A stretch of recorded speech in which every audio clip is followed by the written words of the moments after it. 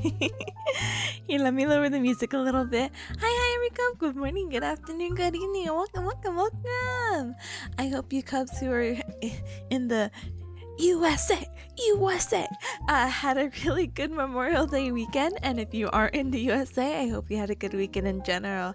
It's a little weird doing like a study stream on a Tuesday, that's my starting day. Normally I try to dedicate Mondays to study streams, but I'm like, I'm gonna just enjoy the day off.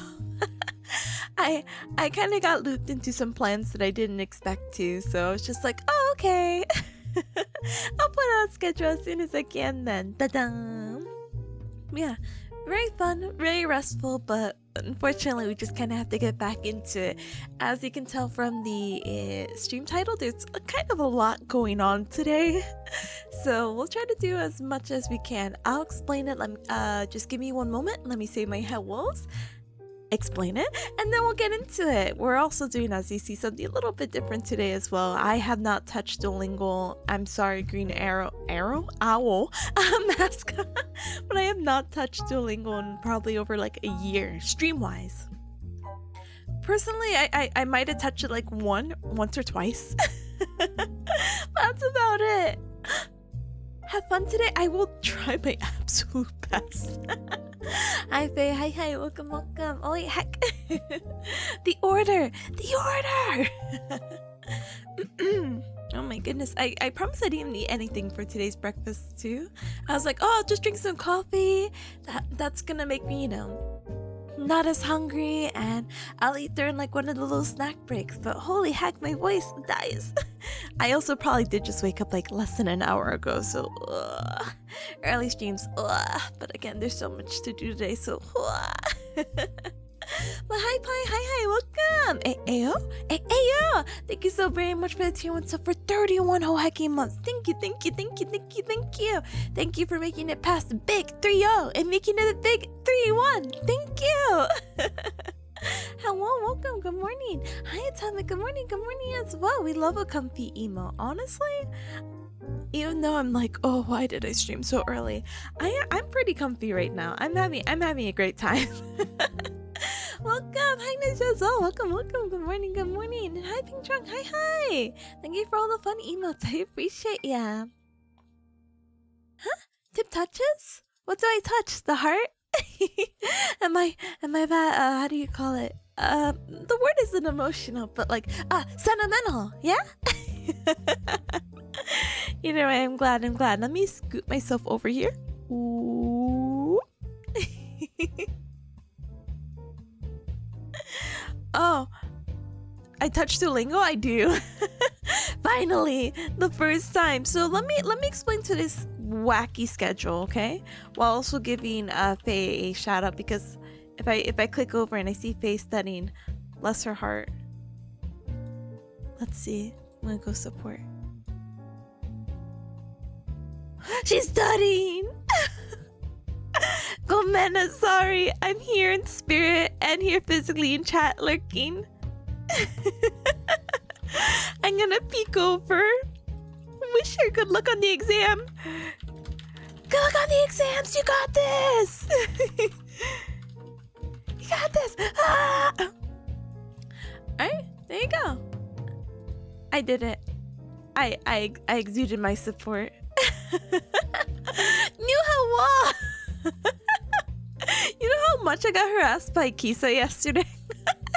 She's like, when are you gonna learn Spanish? I'm like, what do you mean? She's like, yeah, you had all this hype for Japanese, but we're not Japanese. I'm like, you don't understand. But that's what we call peer pressure.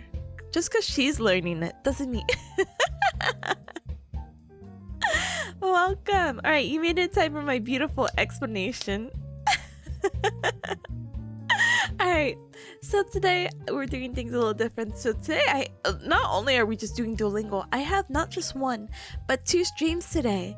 So today we're kind of doing all our focus, kind of like the busy work, I suppose. Catch up with some assignments, because I definitely didn't stream yesterday, so I'm kind of like, it's time to play some catch up. Oh wait, oh my goodness, I can't spell absolutely no. How do I spell absolutely no problem? Alright, so yeah, today's study stream, the second stream at later today at 5 p.m. EDT, 9 p.m. UTC +1. Heck, I don't know what time zones are. I'm so sorry. I'm gonna be doing another stream of Who Wants to Be a Gallinier. So for those who are not familiar with Gallinier, it's basically it's a game show inspired by Who Wants to Be a Millionaire. So if you like trivia and whatnot, I try to cater the questions to people who are on the show, and sometimes I'm just not able to do that. Sometimes I have to just put some random booty words in there, or questions, but for the most part I try to base it off them. And tonight my host right now is Yami, and if you're not familiar with Yami's popped into stream a few times, they've raided a few times, and we had like an impromptu Fortnite collab at one time, which was very fun. They are someone I entirely look up to. I don't necessarily recall our starting times, but I feel like we started around the same time, VTubing, so we've been on this wacky journey together, so it's nice to have like a formal collab with them, so I'm super excited. But today's stream alone, we'll have Duolingo. We'll be talking about the shoulder again. So if you recall from last stream, I basically went over like 40 pages of notes, and I'm like, oh, if I get halfway there, I'll be good. Well, today we're going to be going through the other half, and we're going to be learning that together. And oh my goodness, what else? After that, we'll be doing some silent pomodoro. So not necessarily silent, but like the normal pomodoro stuff that we do. So we'll be doing the 45 minutes of focus, 15 minutes studying. Some of the things might not necessarily go into my schoolwork directly, and that's probably not the right phrasing. I have to like sweep up, tidy up. I don't know what I'm doing. I have to finish some stuff for Gallinaire, and I think it's gonna take less than an hour, but I would like to dedicate some of this time of the day just to make sure everything kind of goes like flawless. No technical difficulties. And then I'll go back into other school stuff. Tomorrow I have an exam, so tomorrow we're going to be back into study mode as well, but it's most likely going to be focus pomodoro stream, so I'll try to get through I guess a lot of the talking today. Tomorrow I'm going to be like focus with maybe some mix of studying. I don't know, the stuff I'm learning is not necessarily hard. They're interesting concepts that you may have heard of, like, you know, Parkinson's and strokes and yada yada, so it might be nice to talk about it. I haven't really got there yet though, so I'm sorry, but we'll see what we can do. Okay. Nisa says, hey, wait, do I need to act out peer pressure on Japanese learning? I'm gonna implode. I'll try to do a little bit of both. I don't know, I feel like, what do you call it? I know that sounds really dumb. I saw by the way, your oh my goodness, how do you say it? Anarchy streak about your flashcards, and I'm super proud. I'm just like, I think Japanese is fun because of all the vocab you can learn, and I'm like, I guess the same could go for Spanish, but I feel like for me in Spanish I can make up some of the words. Like el taxi. Oh, whoa, wonder what that word is. But my grammar in Spanish absolutely sucks. Muy mal. But we'll see where we could get in Duolingo. Duolingo only really helps you with a lot of the vocab anyway, and I don't know, I feel like it's a much more streamlined process, so we'll do it. We'll try. And absolutely no hacking problems, babe. No problem. And yes, Gallinaire there. I am so excited. But yeah, let's get into it. So I'm dedicating 25 minutes to Duolingo. No, I don't know. I wanted to dedicate 30 minutes, but then I was debating. I was like, oh, should I do 30? Should I do 20? Any time is a good time, but I think 25 minutes would be really fair, you know? Then we'll take like a small 5-minute break, and we'll switch over to the shoulder, okay? Also, I don't know if this music is like good music. I love listening to jazz and all that. Let's see. I like this one a little bit more. I want something a little bit more beat.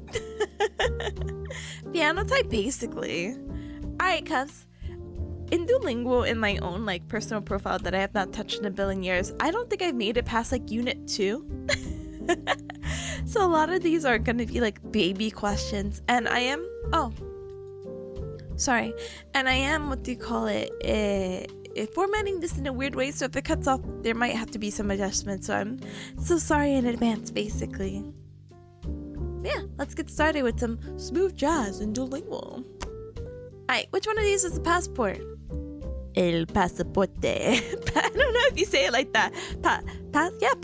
Pasaporte. Wait, you know there's an add-in browser where you have... Wait, there's no ad? Oh, I have an ad blocker. I don't know if it works for Duolingo though. We'll definitely see. Oh wait. El pasaporte.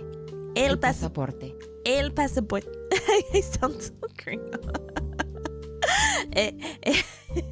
El pasaporte. El pasaporte.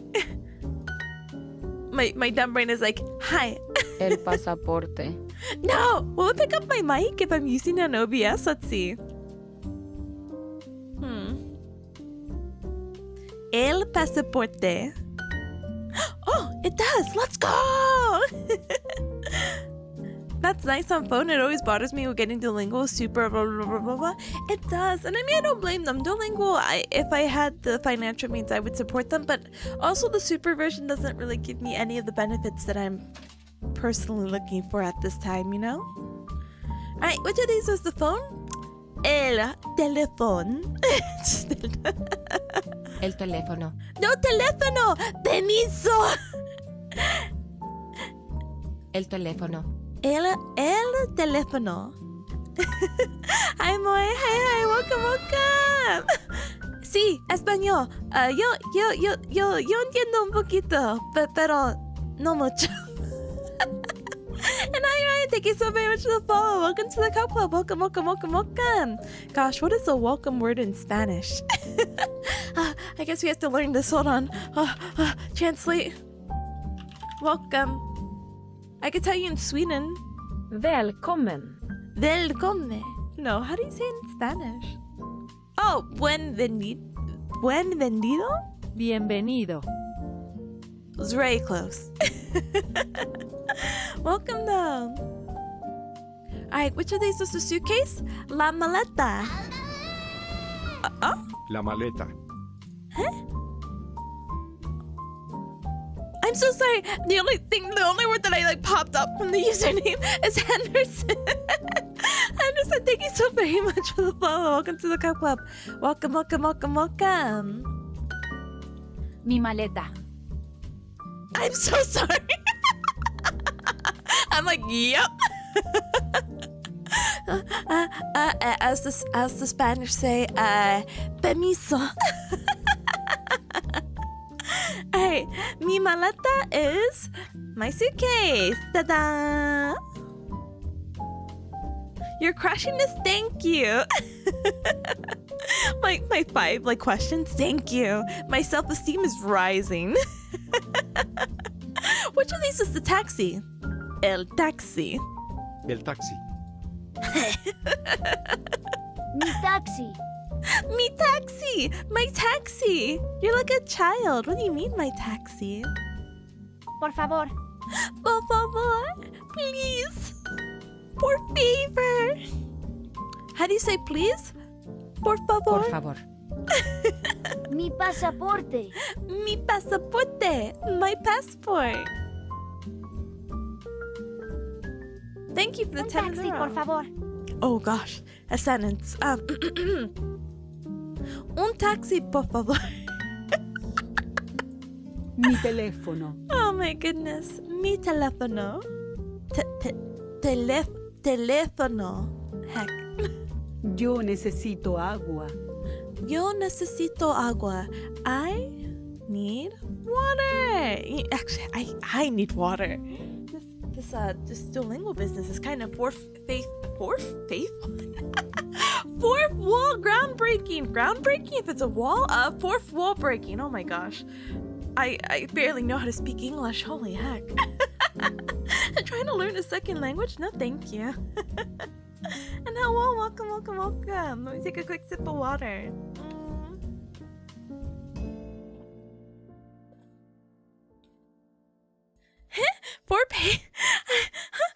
I'm sorry, Atomic. I'm sorry. And thank you for the posture check. I will now politely uncross my legs. Dice.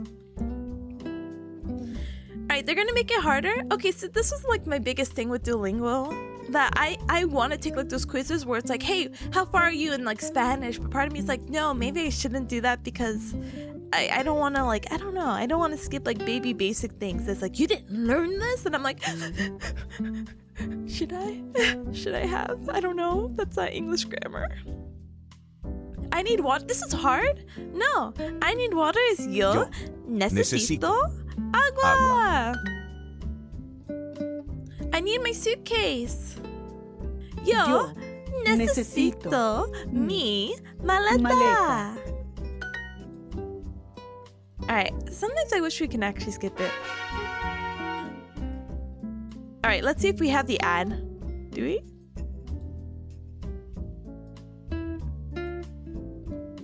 Yeah, I'll wager.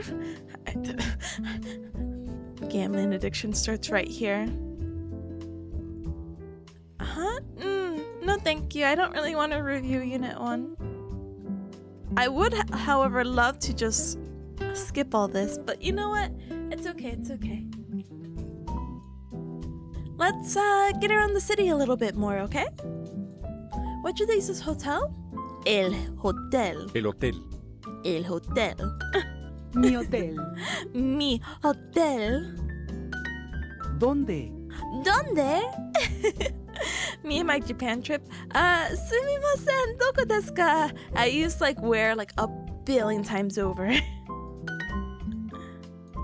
Oh, you can't even see the little bar, so maybe should I move this up a little bit? Hold on. There you go. How do you say where? ¿Dónde? ¿Dónde? Mi reserva. Ah, res. Oh my gosh, what? Hold on. I know it's Reserva. reservation. Reserva.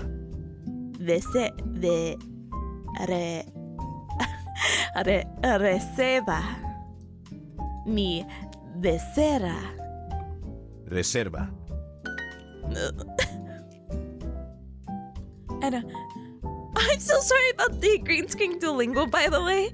I wanted the page to have slight, what do you call it? Opacity, but he'll be okay. Yo necesito una reserva.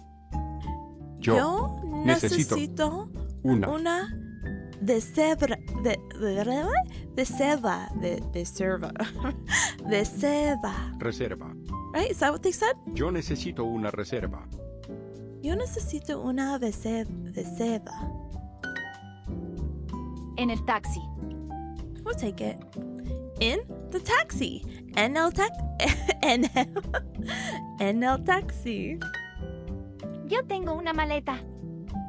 I want? Tengo. Oh, I have. I'm sorry. I have a suitcase. I have a suitcase. Yo tengo una maleta. Yo tengo una reserva. Oh no, not the reserva. Reserva. Alright, let's just do it. Yo tengo una reserva. Thank you, Duolingo, for taking pity on my soul. El taxi está aquí. The taxi is here. El taxi está aquí. The taxi is here. Yo tengo un pasaporte. Yo tengo un pasaporte. Hombre, el. El hombre está en el hotel. El hotel está aquí. Whoa. El hotel está aquí. Oh, the hotel is here.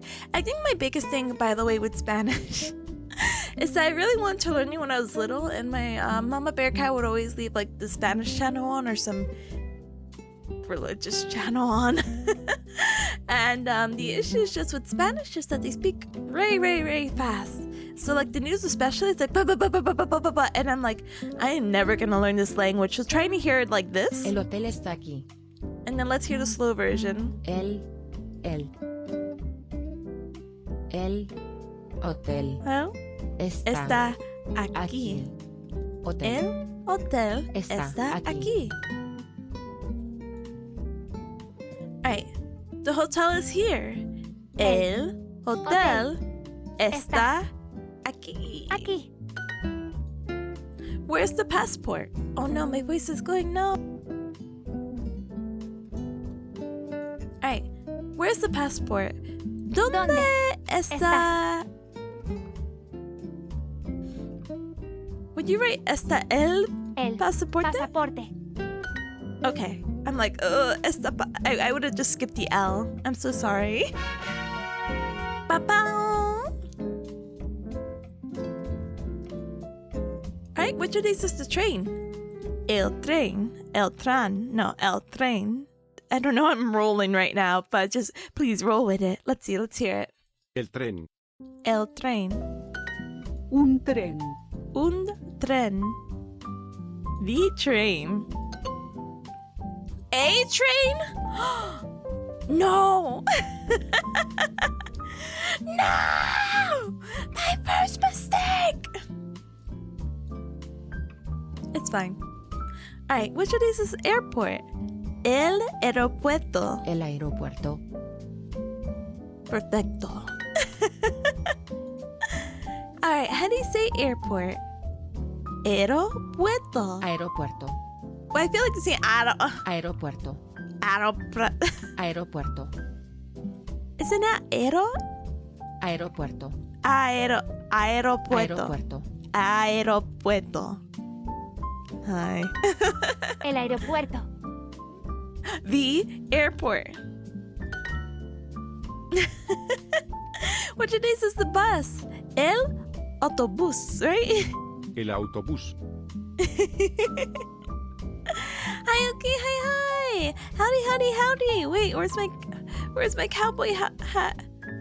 Da-da, howdy. How you doing today? Doing good. Thank you for asking. How about yourself? Da-da. Alright. Putting that away. Un autobús. Un autobús. A bus. Yeah. Alright, no thank you. Alright, which of these is money? El dinero. El dinero. El dinero. Hi, Dingus. Hi. Welcome. No, don't put the L train. Hi, Dingus. Hi. Good morning. Tipanya chat, working so lurking. And so I hope stream is going swagalicious. It is going swagalicious. I have all the swag. I got that Espanol. So welcome. Let me give you a shout out. And thank you, Oki. Thank you so very much for the follow. Welcome to the Cup Club. Welcome. Glad that you're doing also super well. Welcome. Hi, Marshall. Hi. I need some el dinero myself. Sí. Me too. Me dos. I don't know. Yo necesito el dinero. The S in swag stands for stream of Tim. Thank you for the clarification, Dingus. I appreciate you. Thank you. And hi, Marshall. If I didn't get to say hi as well. No! I got the small el dinero. Excelente. Gracias, mi amigo. Dingus, gracias por... Can we Google translate this? Let's see. Hold on. Thank you for the gifted sub to new. Gracias por el sub regalado a new. Gracias. Mucho gracias. But in English. Thank you for the tier 1 sub to new. I appreciate you. Thank you for gifting a Southern Grain the Sugar Bear community. I appreciate you very much. Let's say I appreciate you in Spanish. Te aprecio. Te aprecio. Aprecio. Nada. Thank you. Swag stream. Tu dinero. I can't believe we're gonna coin this. Tu dinero. Your money. No, Dingus. Tu dinero. No. Thank you for gifting us up to a topic. I appreciate you very much. Wait, what was it again? Te aprecio. Te aprecio. Thank you for growing the Sugar Bear community yet again, Type Sue. Thank you, thank you, thank you. Mi... Tortuga ese e fuego? Oh wait, what does tortuga mean again? What is on fire? My tortoise? ¿Qué? Tortuga?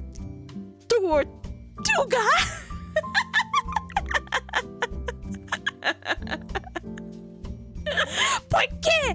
¿Por qué tu can't say tortoise. Cute. But no, thank you. Muchos? Tu tren Muchas? está aquí. Oh? Wait, I didn't hear this one. Tu tren está aquí. Tu tren está está aquí. Your train is here. ¿Dónde está tu pasaporte? Where's your passport? Where is your passport? ¿Dónde está tu pasaporte? Un boleto, por favor. Un boleto, por favor. Ticket? Boleto. A ticket, please. Un boleto? Boleto. Boleto. Un boleto a Madrid. Un boleto a Madrid. A ticket to Madrid.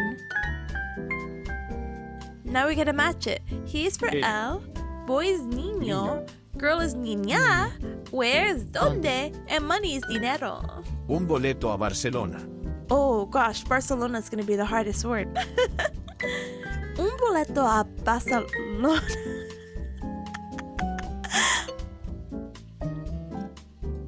Un boleto a Barcelona. Un tren. Un train is a train, not the train. A train. Un tren. Da-da! Get more with Super Duolingo. No! I'm getting the ads new. I'm sorry. No thanks. Alright. Let's see if we could just finish this. We're on lesson 4 out of 5. So let's see. Oh, no. We won't do that. Alright, which of these is the museum? El museo? Museo? El museo. Yeah. El museo. Un museo. A museum. Which of these is the bathroom? El baño. El baño. El baño. The bathroom. El baño. Which of these is the bank? El banco. El banco. Un banco. A bank. Un banco. Hi, Starbucker. Hi. Welcome. It's been like forever. Wait, it's only been like a weekend and a day. I think. I don't know. Heck. Welcome. Look at shout out. One moment. Ta-da. Welcome to my Espanol. How do you say lesson in Spanish? Oh my gosh. Lecciones. Lecciones. ¿Clase? Oh, sí, monté. Buenos días, mi amigo. How do I say cup again? Wasn't it like, oh my goodness. Cachorro. Cachorro. Así, permiso. Clase de español es bueno. How do you say two in Spanish? También. No. I knew it in my heart if I thought about it for a microsecond more. Welcome. Okay, since I be speedrunning German in Duolingo and I got to level 6 in 3 days, you're an absolute unit. I could probably like breeze through this, but I'm so nervous. I see good progress. See, this little un poquito. El hospital. El hospital. Hi, Otto. Hi. Hello. En el Or halo. hospital. En el hospital. In the hospital. In the hospital. ¿Dónde está el hospital? ¿Dónde está el hospital? Mi calle. The street? Yeah, right? Calle. Calle. calle. DJ Kale. Sorry. A street. No, my street. En la calle. En el calle. Yeah? En la calle. En la calle. En la calle. La calle. In the street. Okay, I'm like, oh. Hi, Tropical. Hi. Be careful with the Duolingo owl. I will try my Supermercado. absolute best. Un super? Supermercado. Un Supermercado. Yeah, it's not like super. It's super. Right? And what? Un supermercado. Supermercado. Supermercado. A supermarket. Hola, no, you're so good. La blank está Está en en. la supermercado. Mujer. Mujer. La mujer está en la supermercado. Alright, let's do it. The bank is closed. Okay. I guess el banco está cerrado. Cerrado. Let's go. The hotel is closed. El hotel está. Or el. Cerrado. No! I didn't even get to check what's wrong. No!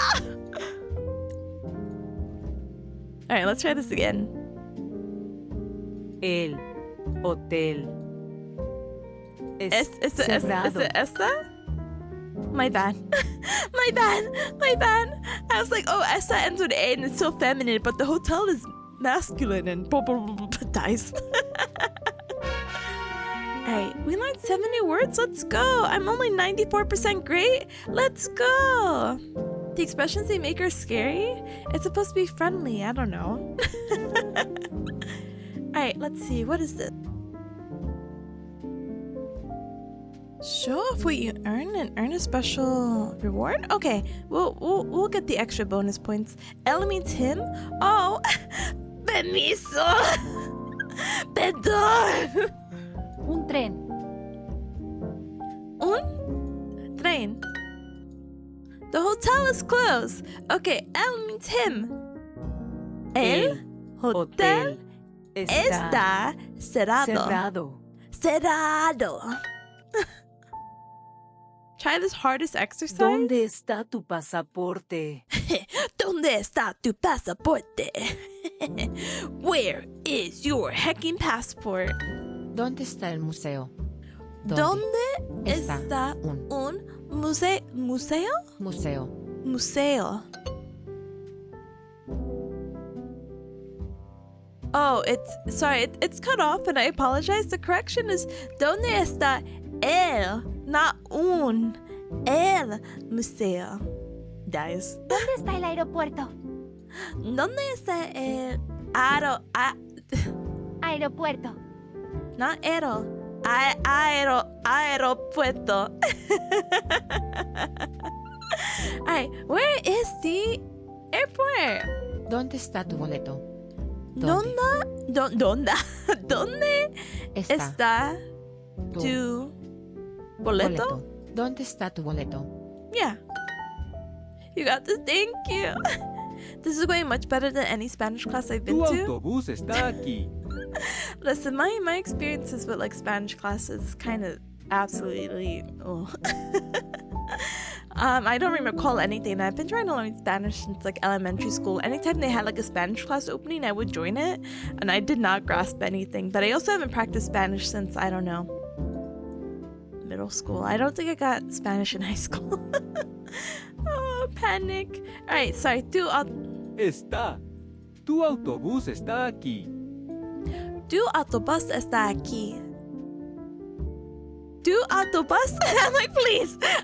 I said that with my chest, kind of. En el aeropuerto. En el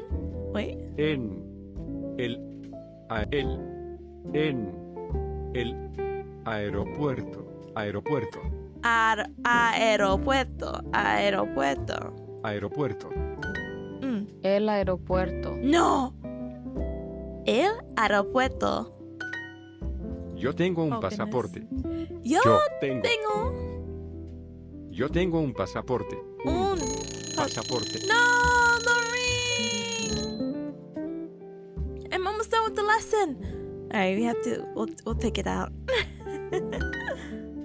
Hi, Coffee. Hi. Mamma mia. Spanish? Sí. Español. Permiso. Welcome. Mi calle. My entire class in high school cheated in Spanish. I was the only one who wasn't punished. Why? And I just out of curiosity. I'm just curious. How do you even cheat in Spanish? I mean, thankfully most of the words look like English, so I feel like that's like slightly disrespectful, you know? And that's not to say like, oh, the Spanish language is easy, but there is a much nicer overlap in comparison to, I don't know, like a completely different language. Root? Is that what they call it? Yeah. All right, let's hear this again. Mi calle. Mi calle. Mi calle. Soon? Portuguese from Brazil? Oh, thank you. The only thing I know in Portuguese, unfortunately, is "Tu fala Portuguese?" And I will say no. But I will politely Google Translate just to make sure that I am reading your message right.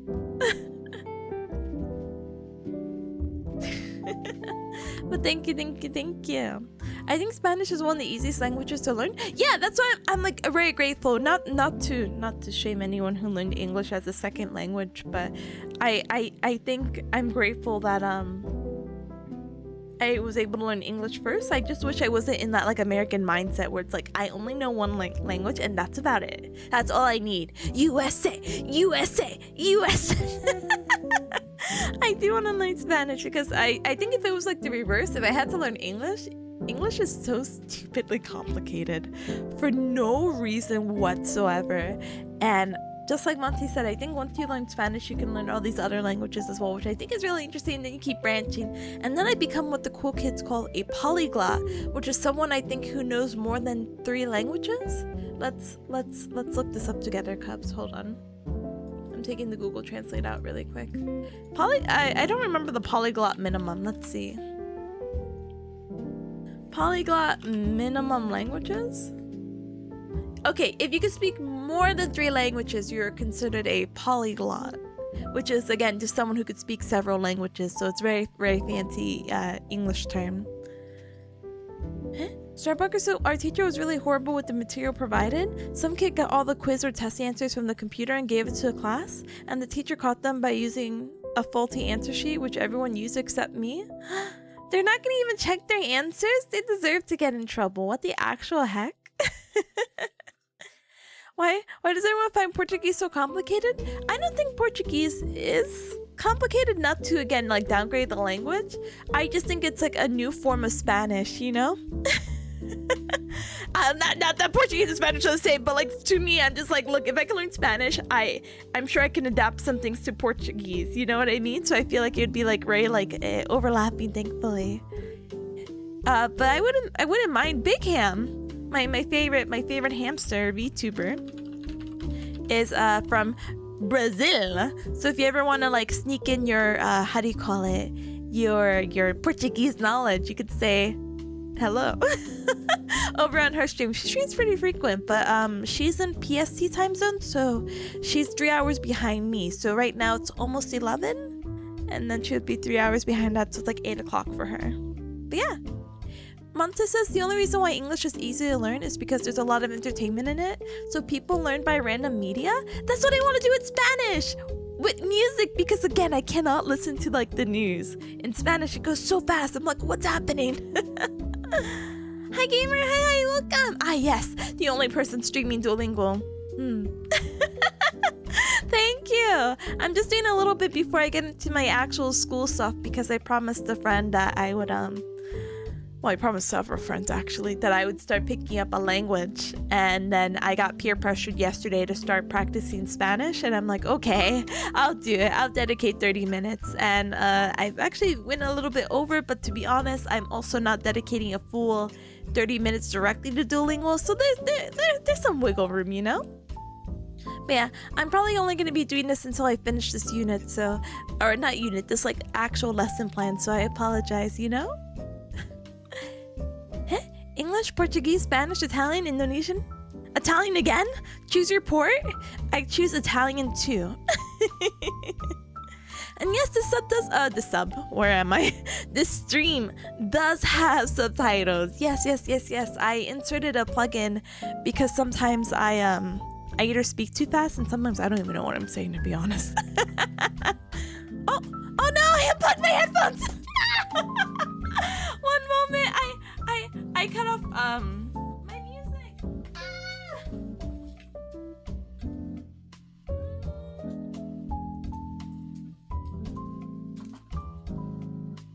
Gosh darn it. I have a bad habit of crossing my legs, and every time I put my legs down, I'll catch the cable to my headphones and I will unplug in. That's so unfortunate.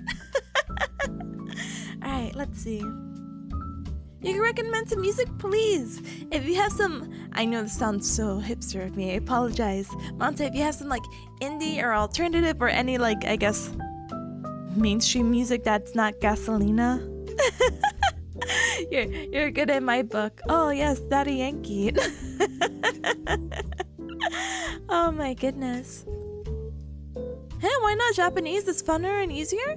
Well, to be honest, I know a little bit of Japanese and actually News learning Japanese and going super hardcore into it. It's just unfortunately when I got the gacha role in life, I was born as a Hispanic bearcat. But unfortunately, I was born as a Hispanic bearcat who doesn't know Spanish. So I cannot talk to a good chunk of my family because I am very American. Ray American. What Japanese do you know? Ray little, enough to get me around the country. Which I guess is not saying too much, but it's not grammatic at all by any means. It's more like just terms and phrases and be like, ha ha ha ha, blah blah blah blah, doko desu ka? But Ray baby, let me not like toot my horn saying like, oh yeah, I know it. I know how to get around and that's it. Kore kudasai, futatsu kudasai. Actually me, but Haitian Creole, oh, I'm so sorry. I think Creole is really interesting. It's definitely like an interesting third language to pick up, especially if you live, I guess, south. But I can't, I don't know what would be considered like the third, I mean, why don't we just look it up? I'm like, what is the third biggest language in the US? Third biggest language in the US. Just speak emoji of Japanese is hard? It's true. Oh, apparently Chinese is the third most spoken. Alright, I'm sorry everyone. We have to learn Chinese after this. Apologies. I want to be as fluent as I can in America. It sounds like a lot, thank you. El pasaporte, por favor. El pasaporte, por favor. ¿Dónde está el museo? ¿Dónde está un museo? museo? ¿Dónde está el museo? Oh no, not Chinese. I know. I actually have a few friends, and even my sister apparently had picked up Chinese, and Spaghetti had went and did like a Chinese language class in his like undergrad or something like that. And I just think that's a very interesting language to learn. But to me, unfortunately, it doesn't have like any like. Not to shame anyone who knows Chinese or is Chinese, it doesn't necessarily have any personal relevance to me. Like, if I was gonna learn another language outside of, Spanish and Japanese, I would learn German just for the fun of it, because a few friends, Guten Tag, I guess. Sorry. I'm gonna be heading up. You decide to learn Chinese? Well, I could barely get like Spanish, so I don't know, my dude. It's gonna be a while. It's gonna be a long while. Oh my goodness. But hi, welcome back. You guys shouted out because Gamer over here is just basically like, hey, you know Japanese? I'm like, no, but New does. Welcome. Hi, as well. Welcome. Good morning. Good morning to you too. I must lurk when I'm at work. Absolutely no hacking worries. Welcome. Enjoy the smooth, soft jazz and bossa nova. But thank you for the look. I appreciate you. Thank you. Nice. Hey, welcome. Let me give you a shout out as well. One hacking moment. Because it's sunny, I get so many language TikToks. It also gives me a lot of Chinese and Korean content. You open the gateway language. I'm so proud of you now. But honestly, language TikTok is actually really nice. I get some clips from time to time. Most of it's like Japanese. There's this one guy who will basically say the same phrase, but there's different ways of saying it, and I like his content. I also get recommended some books too, but I think I was really mad that someone had recommended this book, and they're like, yeah, this is the best book. And I can't copy and paste on TikTok correctly, but they just give the book title in like full-on kanji, like Japanese on the TikTok only, not in the description, not anywhere else. So I'm just like, I guess I'm never gonna see this book. And they're like, it's a really good book for starters. And I'm like, well, I'm never gonna get it. I'm so sorry. New says, I started enjoying how all these sounds, Chinese sounds really fun to speak. I think it'd be like, it would be fun to impress people to just be like, oh, I know Chinese too. And it's like, ta-da. I think it sounds pretty. But I'm kind of biased. I think a lot of languages sound pretty. Wow. What? ¿Dónde está el museo? ¿Dónde está el? I keep confusing el and un when I'm hearing it. That's so dummy. ¿Dónde está el museo? ¿Dónde? ¿Dónde está? ¿Dónde está el museo? ¿Dónde está el museo? El museo. My bad. Sorry. I'm only 86% good. Get more with Super Duolingo. No! Alright, we did it. Alright, I could do... Maybe we could start on this one and hopefully some of the words will refresh. We'll do one lesson. A very big family? Oh, what is this the story stuff? Una familia muy grande. Let's go! This is a good one to end off with. Salma va a conocer a la familia de Ana. I don't know what that means. Oh, it's her name. Salma is going to meet Anne's family, okay. Salma va a conocer a la familia de Ana. Ana, mi hija favorita. I don't even feel like she said... Ana, mi hija favorita. I feel like she only said hi. Ana. Mi hija favorita. Okay. Mamá, tú solo tienes una hija. Hija. Is that hija? Daughter's not hija? What? I'm learning. Hold on. Ja. Mama, tú solo tienes un hija. You only have one daughter. Hija. Hija. Anna's mom has many daughters. No, that's wrong. Chica. Esta es mi novia Salma. Okay, it's like novia's girlfriend, right? Esta es mi novia, Salma. Novia. Buenos días. Buenos días. Good morning. Good morning. Salma, este es mi hermano Tomás. Salma, esta es mi hermano. Herman Millers. Esta es mi hermano Tomás. Here's my brother. Hola. Hola. Y este es mi abuelo. Y este es mi abuelo. Y esta es mi abuelo. And here's my uncle. Grandfather. Sorry. As you see, I don't have an abuelo in my life. Buenos días. Buenos días. Este es mi padre y este es mi hermano Julio. Este es mi padre y este es mi hermano. Okay, my other brother and my dad. Buenos días. Hola. Hola. Este es mi hermano Mario. How many brothers you y have? Mi hermano Javier. How many brothers do you have? Este es mi hermano Mario y mi hermano Javier. Hola, Mario. Hola, Javier. Tienes una familia muy grande. Tienes una familia muy grande. I actually gotta head out for real. Work is over. Good luck with Spanish. Thank you. I'm gonna just finish the story and then we're gonna. Oh, I'm so sorry. Blanked out.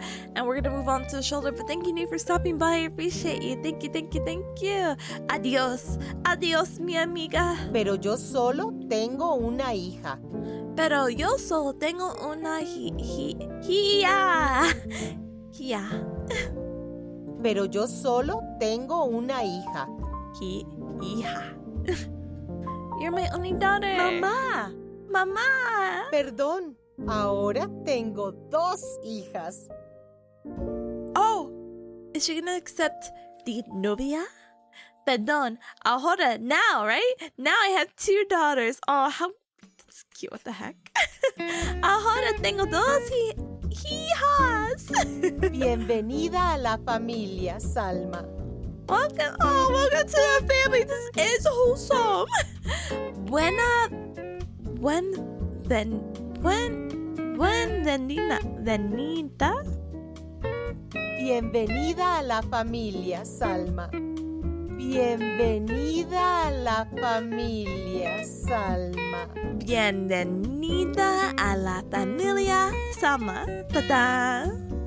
Gracias. Gracias. Hey, hi, Pata. Pata, did I say hi to you? Oh, heck. Hi, good morning, Pata. Hi, welcome, welcome. Huh? Arf? Arf? Oh, gosh, I can't speak German. Off? Winder. Shine. Shine. Shehen? No! Mi amigos. Thank you, Neil. Thank you, thank you.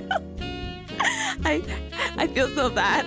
I'll learn German 10 years from now.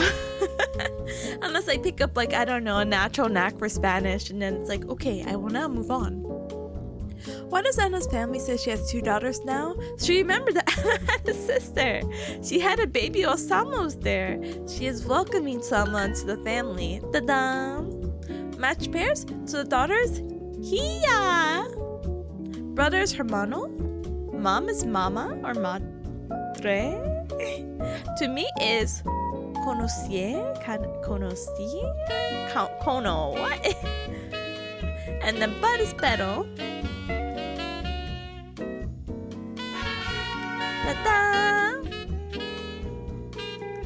Yay! Alright, and the next one, this is to greet people. Okay, we'll greet people later because we're almost like an hour in, and this is not solely a Duolingo stream. This is a I need to learn my anatomy stream. So let us soften up the jazz a little bit.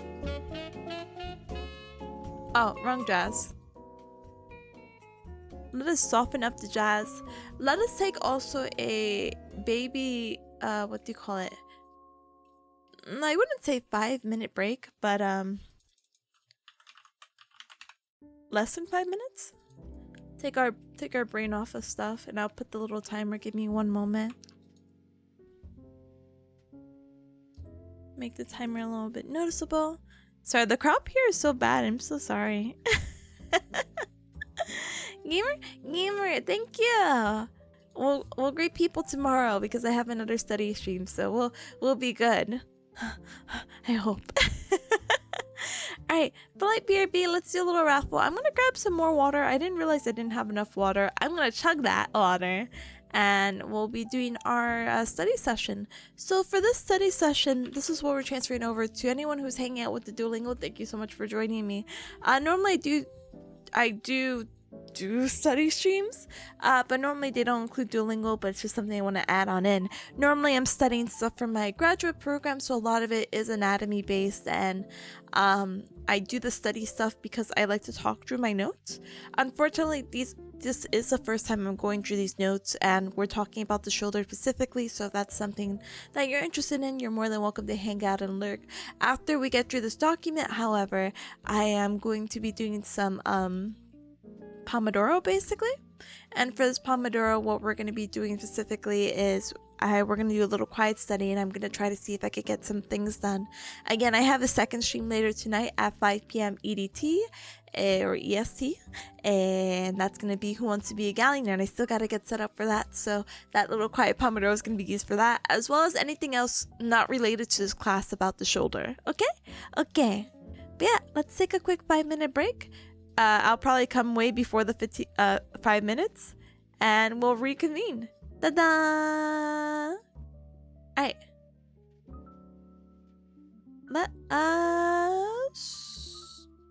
Let us BRB. Sorry, one moment. Ta-da!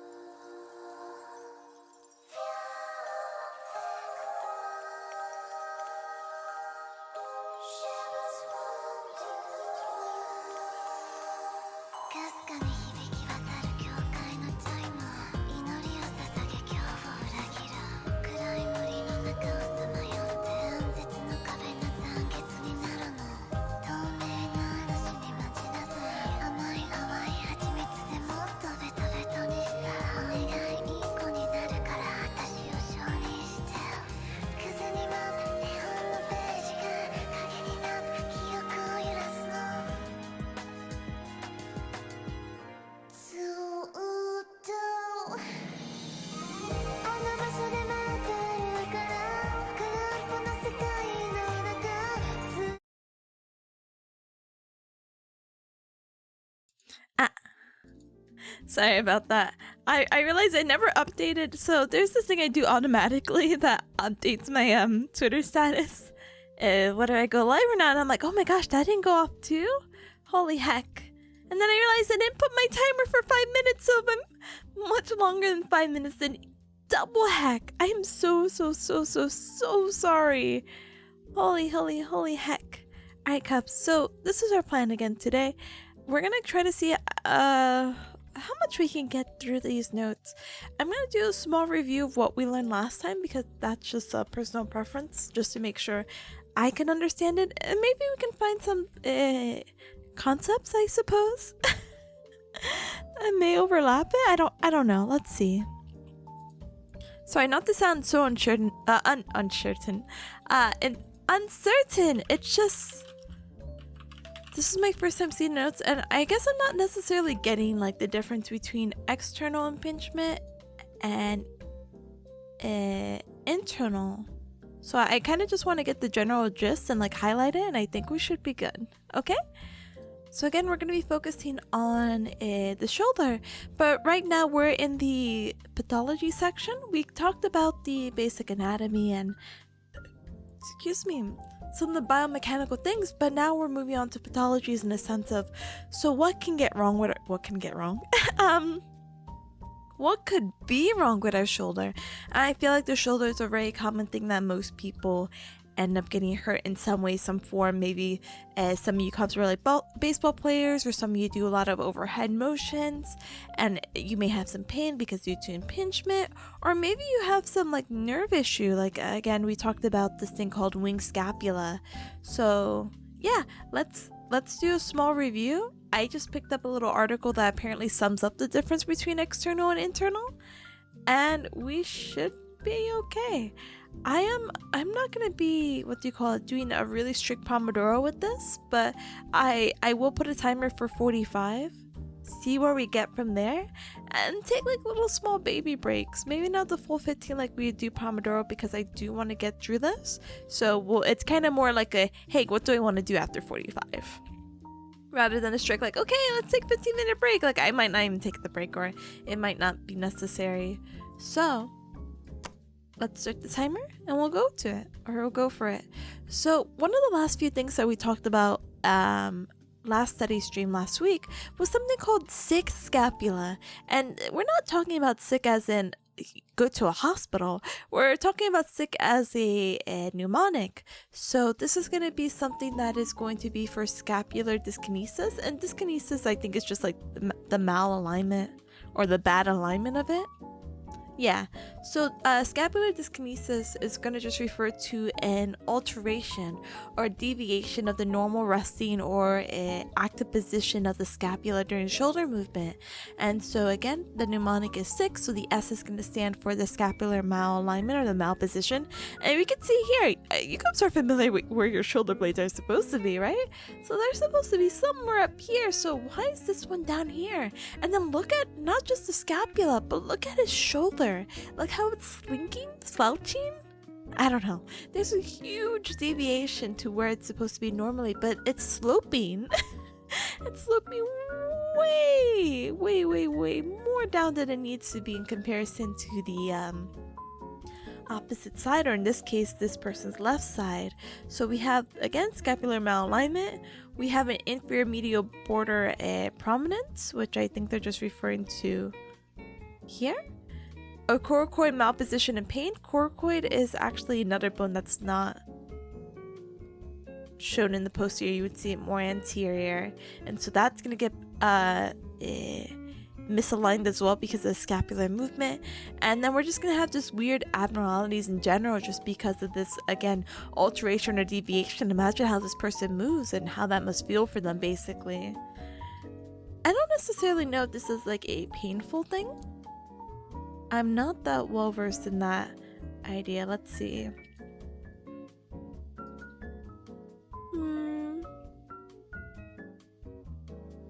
I don't really see anything about it being painful, so I guess that's a good thing. Smile emoji. Alright, this is where I got hecked up. Let's talk about the impingements, okay? So let's actually write down these notes that I had just seen. So we got external, got internal. Let's make these different because the words are kind of blending in just because they're all the same font. So external impingement, according to this article, is aka known as the subacromial impingement, and then sub meaning below, acromial referring to the bony landmark. Impingement where the RC or the rotator cuff is going to be impinged and a part of the shoulder known as the subacromial space. I'm not spelling chromium right, I'm so sorry. And let's see if we can get a good picture of that space, basically. Hi Zach, hi, welcome. Oh, is that the Tipanya? Yeah, it is the Tipanya. Is that the Zach? Howdy partner, how is life treating you? Welcome. Alright, so internal impingement is going to be involving other structures within the main shoulder joint itself. So we can use, for example, like the glenohumeral joint. So let's find an image. Hold on. Oh my goodness gracious, great balls of fire. Sniffle. Let's get this picture. Let's move this picture up. Let's put these right here. And this is gonna be our subacromial space, which I'll put little arrows just to be like, look, you can see it. You can do it. Marcia, thank you. Zach says life is treating me just fine. Good. How are you, my fellow cops? Doing good as well. I have a test tomorrow, but I have to get through these 40 pages of notes for another class. So I'm gonna try to see if I can get through it. There's apparently like a dedicated flashcard sheet for this, so this is something I'm thinking I might do as well. And then may study for the exam a little bit today, but I'm pretty much dedicating all of tomorrow for it. Yay! My second exam in my 4th week of school. Yay! You know, actually, now that I'm like complaining about school, I didn't see how many weeks I have left. So let me double check something really quick, okay? One of my classes that I don't really talk about too much, it's talking about issues with the skin and pressure ulcers and whatnot. Apparently that's a class that's supposed to end very soon. Like I think next month. While the other ones are going to end, how do you call it? The other ones are going to end in August, so let's see. Let me download this really quick because that will help out. Alright, we're on week 4? Yeah, I have 15 weeks, so yay! 11 more weeks to go. Nice. Alright. So let's talk about this impingement issue. So let's read this article and then we'll talk about our notes really quick, okay? So we're talking about external and internal impingement, but what is impingement? So the TLDR version for me personally is just it gets stuck. It gets caught on something basically. Impingement to this article apparently can refer to the rubbing or catching of structures. It is the impingement of the rotator cuff, so the muscles and tendons within the shoulder that are going to play a large part of our arm just being lifting and twisting stuff against other structures in the shoulder, which is going to be the basis of impingement syndromes. There are several, not seven, different ways we can describe or classify the impingement syndromes, and it could be referred to as external or internal. So external, again, is going to be in reference to our rotator cuff muscles, and internal is going to be referring to the other structures involved. And most likely the people who do get these impingement issues are people who mainly are athletes who do a lot of overhead activities. So people who are throwing stuff, maybe like baseball pitchers, or maybe even people who swim a lot, and there's actually a condition called swimmer's shoulders. And again, this kind of impingement is going to be seen in a lot of like younger athletes. So yay. Let me skim through the article. Basically they're like, oh yeah, the fixed impingement, basically you can rest. You can use steroid injections or use medications. You can strengthen your rotator cuff, and not just the rotator cuff muscles, but other muscles of the shoulder and your back, upper back specifically.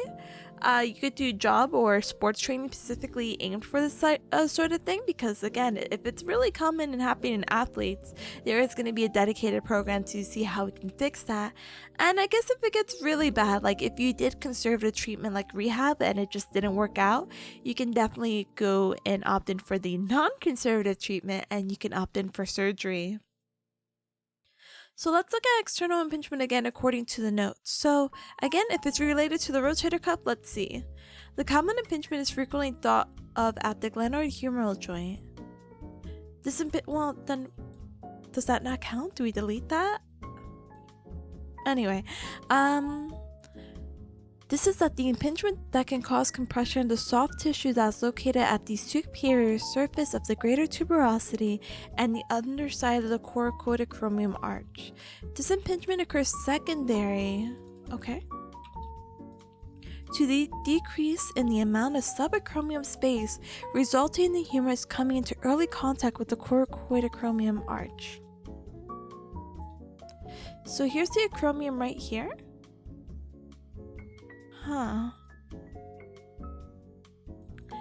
It's still so weird and a little bit confusing.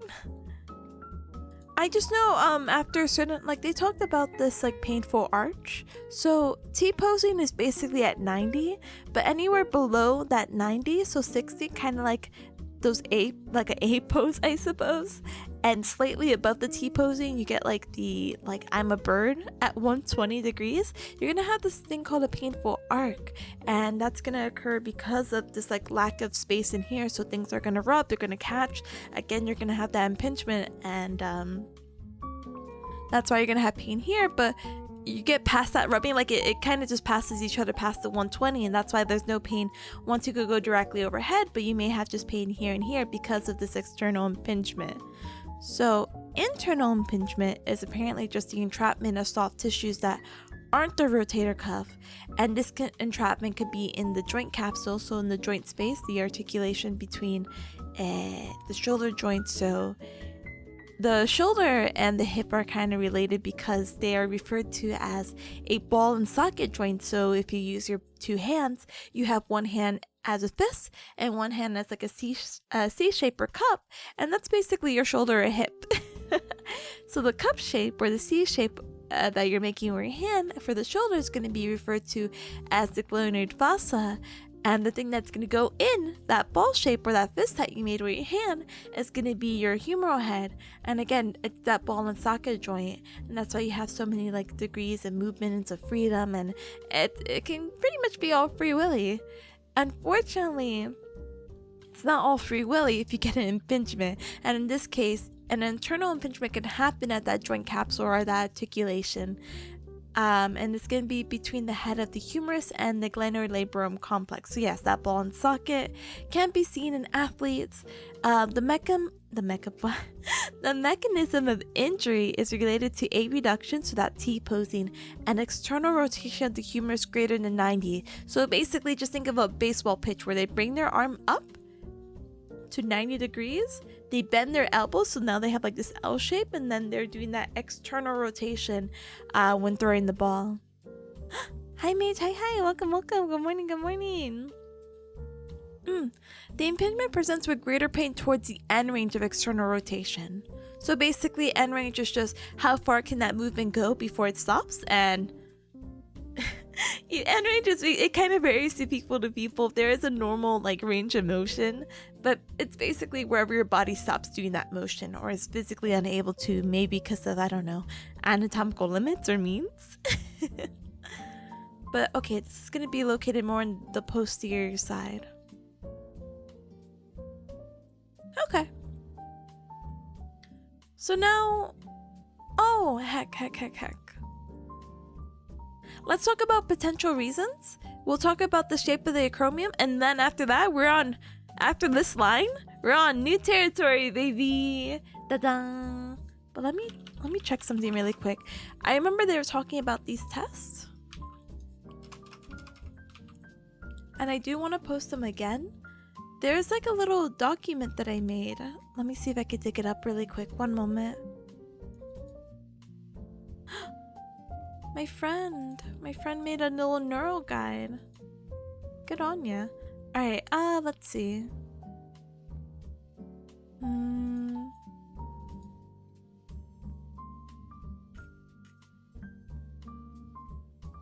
Okay.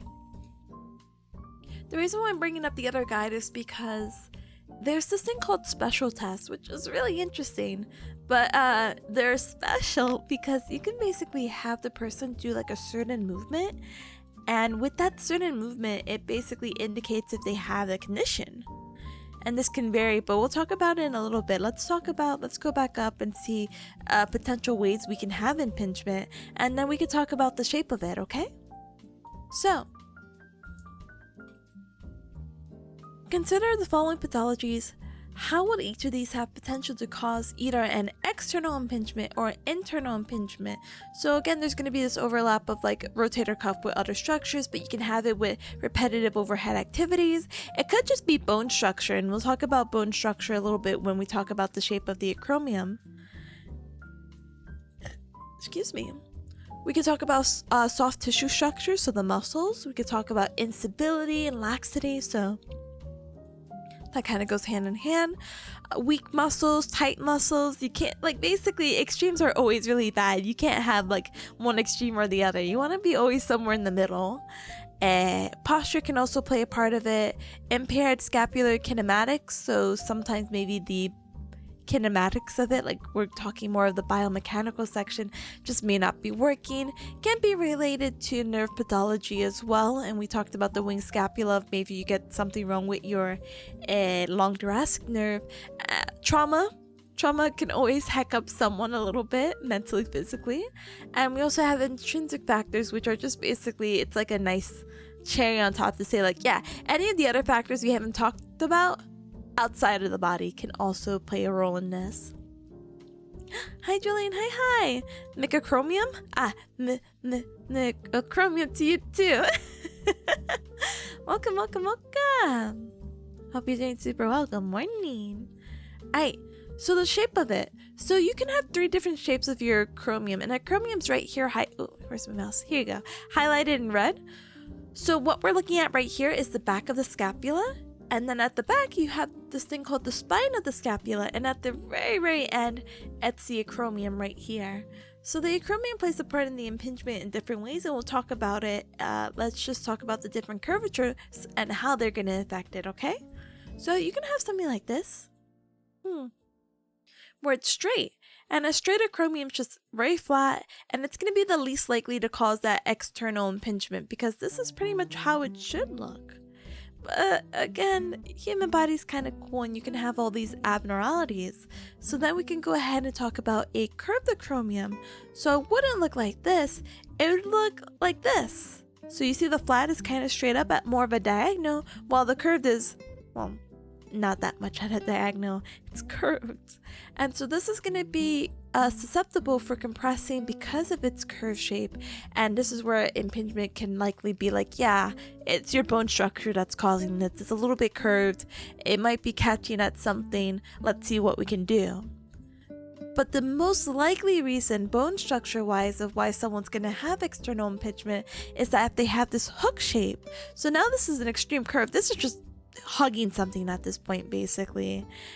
Most likely out of the 3, this is going to be related to our external impingement. So, ta-da! this is basically just talking about impingement syndrome. It can be really difficult to confirm because, like as we saw, there are a multitude of reasons of why impingement can be present. If we had to look at soft tissue, we can consider the supraspinatus tendon and the long head of the bicep tendon as the two most common ones associated with the shoulder impingement. Maybe we can also grab a picture. So let's see. Supraspinatus tendon.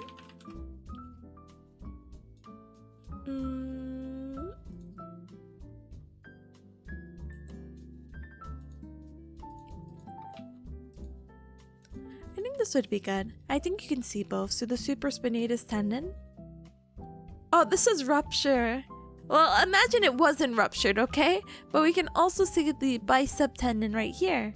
So if this is our acromion and our tendon connects here, and then the long head of the bicep also connects all the way over here as well, it makes sense that we have a curved acromion. Or sorry, not curved. Well, curved can play a part, but specifically of why we may have those issues and have shoulder impingements, especially if we do that overhead motion. But again, these tissues are not, going to be the end-all be-all, basically. They also have their separate pathologies of that. Yeah, they can be involved, but they may not cause the impingement, basically. But this is why we have like these special tests that we can use to see, hey, what specifically do we have and how can we identify for shoulder impingement? They give you the fun stats of like, oh yeah, it's sensitive by 75%. I don't know what that means yet. I'm so sorry. It just means like the likelihood, I suppose, of if it's correct or not. And the specificity, is that how you say it? Specificity? No, I can't say it. Is 74. So either way, the odds are good basically. But the odds are only good if three of the following findings are present. So they're talking about these special tests. So I have a little copy paste thing. So let me see, one moment.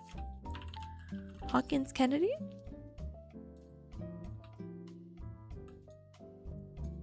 We'll basically bold all these. So let's put this here. So you most likely have a shoulder impingement if you have a positive Hawkins-Kennedy's test. This is going to be testing for, again, subacromial impingement. What you want to do is have the patient seated. And what you want to do, and you could do this along with me, but it might not be as beneficial if you don't have another person pushing you. But hey, kinesthetic learners, am I right? So what you would like to do is, let's see, get more room. So we'll do this. You're going to elevate your arm to 90 degrees of forward flexion. So 90 degrees again is like that T-posing. But we want to bring the arm in front of us. So to T-posing, the arm's out in front. And we want to bend the elbow. Having the patient rest their arm on your arm. So this is like the therapist who has their arm right here as like a... My brain wants to say lever. I don't think that's the right word. But basically, just placing it under there to stabilize. They can rest on ya. What you want to do is now bring the patient's arm into internal rotation. So external rotation would be bringing the arm out in the other direction. So bring the arm in, and if they have pain with that motion, they most likely have subacromial impingement, hence a positive Hawkins-Kennedy's test. Now, if you didn't, they had no pain, then guess what? They have a negative Hawkins-Kennedy's test. They may not have subacromial impingement, but it's important that we do test for, or we do the other test. So let's see, what is Near's impingement? Let's copy and paste that. We'll make this a little bit easier to read. Bring this out a little bit as well. All right. Oh, I'm so sorry, I can't see it. Heck. Hold on.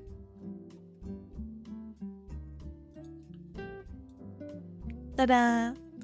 Alright, so for positive Near's impingement, how to do the Near's impingement test in this case, it's going to be, again, checking for the subacromial impingement, but specifically checking at the supraspinatus or the bicep tendon. So what you want to do is keep your patient seated, or they could be standing, but maybe they're a bit taller than you. I don't know. As an average size bearcat at 5'4", there's a lot of people who may be taller than me, but there's also a lot of people who are also my height too. So it's more beneficial to get maybe like the lever? Get the advantage point, just have them sit. From there, you're gonna have them extend their elbow, and then you're gonna internally rotate their arm. So the palm is gonna be facing outwards. So basically what they're asking is you would raise your hand overhead, like if you're asking your teacher a question, like, ma'am, sir, I have a question, please look over here.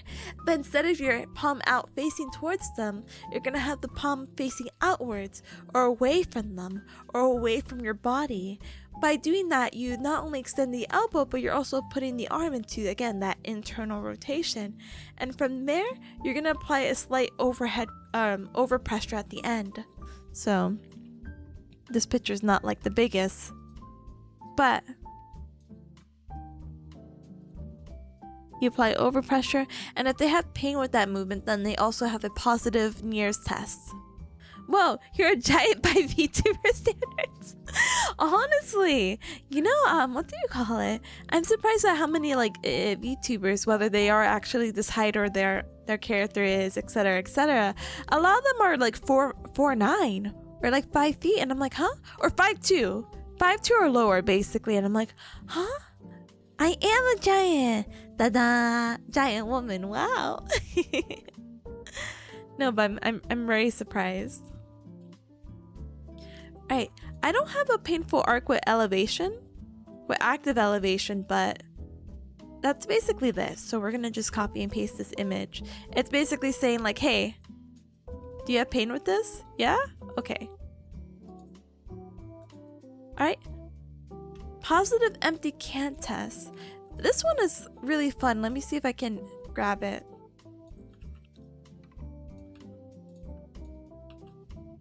Alright. So for the empty can test, this is interesting because this can test for both, again, the impingement, or we could check for supraspinatus pathology, so the rotator cuff muscle specifically, and we could have this standing or seated as well. Me, when I try to fly, I believe, Faust, I believe! Hi Faust, good morning, welcome. I believe you can fly, but if you're having pain with it, then you may have a subacromial impingement and you might need to seek rehab or therapy for it. But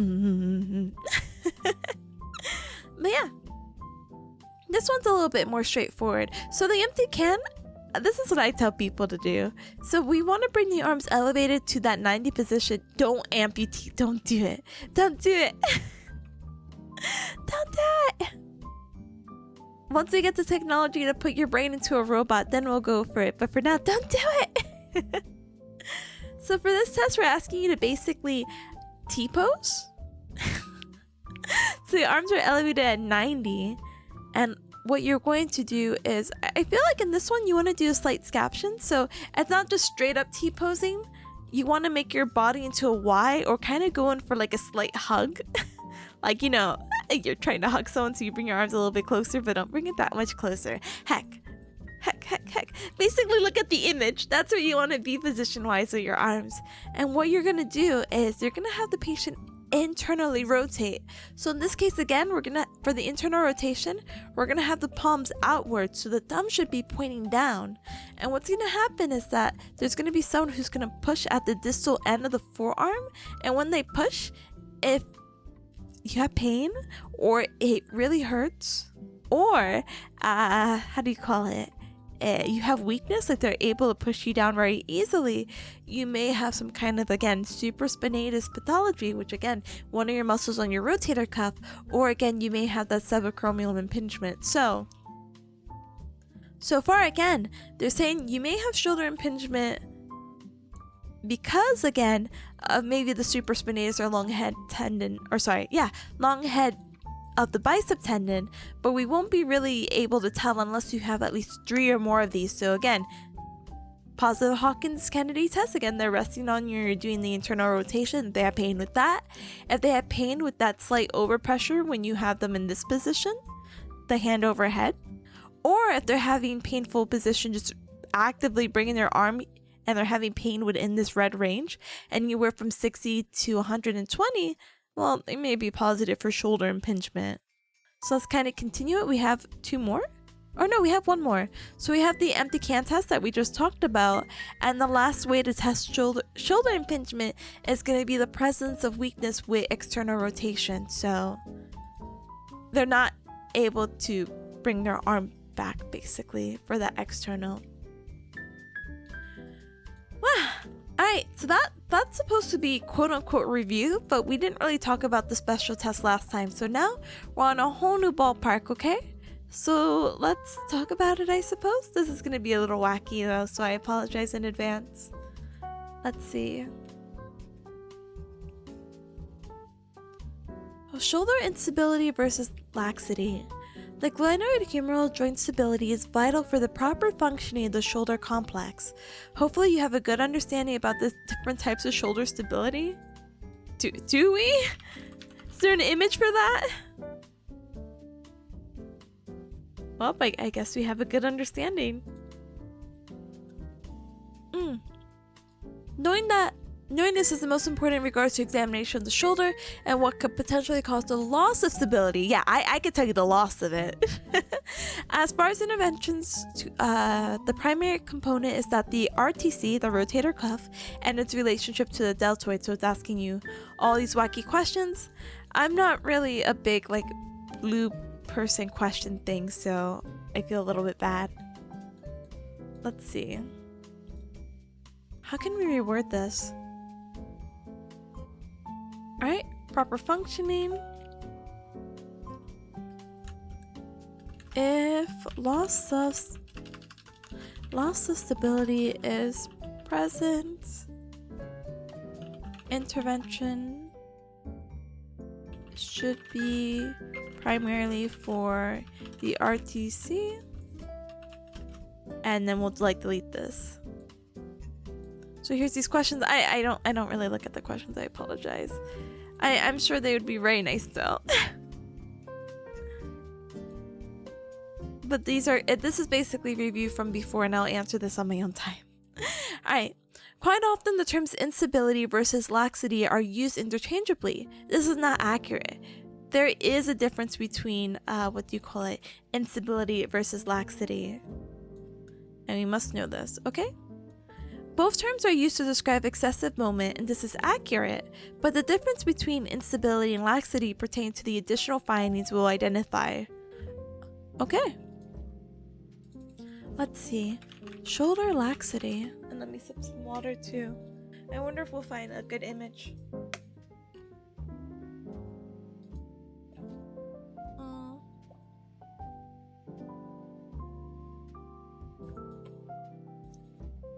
I don't think we're gonna find one. I definitely will find one for instability, because I feel like a lot of times they're gonna be like, oh yeah, shoulder dislocation, here you go. Hi Baz, hi, welcome. Shoulder laxatives? Please, hi Baz, welcome. That reminds me of this TikTok. And the TikTok basically was like, oh yeah, I had to do like the oh my gosh, what is the medication called? Miralax? I had to do the Miralax cleanse, and I had to drink this whole bottle. Let's see. Miralax. Oh, Miralax. Sorry, not Merle. Heck. They're like, yeah, I had to drink all of this. My doctors recommended me, and they told me to put it into like some blue Gatorade, and I saw hell with my very eyes. Like, I don't think I will ever drink like a gigantic thing like this. I'm so sorry. Hi, welcome. Oh my goodness, I'm so sorry you had to come in this conversation. Welcome. Let me give you a whole hacking shout out. One moment. I hope you're doing super well. Welcome. We're just learning about the shoulders and also talking about laxatives, I guess, but I don't know.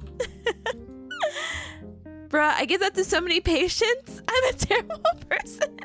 Listen, don't feel like you're a terrible person. This is like easy, like over-the-counter medication, so if they ever want to replicate the same experience for God knows whatever reason, hey, they're able to. More power to them, you know?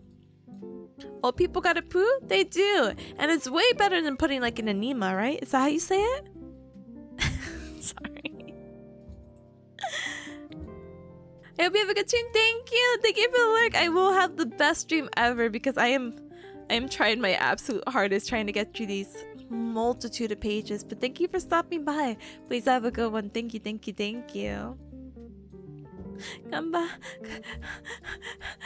Gabarimasu, I will do my best.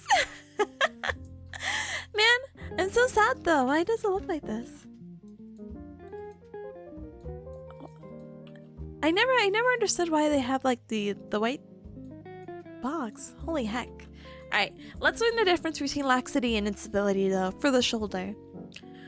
So laxities indicate excessive movement, aka hypermobility, that may or may not follow a mechanism of injury. So some people are just hypermobile.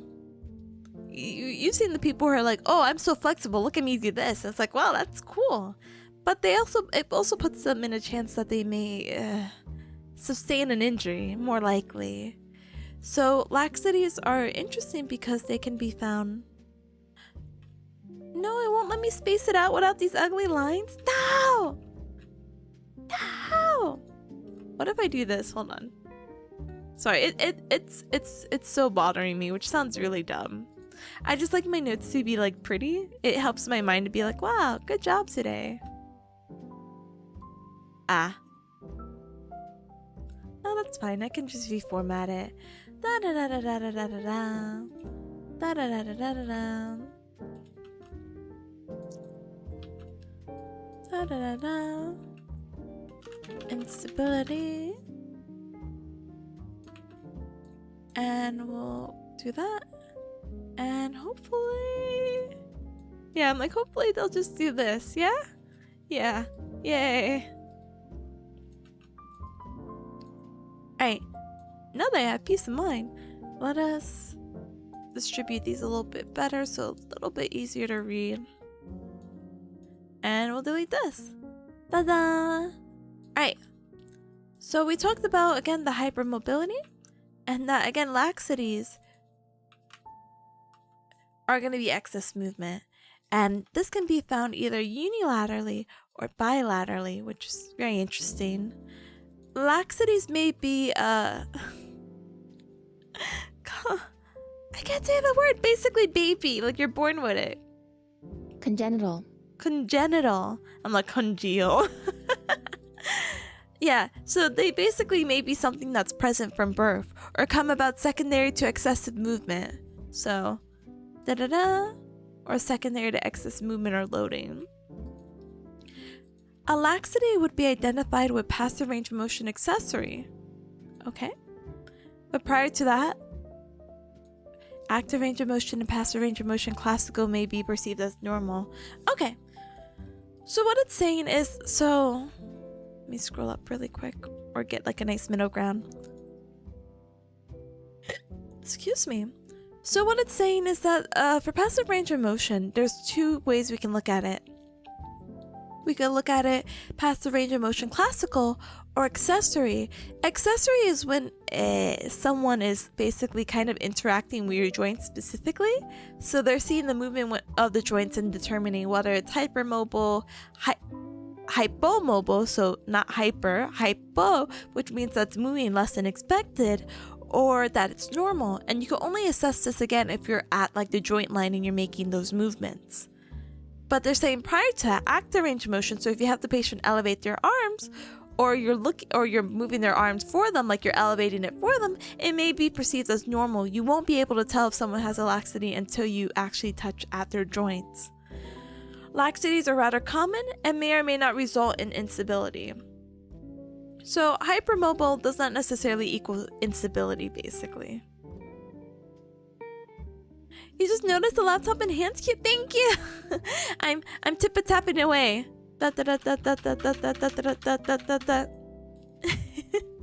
Masha says, how do you get the drive to study so much? I don't know. Spite?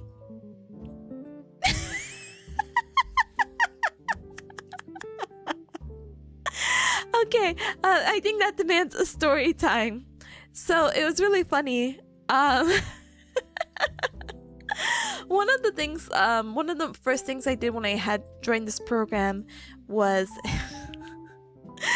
was that you had to do like this orientation, and it was mandatory, and basically they're like, hey, what like made you want to do this, like go to school and etc, and like what motivates you and da da da da. And people are like, to help other people, to, you know, to support my friends and family and da da da da. And I just wrote spite, and I saw the guy who was running the thing, the host of the like the orientation, go, huh.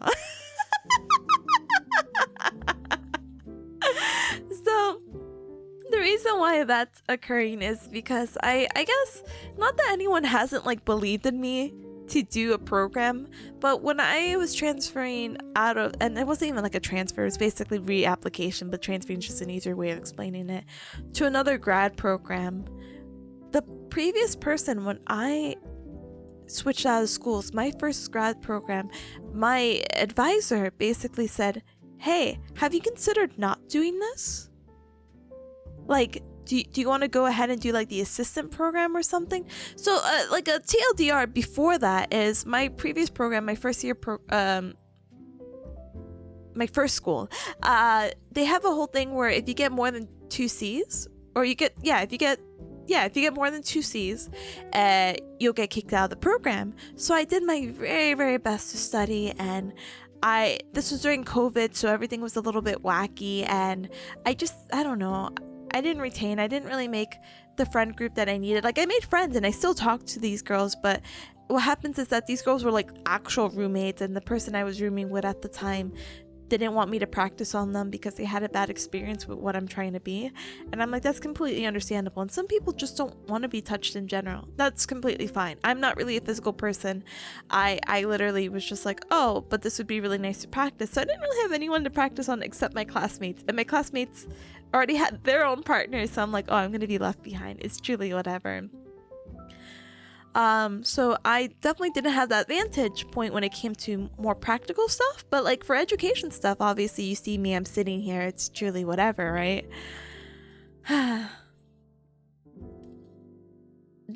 One semester, towards the end of that semester, they noticed that there was an error on Blackboard, and they changed the weight of some of the assignments. So for one assignment, basically what had happened was I ended up getting a C, and it was like a 78C. I can't fight a 78C.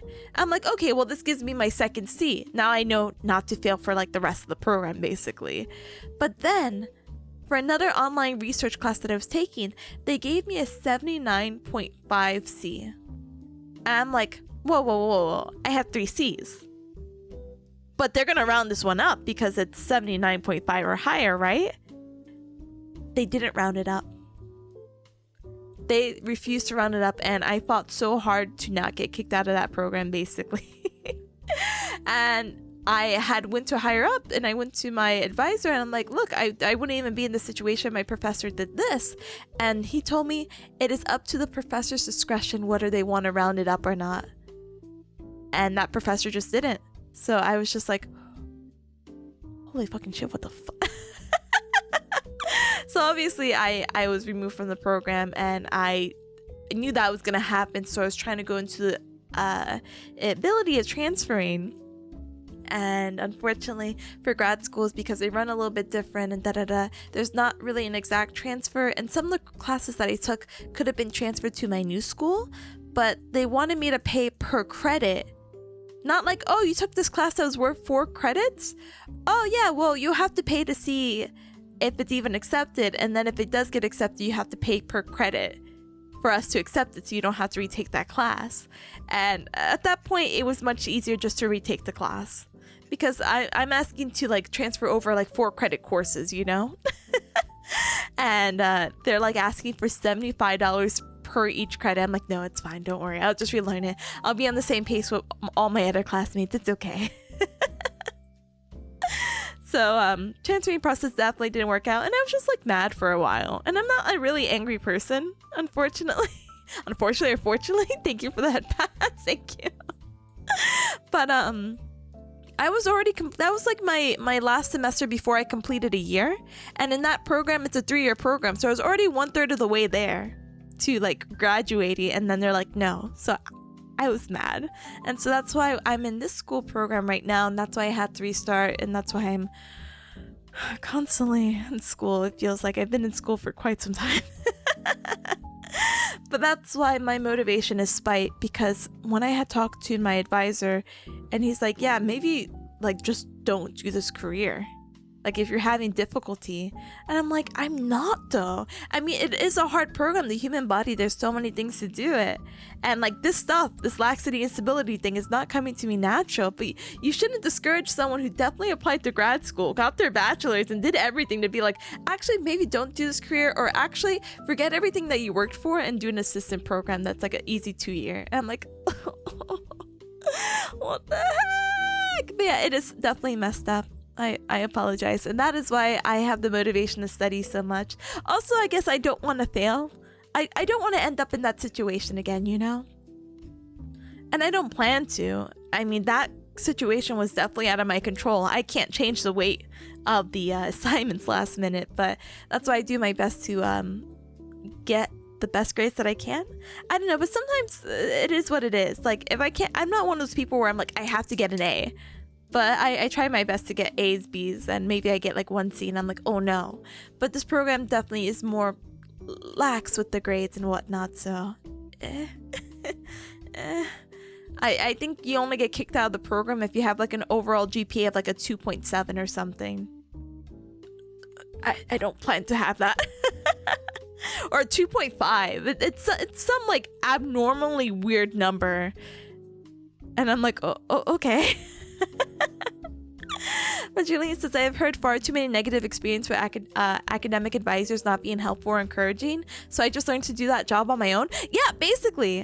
Not to say that my experiences have been all negative, but they just really didn't help. I had only like 1 positive experience with my undergrad, and that was when I was having some issues of like, hey, do I take a gap year basically?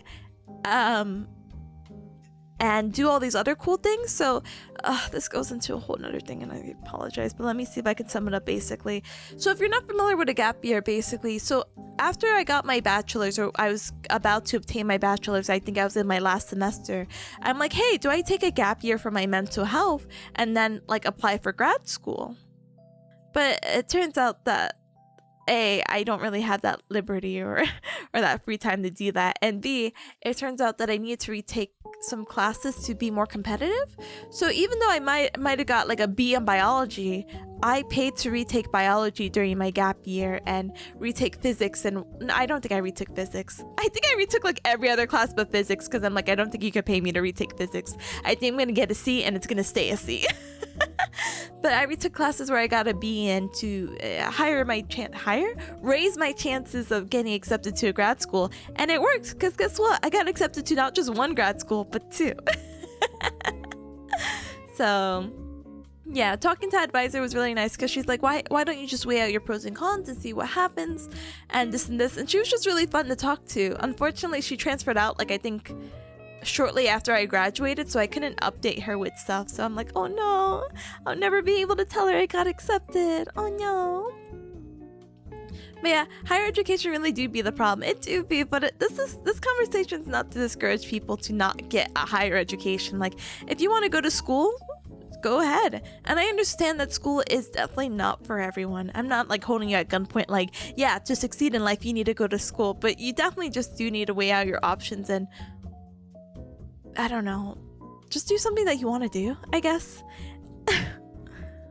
Let me take out the Pomodoro timer, because your girl is not going to be using this, I guess. I will take a small break in a little bit after we talk about instability, but I'll finish up my little story time. But yeah, just do what's best for you, basically. I decided to take the route of higher education because not necessarily peer pressure. It kind of just fell within my beliefs of what I believe, what I can do to be successful. I found a career, I guess, that I liked enough that I really wanted to try out. I always wanted to be in the medical field because my whole family is basically in the medical field in some way, in some regard. Whether it's administrative or they're like an actual physician assistant, so I kind of felt a little bit peer pressure to join that. But I don't know, what I'm doing I like. I can't say I love, but I've seen the benefits it has done for people, and I would love to be a part of that, you know?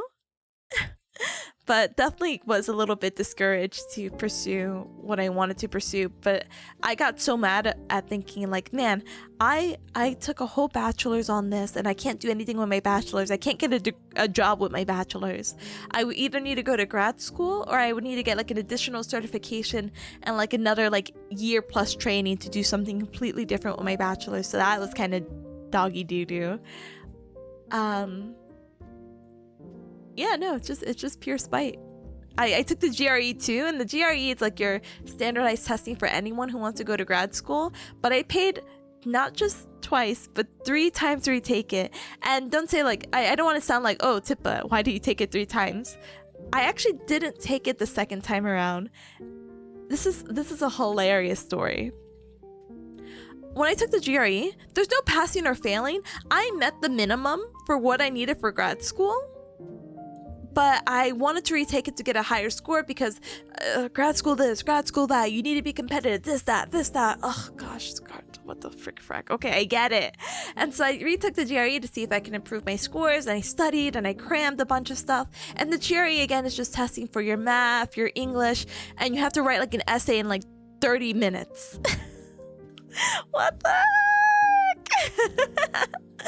heck? When I went to go retake it the second time around, my license had just expired, I think maybe a few days prior, but I didn't notice. And when I had given them my ID and I didn't have a passport at the time, they're like, hey, you can't take this test. And I'm like, what do you mean I can't take this test? They're like, your ID is invalid. And I'm like, what are you talking about? That's the only license I've been using. I got this when I was forever 17. I'm like, hello? And they're like, no, it expired. I'm like, oh! And so they're like, because this is an invalid government ID, you cannot take this exam. We will not refund you. You will have to pay again and reschedule for another time.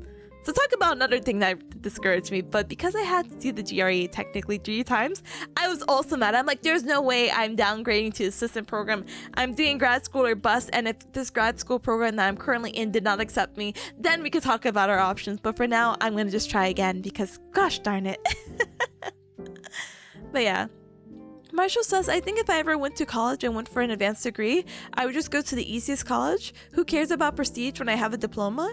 No, basically, let me see what Julian said, and then I'm probably going to bounce off them. Julian says, for sure, community colleges are underrated options. Just do your research because some have better graduation rates and better professors than others, and you got to make your time count and get the most out of it. Yeah, no, basically, what I did personally was I got my associate's degree at a community college, and then I transferred out into a college. I was gonna dox my location. I was like, oh, don't say it. But that's what I did. I went from a community college to a regular college, and that's what worked out best for me because also community college is just more financially sound. Depending on some community colleges, you could just get your associates and run with it. Because then sometimes you could get your associates for a specific kind of career, or you can get training at that community college. Just do anything that's best for you. You don't have to get into Harvard or Yale or whatever.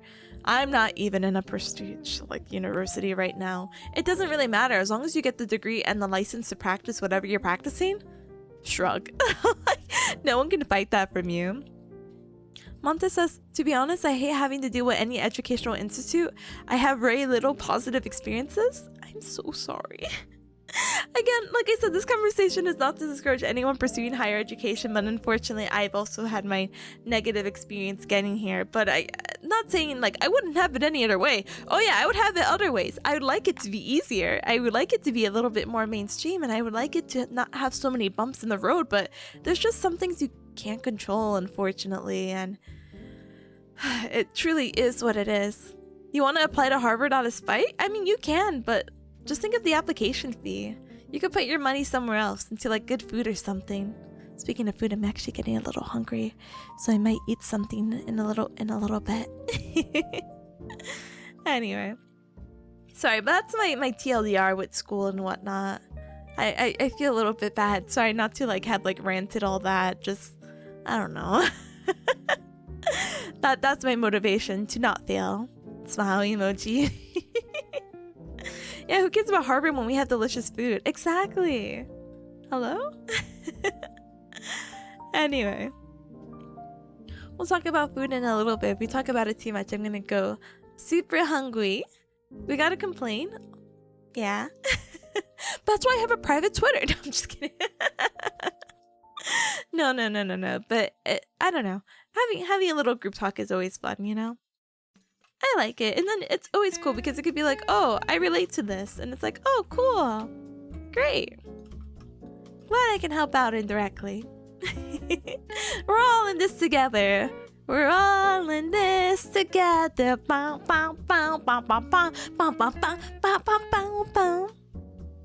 Well, Spite, but also some chance I actually get in. Honestly, hey, if that's something you're actively wanting to do and pursue, you are more than welcome to do it. Again, I have no control over what you do with A, your life, B, your money, or C, your decision. So live your life, Julian. Live it. You're all good in my book. Alright. So laxities again.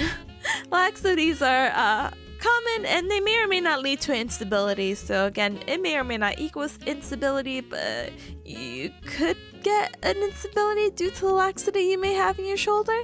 Big shrug emoji. The definite differentiation? Oh my goodness. Let's see.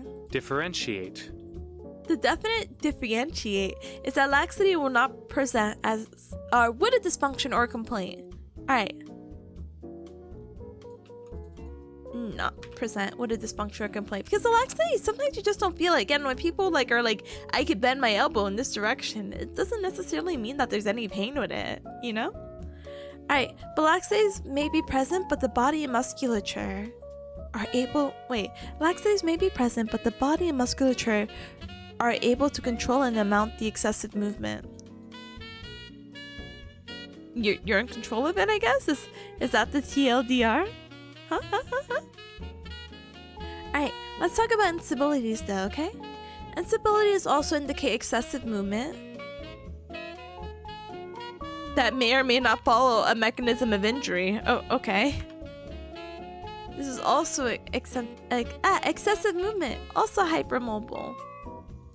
And then again, that may or may not. Hi Gala, hi, welcome. Hello. Welcome. We're just talking about shoulder stabilities, but again, first time seeing the notes, so apologies. Alright. An instability is more commonly found unilaterally. Okay. Commonly found unilaterally. Instabilities are defined as symptomatic translations and more commonly occur following an injury at some point in an individual's life. Therefore, patients will most likely report some type of mechanism of injury. Okay? The definite difference is that the instability presents with some signs of dysfunction or complaint. Right? Instabilities may be present, but the body and musculatures are not able. Okay? Are able. For example, pain with movement related to joint position, decreased active range of motion. Okay, guys. We'll skip it. But yeah, basically, TLDR, laxity and instability are excessive movement, but laxity is not going to present with a dysfunction, while instability will. There might be a mechanism of injury or something that may have occurred to the patient, like maybe there was an accident or maybe there was a fall or like some kind of trauma to cause that instability, you know? Julian says this is so true. I have hypermobility and can't feel when I go past normal range. I can't touch my palms to the ground from standing position? Brother, I could barely get past my knees. What do you mean? Oh my goodness. Okay. Let's take a little baby break there, okay? I will get some pictures right here, I suppose.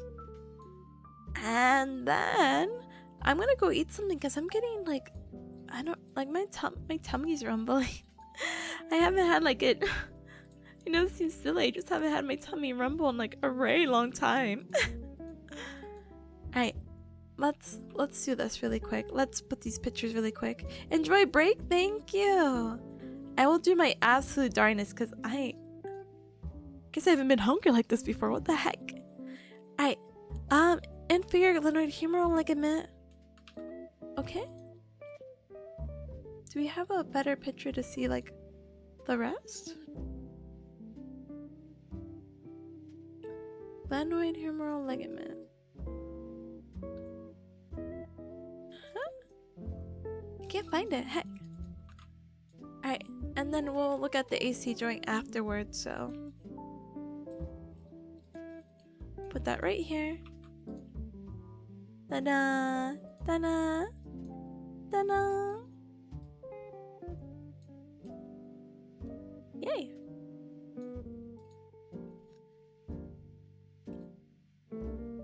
I will enjoy break. Thank you, thank you. And Marshall says, I can get my fingertips to touch the ground, but my muscles in my legs get super tight. Time to do some hamstring stretches. If you have like an incline, I wish I could. Do I have MS Paint up? MS Paint, please pop up. Kind of. So a very common hamstring stretch is that if you have like an incline, or I don't know, a triangle of some sort, you could like place your feet on there and you can get a good stretch in the back of your leg if you want, Marshall. I was supposed to be doing that because my what do you call it, my roommate basically has this little like board, and I was like, yeah, I'm gonna do this every day, and I'm like, you know what if I just don't do this every day? And I kind of forgot about it until now, but it truly is what it is, you know. Hi, welcome. Hello, Galmers. Hello, welcome. But yeah, my flexibility, unfortunately, is just like, here I am. This is my true form. When I go to lean over,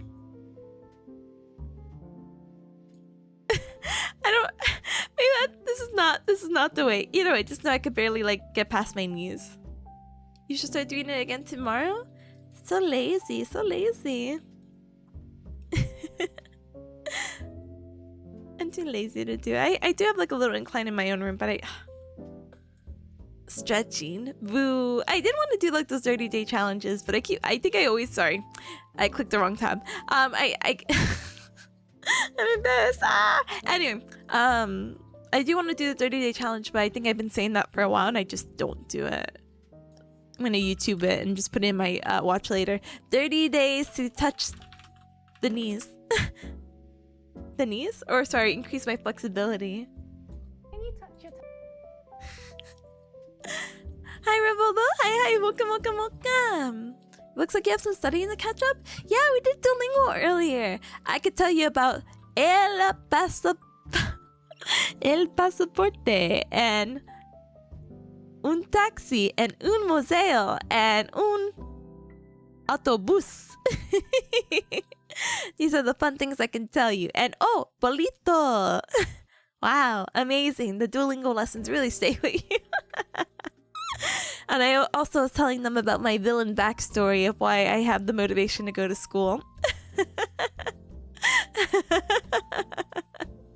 Welcome. I was gonna take a little break because my tummy's. I'm so hungry. I didn't eat breakfast. I only drank coffee this morning. So, plus, how many pages do we have left? 18 pages? Okay. I'll do better next study session. Un taxi? What could that mean? That's how I felt. But yeah, let me get the actual timer going. We'll do this. And hopefully it'll show on the BRB screen. But yeah, I'm gonna just inhale some cereal really quick. If I don't come back, I end up choking on Cheerios, so I want to formally apologize, but I appreciate the time we got to spend together, Cubs, okay? But yeah, I will politely... BRB! I see you Cubs in a little bit. Ali...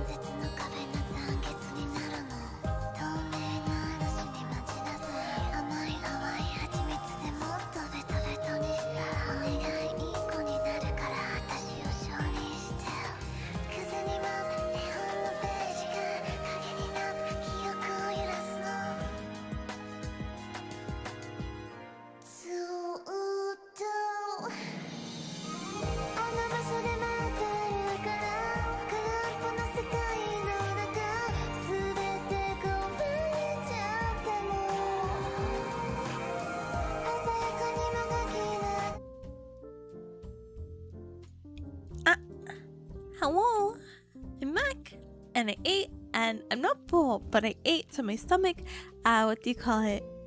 Can stop politely rumbling. I hope every cub had a really good break. Welcome, welcome, welcome.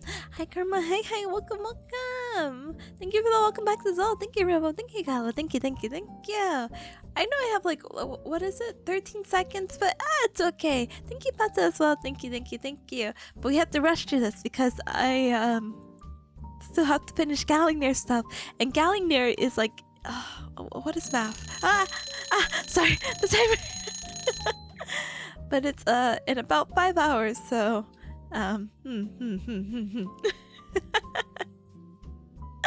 let's do our best to wrap up some questions. You know, actually, because maybe I can use some of your assistance. If there's any questions you want to quiz Yami, I'm only missing I think like 3 questions. I have to like fulfill them. But I was doing, or actually no, yeah, I think 3 or maybe even 2. I was almost done. Wow. Hi Boyd as well. Hi, welcome. The straight A students increasing your brain size? Brother, I think the last time I got straight A's was like in elementary school. I was that gifted child, and then I was like, I'm gifted, and then I learned I wasn't. Whoa, the pomodoro time is real? It is, can't confirm. Not some weird falsehood. Is that even how you would say it? Anyway, let me Alright, let's politely get back into it, okay? Because we've got stuff to do, and we have 18 more pages to fulfill, and we need to understand what the heck is happening with these things. So, inferior glenoid humeral ligament. Okay, what's important about this? Oh, it may be considered the most important ligament of the shoulder. When the arm is elevated at any planes away from the body. Okay. Fair. Fine. Okay. Alright. The inferior glenoid humeral ligament is comprised of 2 bands. Yeah, I want a better picture. This picture only shows me the posterior band. Not that there's anything wrong. I just want to know. Huh? Tippa, you seem very organized. Do you have an agenda? No. You'd think I would. I actually don't. So let me actually explain that while I try to find this image.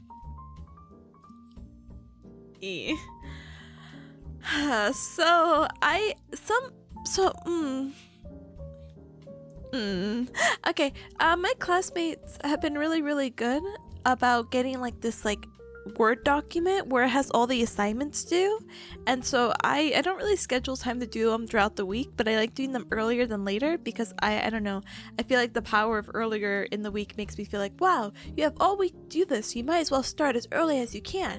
Yeah. Sure. So I mainly rely on that, but it wasn't until last week because, you know, now I have this job with this really weird schedule and all these exams, and then I noticed I have all these chats, and I think what inspired me was I wanted to collab with Tazo, and I still am this week, but I was like, oh yeah, we could do this day, but then I found out I had like a school chat that day, so I'm like, okay, we actually can't do that day. I'm so sorry. Can we do this one instead? Which is why it's scheduled for this Friday now. But it was supposed to be like a last week thing on Wednesday, but then I didn't realize. I'm like, I am so sorry. So because of that, I got motivated to take this calendar that I was given as like a petty gift, I guess. Not like a petty gift, but they're just like, hey, I have extra, you want? Oh yeah, sure. And I took this calendar and I hung it on my wall, and it has nothing. But now I wrote all the chats. I wrote when all my exams are happening. Let's see. I wrote when I work, because again, like I told you last week and this week I don't. Well, last week I did work, but like this week I don't work at all. But like next week I do. And then when do I work? Because my schedules can vary from anywhere between like 8 to 3. I could be working like 8 to 11. Like, I don't know. So I just decided to write that out because my schedule's already out for like July. So I'm like, oh, goodness gracious. So that's the only way I'm organized right now. But before, I kind of just winged it.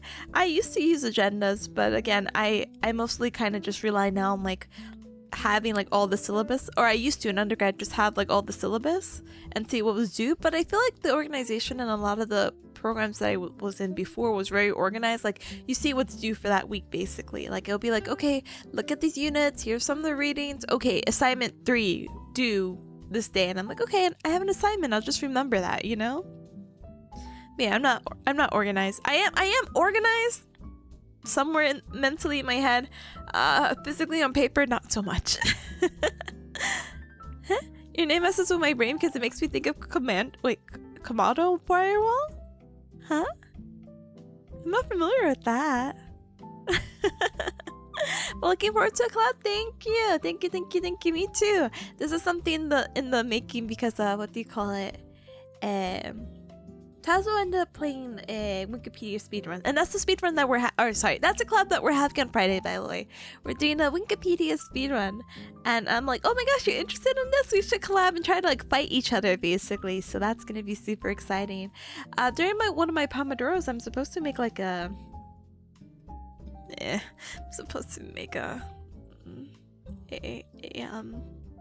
thumbnail, but I don't know. I think maybe trying to do that 10 p.m. last night was not the best idea because I was just so frustrated. I'm like, this thumbnail does not look good. I'm gonna make a better one tomorrow.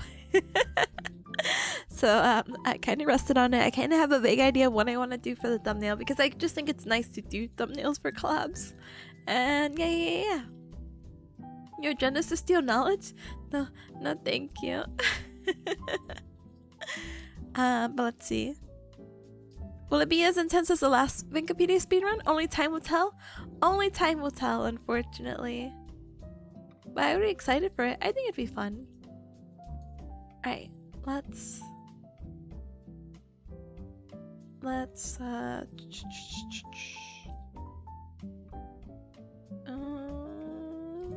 I still didn't find a good image, by the way. Make the thumbnail in MS Paint? No. It's my first collab with Tazo. I have to make it pretty. Or as pretty as I can, quotation marks, you know?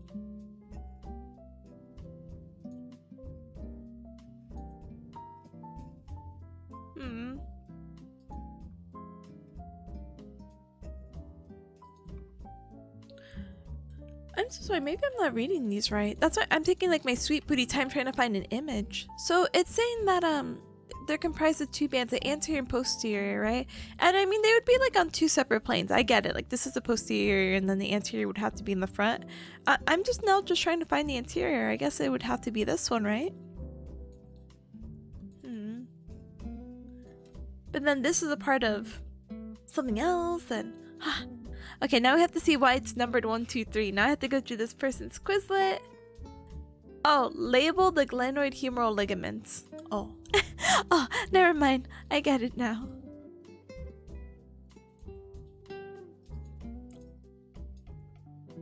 Let's just keep it there. Okay, so inferior glenoid humeral ligament. Right here, one of the most important ligaments that we have that's chroma keyed because I have this page chroma keyed into green, so I apologize in advance, okay?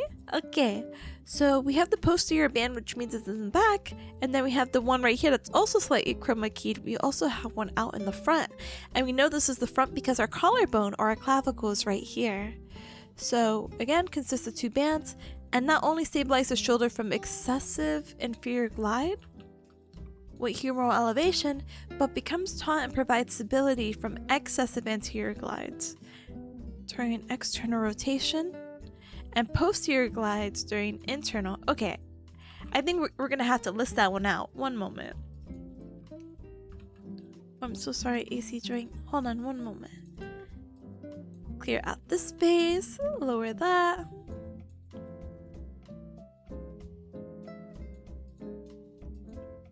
Okay. So no, okay. Functions of let's see. IGLH. Okay.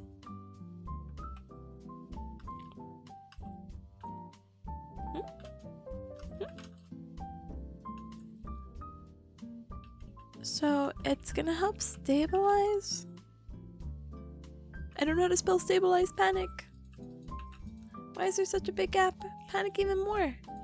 Alright, so stabilize shoulder from excessive inferior glide by humeral elevation.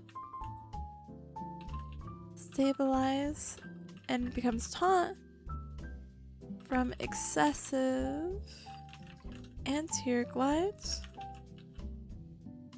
during ER,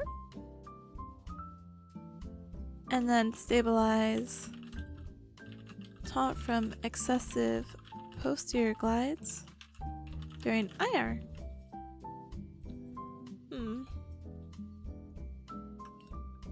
So helps with excessive inferior, anterior, and posterior glides. Okay, I guess? Maybe? I know that sounds like very unconfident. I'm just like, I think I have to kind of see it in motion, which sounds really dumb, but hopefully with some of the readings maybe we'll get into it, okay? Alright. Yeah, I'll definitely be reading this. Not that it's hard. Ligaments are there to help you out. Just, gosh darn it. Alright. Acromioclavicular joint pathology. The AC joint cannot be thought of as one location of ligaments. Yes, the AC ligament is a primary ligament, but it heavily relies on the corticoclavicular ligaments as well. No. Okay, let's figure out what the heck this is. Oh, is this the weird one? Okay, it is. Alright. So let's do this. Let's do this. And we'll do this one. So what are the 2 ligaments? So normally I don't like doing these questions, but I think it would be good if we just put them in here. What are we studying? Hi Rip! Hi, welcome. Let me give you a whole heckin' shout out. How are you? How was your VR? I missed your stream yesterday. I was like, ah! It's so sad. Did you get to explore more spooky maps and all that jazz? I hope you had lots of fun. I'm so sorry. But we're studying the shoulder yet again because gosh darn it, we're working our way up and we're going down. Welcome. Alright. Some of these ligaments look like monsters from Dead Space. Do they? No, we did normal stuff. I hope we can join next time. Yeah, I could try. I hit my thumb pretty hard, so that was something. How? Aren't your thumbs like on the I don't know, what do they call it? Not the controller, the stick. Yeah, what do they call it? What do they call that stick? Yeah. You know, I'm sorry. I hope it feels better. I hope you numb it with some ice, and hopefully maybe some feeling will come back. I threw a card piece and hit my... Oh! I'm sorry. I'm so sorry. That hurts. It was very audible. Oh, did someone clip that? Oh no, I'm sorry though. At least you had fun. Yay. Was very fun throwing it beforehand. Someone even made an edit? Let's go! I hope they made an edit where, like, how do you call it? You know when people scream and they like clip that sound and they make it into music? That's what I want. Free content. For real. No, I'm sorry. But yeah, we can make a day. Dedicated day and whatnot. I'm supposed to, not to bum off your VR chat plans. For the Donathon, we're supposed to be doing like a cup club meetup eventually. I'm just trying to figure out what day works out. And I'm like, oh, if I plan it for too soon or too late, I feel like I'm gonna like overlap it with practicals and die. So I was like, oh, maybe I should just wait until one of my classes is over, basically, because one of my classes ends really early next month. And not saying that's gonna be any easier, but hey, one less class to worry about. Yay! I'll make it on a reasonable day. It could be Friday, it could be Sunday. Maybe even Thursday. I don't know. I don't feel like I have my VR chat legs anymore to stay there super long. But yeah. Alright, so let's see. So acromioclavicular joint pathology. So when we talk about AC, I'm so sorry, these are all chroma keyed. Let me unchroma key it. Yeah, the chroma key didn't even do anything. I didn't take out the green. Okay. Anyway. So AC joint is basically, again, the articulation between the A, which is the acromion, which is right here. Remember, that's the bone that's in the back of our spine of the scapula. So we look at the back of the scapula. This thing in red right here, is your acromion. And with the acromion, that's going to articulate with the C, or the clavicle. Hence the word AC joint or acromioclavicular joint. So they're saying that, hey, it's not just this ligament, because yes, there is the AC joint and cool, the AC ligament's going to do its thing. But as you see as well with the clavicle, we also have these two other ligaments, and these are going to be referred to as the coracoid-clavicular ligament. And why is that? Because guess what? This is your coracoid process, or coracoid bone. And then we have the clavicle right here, so hence coracoid-clavicular ligaments. And then we have two. So we have in red the conoid ligament, and then in the yellow we have the trapezoid ligament. And from there, that's all going to help out that immediate area, because as you can kind of see, there's not really a lot of things holding the clavicle. But yeah, so the acromioclavicular ligament, which again is going to be right up here circled, or you could see it right here in green, that's going to help prevent excessive horizontal translation of the clavicle. So the clavicle will not go too far front or back. Horizontal, like, you know, the sun rising on the horizon, so front and back. While the coracoid ligaments can prevent excessive vertical or superior and inferior translation of the clavicle. And that makes sense because this is pretty much holding down the fort. So this is going to prevent it from X's going too up or too down, and this is going to prevent it from going to front or to back. So ta-da! There's a scarf holding your clavicle. Basically, it's kind of cute of how much the body really does support each other. But let's see, there's apparently 6 grades of AC joint pathology, so let's see, maybe there's like a cute little like picture for that one as well. Oh, yep, there are pictures. Oh, wow.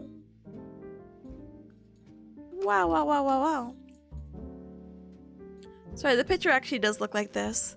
So let's talk about the 6 kind of things we can have wrong with our AC joint. So the AC joint, again, we're talking about both the AC ligament and the coracoid-clavicular ligaments right here, okay? So for grade 1, if there's a joint pathology with that one, what's going to happen is that the AC joint is going to get just a little bit of stretch. So stretch. Grade 2, it's going to be the AC joint. It's going to be torn. So there's no stretch here. It's torn. There's a gap right there. All right, for grade 3, now we're bringing the whole party in. So we have the AC joint and the CC ligaments are gone. They're just torn. Goodbye forever. All right, grade 4, the clavicle is displaced posteriorly over the acromion. Oh, this is so messy that I don't think I could even see it that well. Is there a better picture?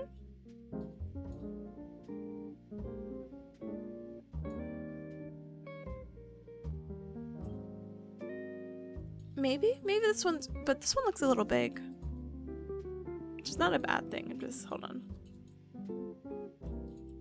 FTW, thank you for the like. I appreciate it. Thank you. Thank you for the headbats as well. Thank you. Ah. Oh, Drilling says the body is such a delicate, complex, interdependent system. Truly a marvel? Truly a marvel! I'm a big fan.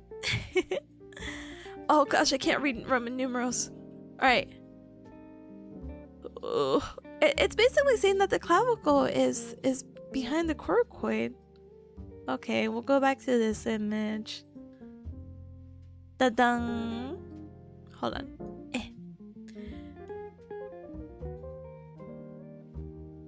Right? Yeah, 4. 4 clavicle displaced posterior over acromion. Grade 5, clavicle displaced 100% from acromion articulation. So the clavicle is just gone. We can help you read them. Thank you. I'm just like, where's the clavicle? What's happening?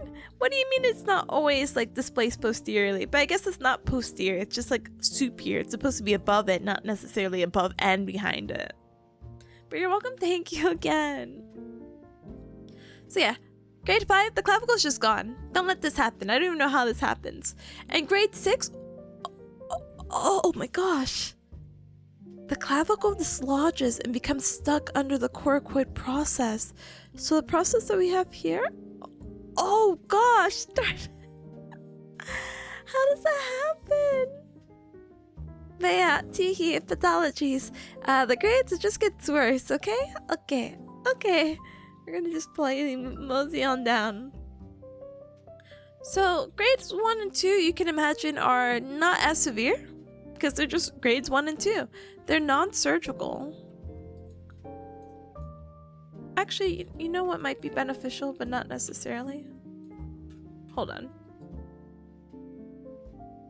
Oh, they had the same thing. That's cute.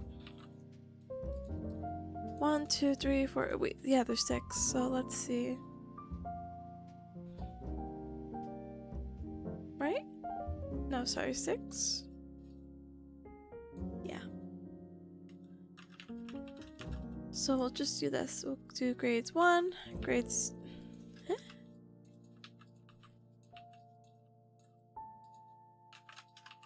IV. And add another one. Put this over here. Put that over here. Put this over here. Put that over there. We'll distribute the columns.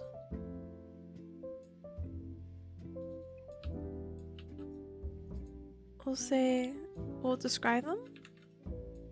I don't know why these are they automatically being put, why are they automatically being put as 7? It's fine, I guess. No, it's not. But I don't know how to fix it. I mean, I have like a vague idea here. That doesn't really fix why that was even happening in the first place. Alright, so we know 1 and 2 are non-surgical. And we'll make this a little bit more pretty in just a little bit. Just da-da.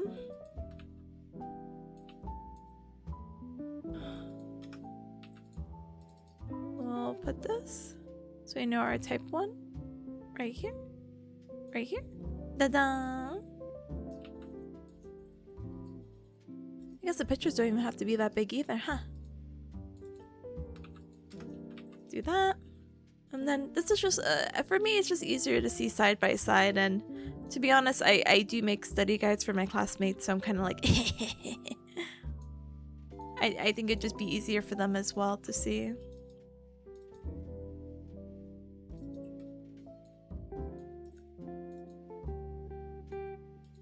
Alright, so we got our 1, we got our 2.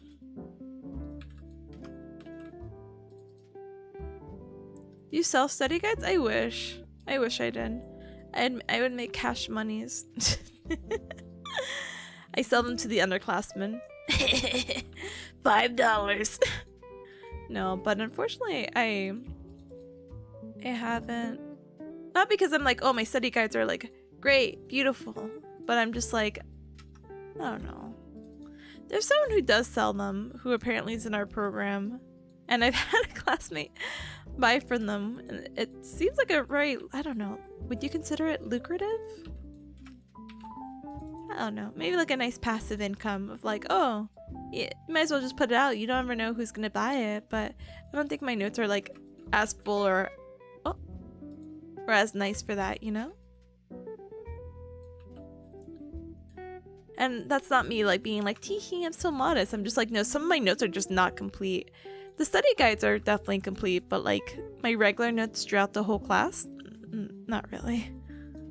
And then I don't want to get in trouble because I have a tutor who makes cash monies off what he does as well. He sells notes, he makes merch, he quizzes people and gets them ready for like the exams and whatnot, even though he's still a student himself. And he makes some money off it, but he's like, yeah, there's just some things you can't do because some things are just straight off the university and you might get in trouble. So I'm like, okay, I guess I won't do that. That man's going like he is. He really, really, really is. Huh? Eh? I just want to know why there's a white box there. Ugh.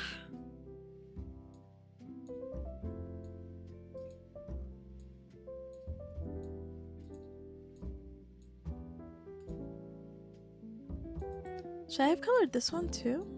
Ah. What a pain in the butt.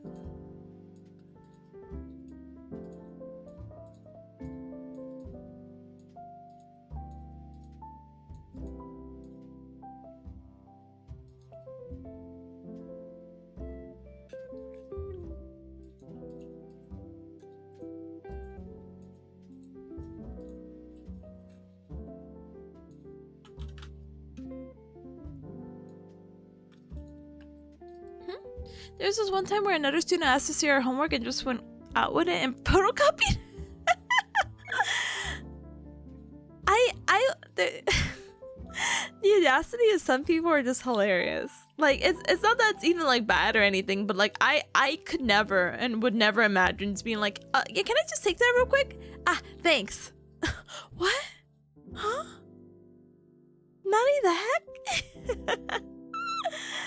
Oh my goodness, but it's fine, it's fine. I mean, as long as it's not straight up like cheating, I guess it's fine. Obviously it didn't work. Oh wait, like you meant like they photocopied your homework, like and they're just like, yeah, this is mine now and I'm gonna submit it? Probably with your name still on it? I don't, dice. How do you say it? I feel like there was something similar with like the AI generation, the chat what is it called? Chat GPT, and someone had submitted like an essay and they just copy and pasted it, but it still said like, hey, this is AI generated, and so they failed from that alone. But I don't know if that was just like a meme, you know what I mean?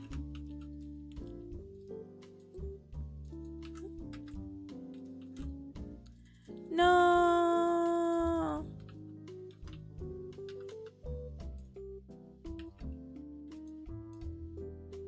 I wouldn't put it past some people. I wouldn't either. Not to like doubt people or anything like that, but gosh darn it. Yeah, no, that's just a thing. Okay. So let's talk about the tears again. So grade 1 is non-surgical, grade 2 is also non-surgical, but grades 1, as you see, the ligament stretched. But this one and grade 2, it's gonna be torn. In grades 2 and 3, it's basically a party, so both CC and AC are torn. And grade 3 may be treated effectively with conservative intervention, but surgery might be required if the patient's physical demands require a lot of repetitive lifting and repetitive task and heavy lifting. Like, yeah, this could work, but you're probably best off with surgery. And it's saying for the remaining grades, 3... Hold on. Clavicle displaced posterior. Clavicle displaced completely. Clavicle dislodged. Heck. But after grade 3, it may be treated conservatively, but return to independent function is likely to be impaired.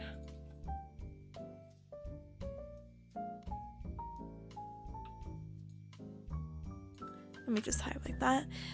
When you have this level of trauma, you do not have ligamentous tearing, but you also have muscular tearing secondary.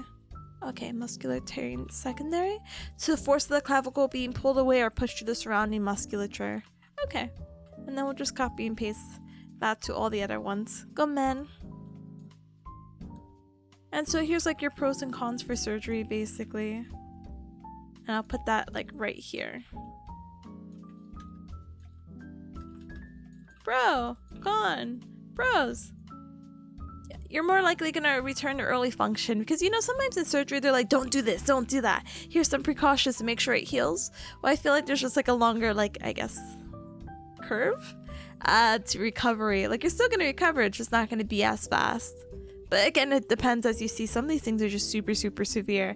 But a con to not getting surgery is that you're gonna have early fatigue and difficulty with function. Or a con to performing? Oh, I'm sorry. Not performing surgery will let you get back to function. A con to performing surgery is that you'll fatigue and be difficult with function. Yeah, because you could barely move. And I haven't had the bravery to look at these surgical videos, but I looked at, like, I don't know, a few seconds of them. They really do a number to you, you know? Sternoclavicular joint pathology. Alright, let's get an image of our SC joint. This one is the weird one. Remember, this is the one that doesn't really move. Let's get that over here. Ta-da.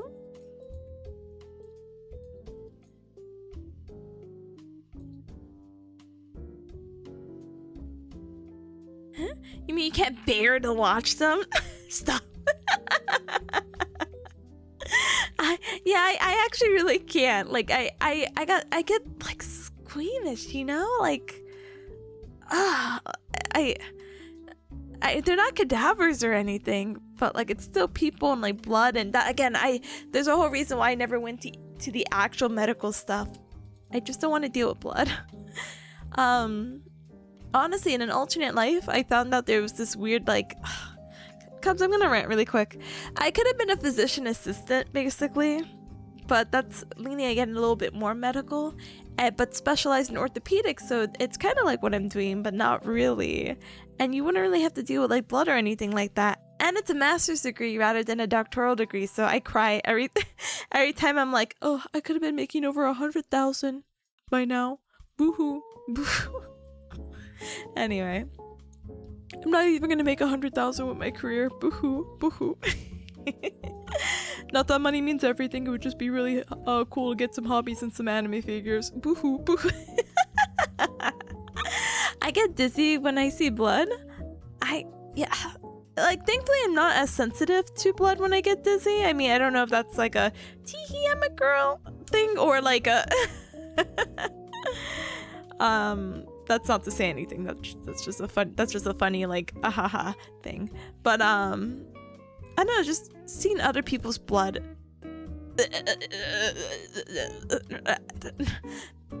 No, thank you. Basically, I don't want to see it. I don't want to feel it. I don't want to be near it. I've heard about these like disease transmitted by other people's bloods directly. I don't want it.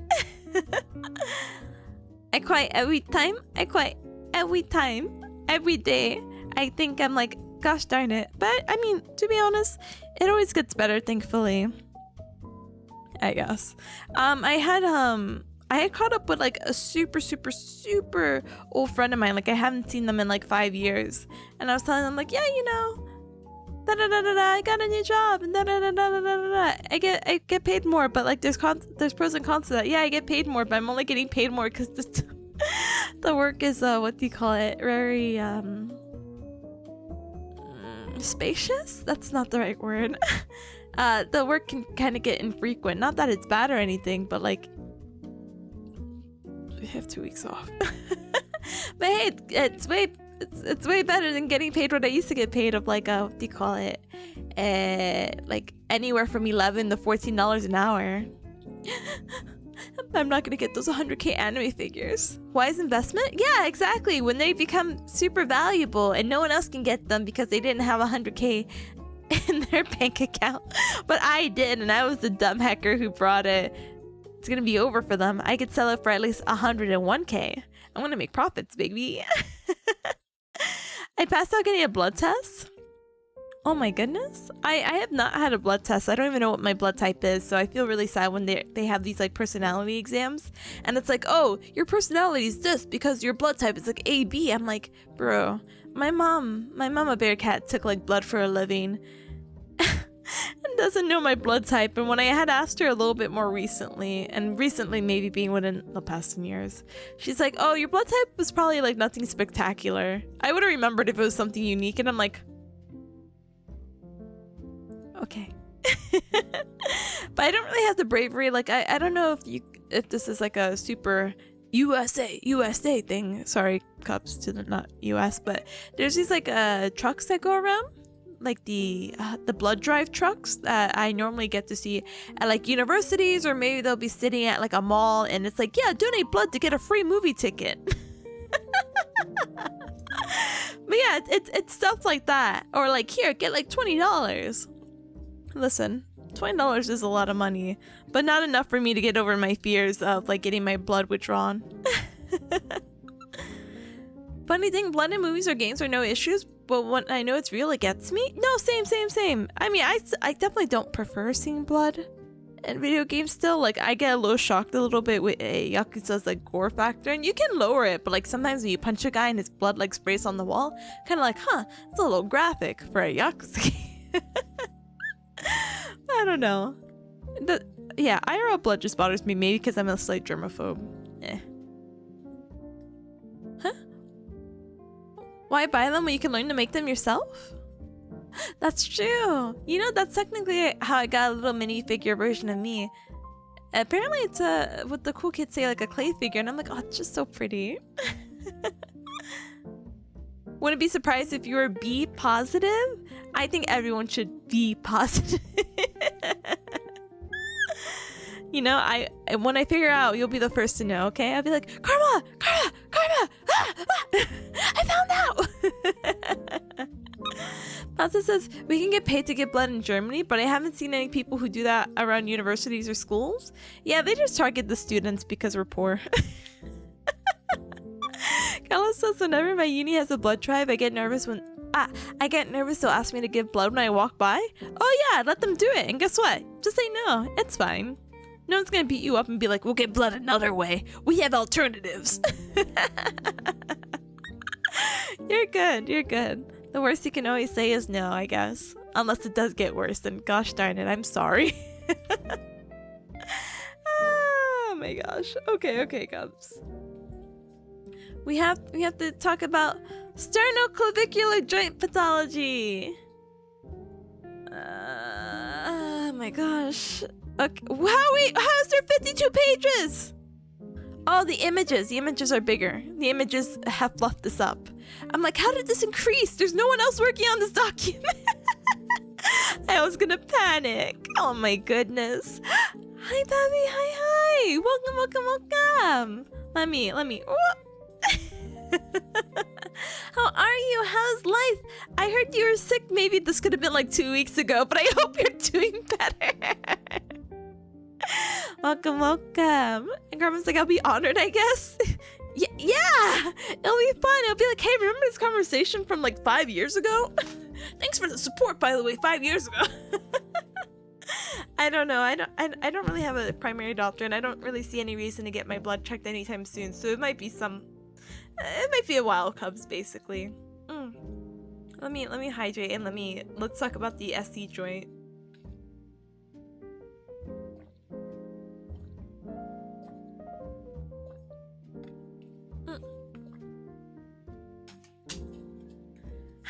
Let's sigh. Alright.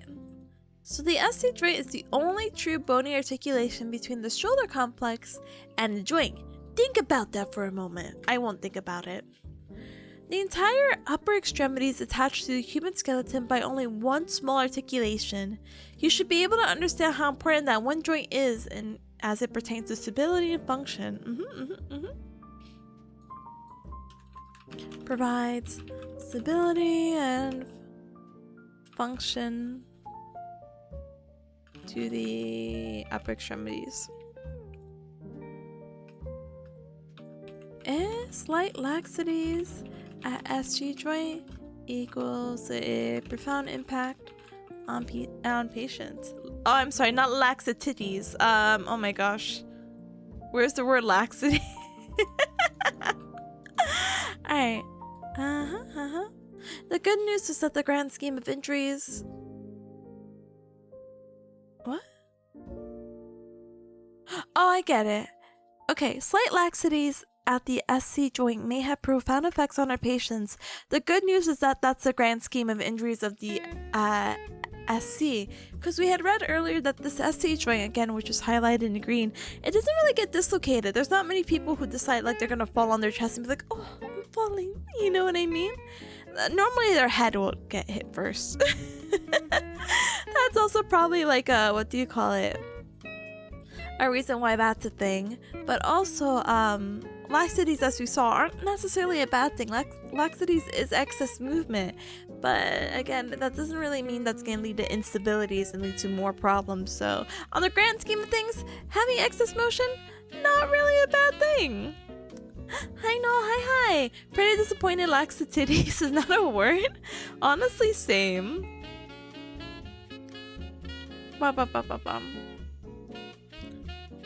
Da-da-da-da. SC equals saddle joint, or sorry, oh my gosh. I'm just gonna. Alright, so there's slight laxities, profound effect. Remember that the SC joint is a saddle shape, and saddle shape is like what they literally mean. It's a saddle shape, like the seat that you put on a horse. And it has like these different like concavities and whatnot. I think there's a particular photo, so let's see.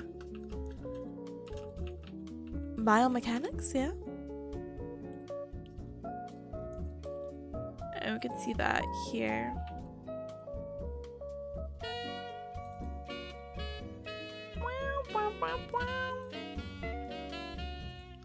Okay, put this in the middle. Sure. Alright, questions. What muscles cross over the sternum to the clavicle? Sure. We're not answering this.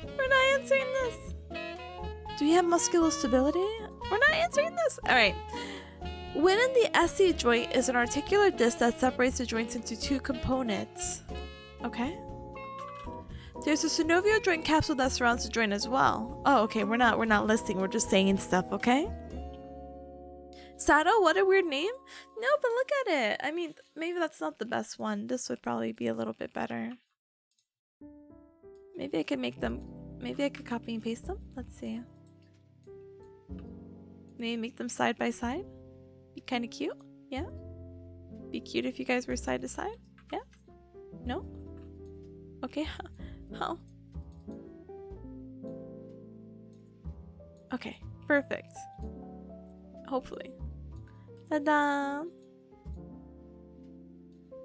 Oh no, I was joking. Oh no, you're good! You're so good! I like this picture a little bit more anyway. Anyway, within the SC joint, there's an articular disc that separates the joint into two compartments. There's a synovial joint capsule that surrounds the joint as well. In addition, there are several ligaments that surround the SC joint, providing the greatest stability than other tissues. The medial end of the clavicle? Okay, and that's why we have all this. the medial ends of the clavicle, the saddle shape. Despite the lack of stability at the SC joint, it remains one of the least dislocated or damaged joints. Alright? SC joint dislocations can occur anterior or posteriorly. Which direction would require immediate medical attention and why? I actually don't remember that one. That one I actually will Google really quick.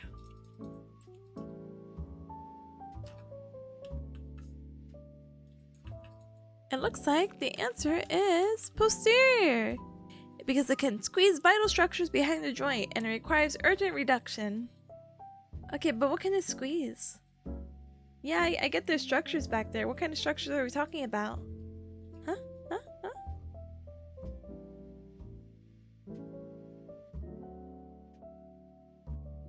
Oh, it's bad. Alright, let's see. If you were to get a posterior dislocation, basically, it would affect multiple things. I did just see it, but now it's gone away from me. Oh, I found it again. Basically, you can your windpipe, your trachea, your food pipe, the vasculature, and may have like a neurological injury, and it ends up with these weird complications. So womp womp. Hi Caleb, hi, welcome. The aortic arch, that one's sort of behind there, right? Hold on, let's Google aortic arch. It affect my wallet? Oh no, oh no.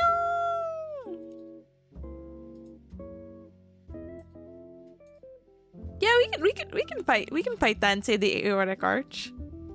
Kind of. Well, no, it's in the collarbones and, but then it's in the trachea. Heck. It's okay. Well, the book doesn't go, not the book. If the book wanted to go more about it, it would have. These are just like, what do you call it? Thought-provoking questions! Ooh. Which most likely is just gonna be like, just know if you had this kind of dislocation when you call 911, like, how are you gonna redirect and be like, oh yeah, they had a posterior dislocation in the SC joint. They may die. Please seek an ambulance. Please give them an ambulance immediately. I know ambulances are very expensive, but please, they need urgent medical attention, and I have no way else to get them to the hospital, so Glamena, sorry. Alright. Let us talk about thoracic outlet syndrome. So this one's a little bit interesting because one of my classmates actually has this. And unfortunately, I still don't really know too much detail. So we're gonna copy and paste this image and be like, ooh, ah. It compresses vital structures. Sounds good enough for an exam? Yeah, basically. Now, do I need to know the exact details? Probably not. Not really in my, what do you call it? Vicinity? I'm not a medical doctor. Shrug. Message them and be like, can I see it? Yeah, can you like, can I see this area getting compressed in your skin? Please and thank you. Alright, thoracic outlet syndrome, or TOS, is nothing more than an umbrella term used to try to explain something that's considerably relatively complex and not completely understood.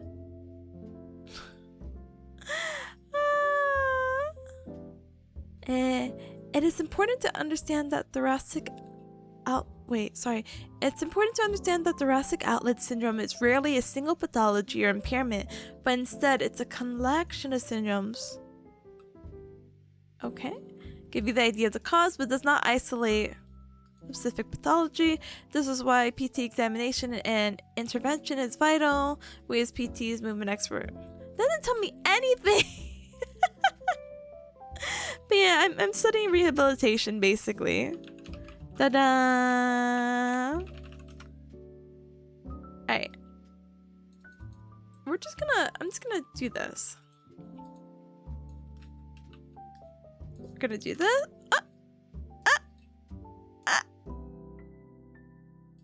Panic! Sorry. Like I said earlier, my thing didn't work automatically to update, so I had to update it. Damn, that's a lot of words to say. It's symptom complex. Exactly. That's why I'm so mad.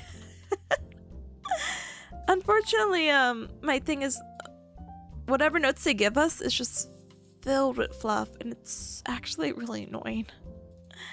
Alright, so collection of symptoms, not completely understood. It's complex. That's really it. Umbrella term if I had to use it.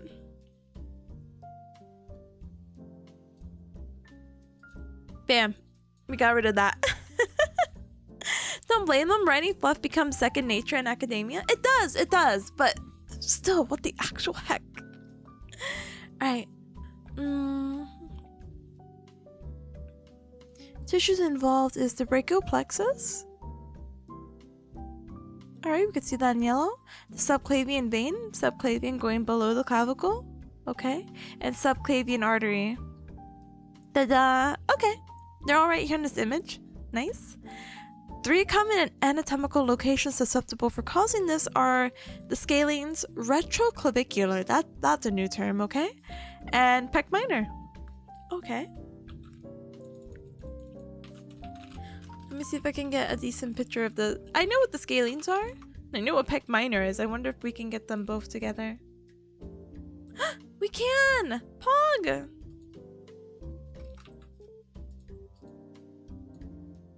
Ta-da! Maybe I should. Ta-da! Cute! So you get the scalene muscles, whatever retroclavicular means. Here? Are they talking? There's this muscle right down here that's called the subclavius. Maybe they're referencing that.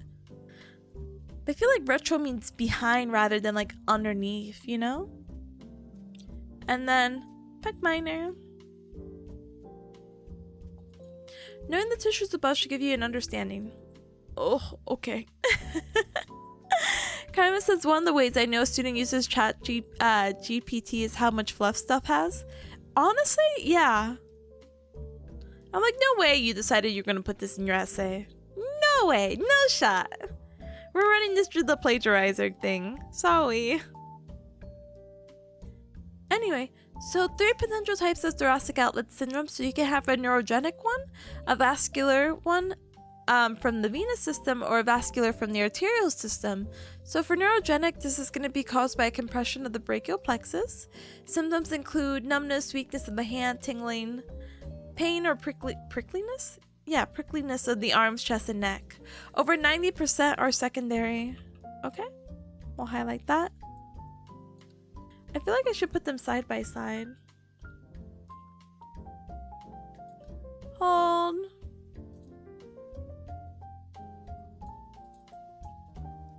Hold. With the odd shape, the clavicle has retroclavicular and subclavicle are kind of foggy. Oh, like so you're trying to say that they're interchangeable, basically? Ow, gal. Naine. Thank you so very much for the follow. Welcome to the Cup Club. Welcome. Do not mind me. I am studying. I do more than study, I promise. It doesn't feel like it, but I promise I do. But welcome. Alright. So we'll put these here. Make this way bigger.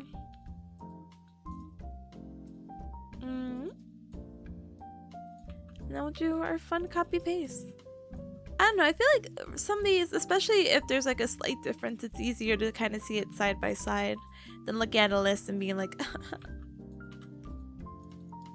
right. So, da da da da da da da da da.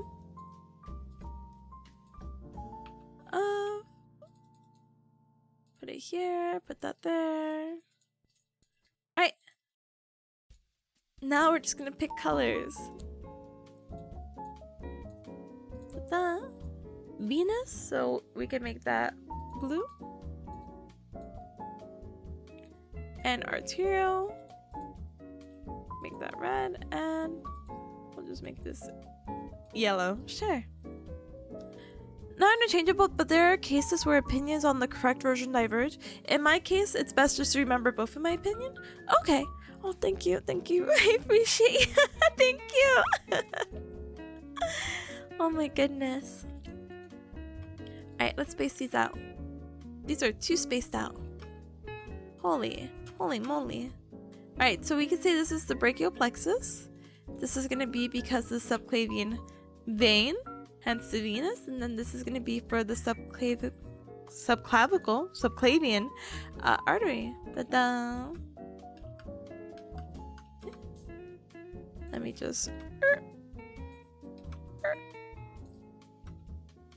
And then we'll do this. Yo, the two study streamers are collabing! Really? Let's go! Let's go! I didn't know you do study streams too. Hello? False. Oh my goodness, no, you're not backseating. You're perfectly fine. Anyone's more than welcome in to listen and blah blah blah blah. I'm just a student. I'm just learning. I'm a sponge, or I'm trying to be a sponge basically. So absolutely no worries. There's no backseat, especially if you're even the vaguest familiar of this. Like, hey, I know what this means. I'm like, oh, hella. Love to hear ya. No, you're good.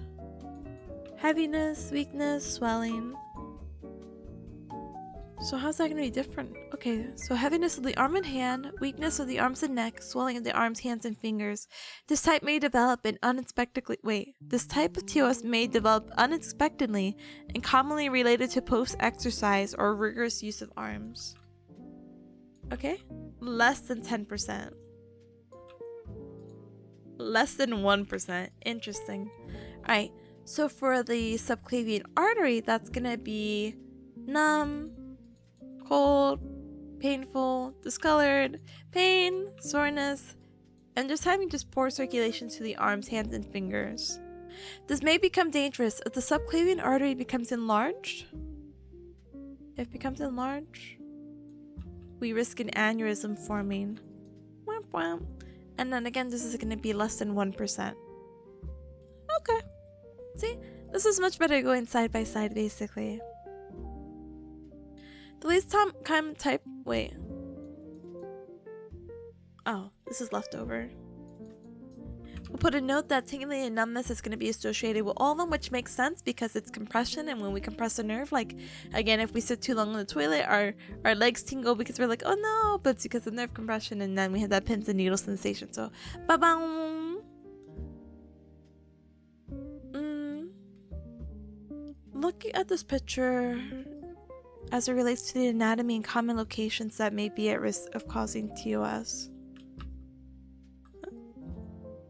Yeah. You're not gonna just let me just do this?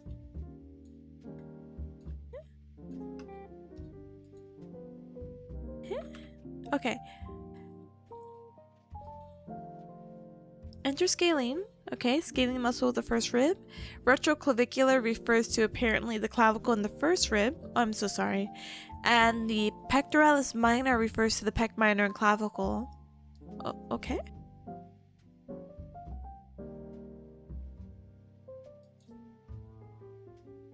We haven't gone over these special tests yet, so we'll highlight in like red or something. But we have, or I feel like we talked about adhesive capsulitis, at least in like prior classes, so another image! Yay! What was this random line?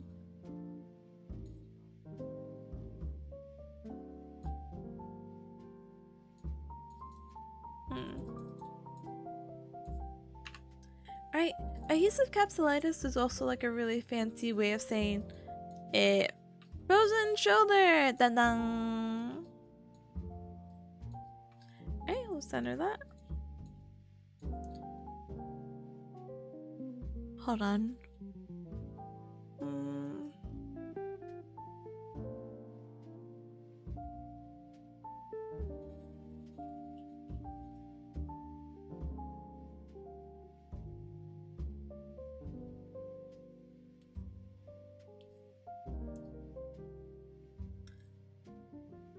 Okay, I guess we're not really talking about adhesive capsulitis.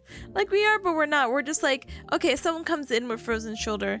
What the heck do you do? And how do you make basically the hypothesis? Because again, you can't really diagnose anything.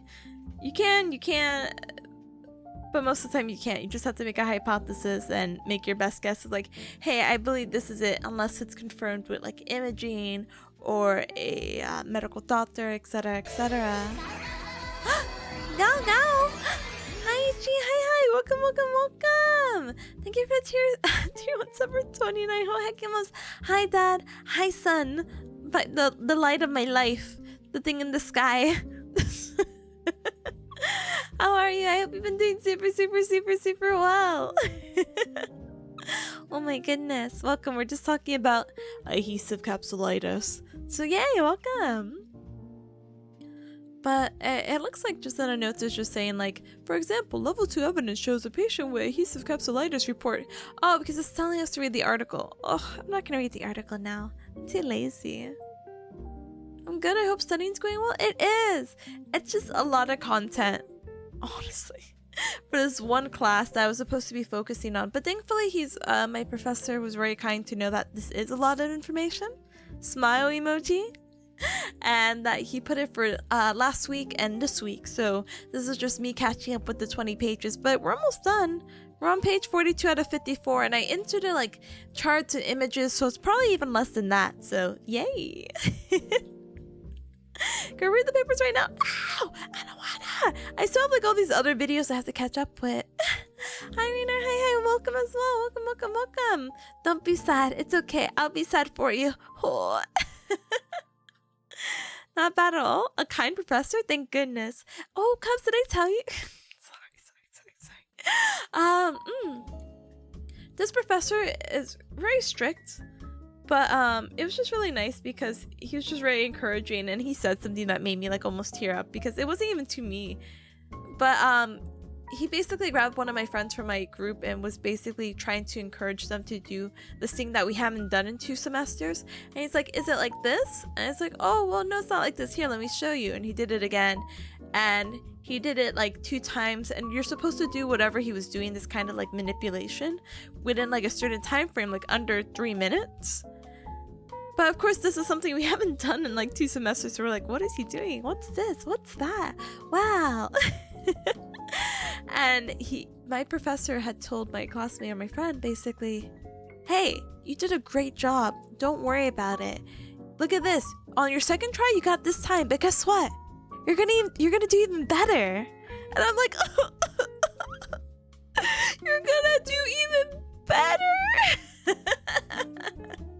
Like it was just like such like a wholesome encouragement, just to be like, yeah, this. I haven't had that yet. Feels strong, man. Feels very strong. Peppo strongest. Oh my goodness. So that's why I want to do well in this class, to be honest. I want to impress the professor who has faith in us. Faith in us. Super sweetheart though. But I've only had him once so far, so we'll see after this weekend how that goes. Alright, okay. So the development arc is Wait. Right now, how I'm feeling. Let's see. Graph? Chart? Hold on. The mood meter is not here. Oh, here it is. This is the mood meter. Right now, we're hold on, let me slightly bring it back. Right now I have high energy, and even though this is unpleasant, heck it, we ball. Normally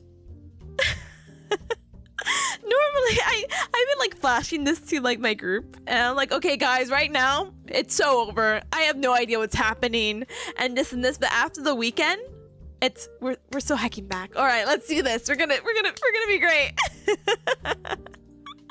But normally it truly is what it is. Praying for your last hacking. Oh, me too. That's okay. Okay. Very informative. Thank you. It's my favorite like mood thing right now. There's more? Whoa, hold on. Can I?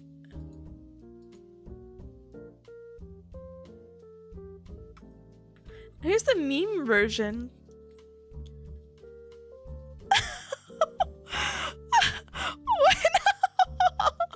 What's happening? Some of these are very questionable. But, yeah, mood meter. Anyway.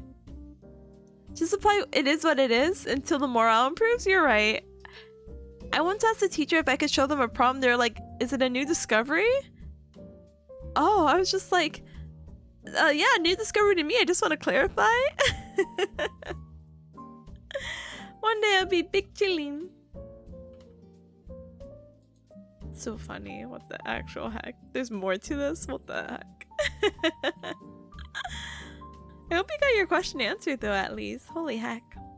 Alright. Interventions! Alright, level 2. Can I just read this later?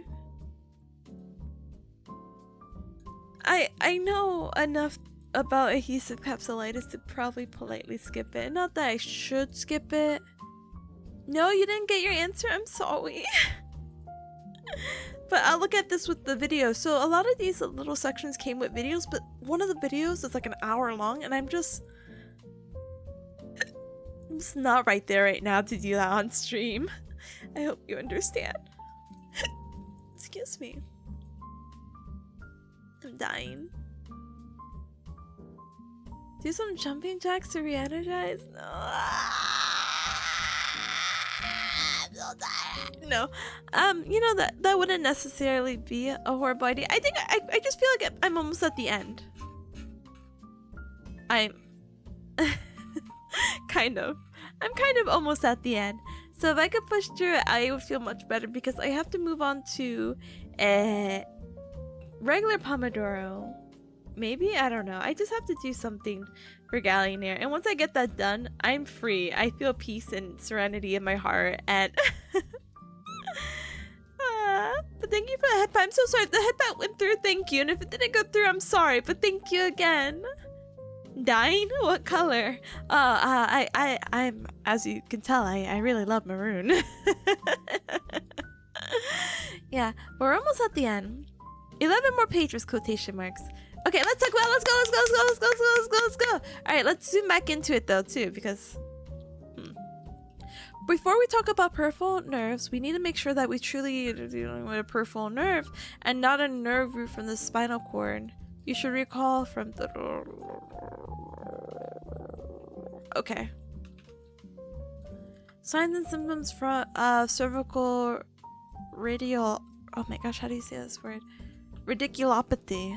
So, pain with ipsilateral cervical side bending. Neurological signs from the dermatome and myotome distribution.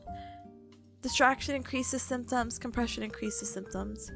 In order to determine if the shoulder or upper extremity pain is from the cervical spine or the shoulder itself, we need to do a screen of the cervical spine. Okay? This involves active range of motion of C spine into... Oh my gosh, how am I typing? Flexion, hello, extension, rotation, and side bending. Check if the symptoms are reproduced. Apply compressive or compression, contraction forces to determine the effect on patient symptoms. Okay. So active range of motion, compression, distraction forces is something that we'd want to do and analyze. Strength, sensation should also be checked because they were mentioning the myotomes and dermatomes. And it's just really interesting to think that basically a nerve that comes out of your spine can innervate certain areas for both sensation and strength. And that's just what they're referring to, like, oh, look at this. C5, or the nerve root that comes out of the cervical spine around the area of the fifth vertebra or vertebrae, is going to help provide sensation for your lateral shoulder, and all this in this pale red. Wow, amazing. But the mild tone for it, it's going to help with shoulder abduction. It's going to help innervate the deltoid. So if you want to bring your arms away from your side, that's going to be super, super important. But we'll have that whole talk, I'm sure, about mild tones and dermatones, and even more like, how do you call it? More detail in just a little bit, seeing as this is like a nerve pathology section. So, can we get a picture of cervical radiculopathy?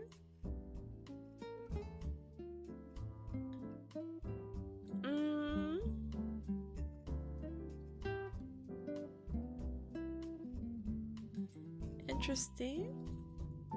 We'll just go with this.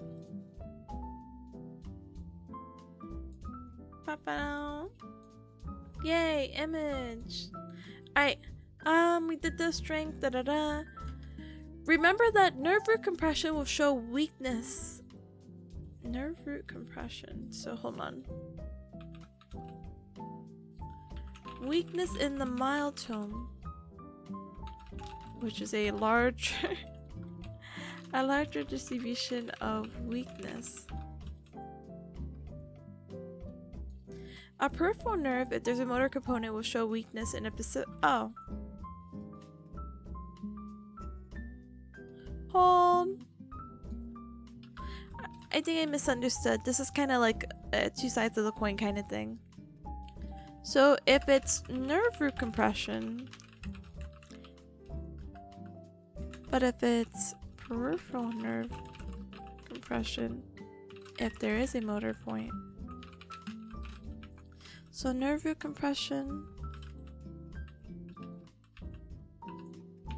show weakness in the mild tone, which is a larger weakness.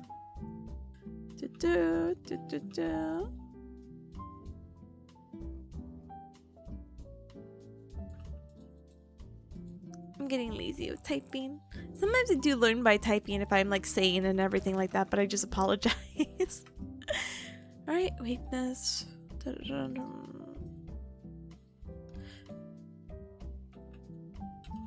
I think this is probably the safest thing to say. If you have a nerve root compression, it's going to be more general, while peripheral nerve compression is going to be more specific, like something you can pinpoint rather than like nerve root, like, oh yeah, it's this entire side basically. This is the same with sensation basically. Sensory loss for a nerve root will follow a dermatonal pattern where the peripheral nerve will have a much more specific location. Follows a dermatonal pattern.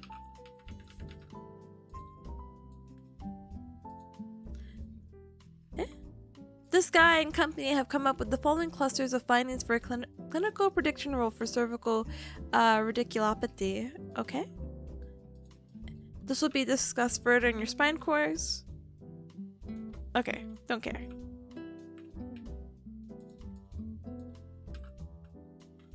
So, clusters are findings. So basically, you have to have one of these to say like, yeah, you do have cervical radiculopathy. Congratulations. So you have to have 3 of the 4. What? Really? Okay. So you have, if you turn your head, you have less than 60 degrees of motion. Positive whatever test. I don't know what Sperling's test is. They haven't really quite taught us that. Positive distraction test, I assume like if I was to pull on your head, your symptoms would feel better. Positive upper limb tension test. Not sure that one either. Having 3 or 4 of these criteria present results in 94 to 99% specificity. Specificity? Oh my gosh. How do you say words? Anyway. Dorsal scapular nerve. Yay! Let me look up a nice colorful picture for this one.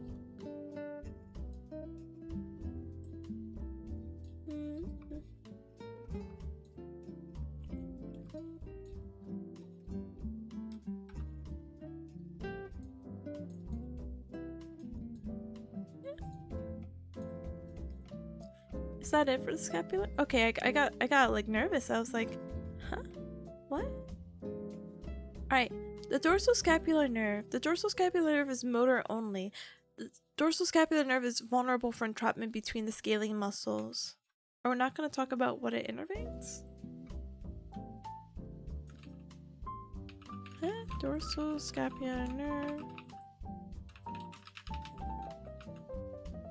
I don't know how to spell innervates apparently, but that's fine. Rhomboid, minor, major, elevator, scapulae. Vulnerable, and then we have the innervates. Okay, and then I could probably crop this picture. You don't really need to see his spine. Then what muscles? Oh, we'll just put that here then. Da-da! Answer! Da-da! Where's the dorsal scapula susceptible to entrapment and why, and how would you treat this entrapment? That's a later question. Alright, the suprascapular nerve is both motor and sensory. Okay. Suprascapular nerve.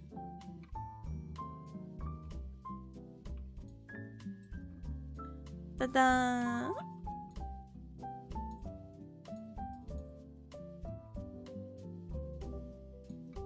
I don't really think it has to be that big, to be honest.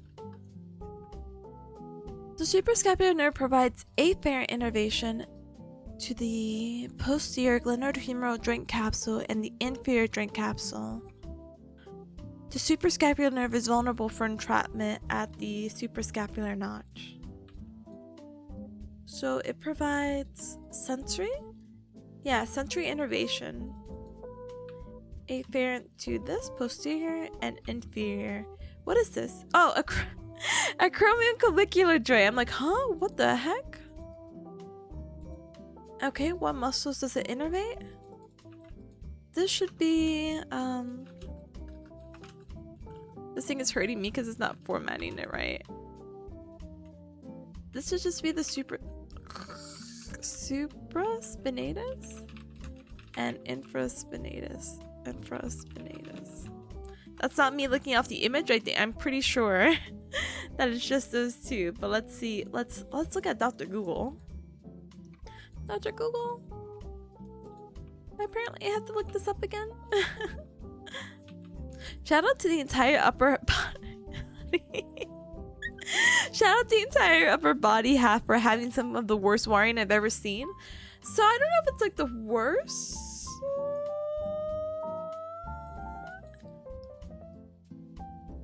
Yeah, actually maybe it is the worst. It's not horrible, but like, hello, the brachial plexus? Like that's not fun. Let's see. Have you guys seen the brachial plexus? So the brachial plexus is just like a bundle of nerves that come out from like your neck, and it's not the worst, but like I had to draw this out and I was just not a fan, you know? Definitely not a fan of drawing the brachial plexus. It does get better, quotation marks, like if you simplify it. And you simplify it to like a more simple diagram, like maybe like something like this. And I was like, oh, okay, I get that. But this is what it really looks like. As much as it really looks like before showing you like a cadaver. But yeah. Very interesting wiring, if I have to say. Alright.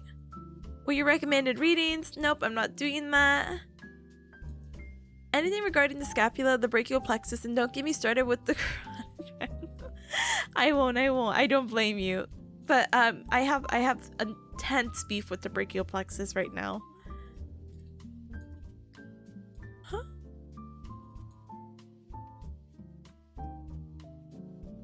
Oh, let's see. I feel like I copy and pasted something wrong. I'm like, what is this talking about? The shoulder, I guess. Huh? Hi, Hyper. Hi. Welcome. Dumb comment? No dumb comments here. Please do not worry. But you're the first person I've seen study on stream. It's because school is kicking my ass. Well, welcome. I promise I do more than studying if it helps. What else do I do? I game. I'm a gamer.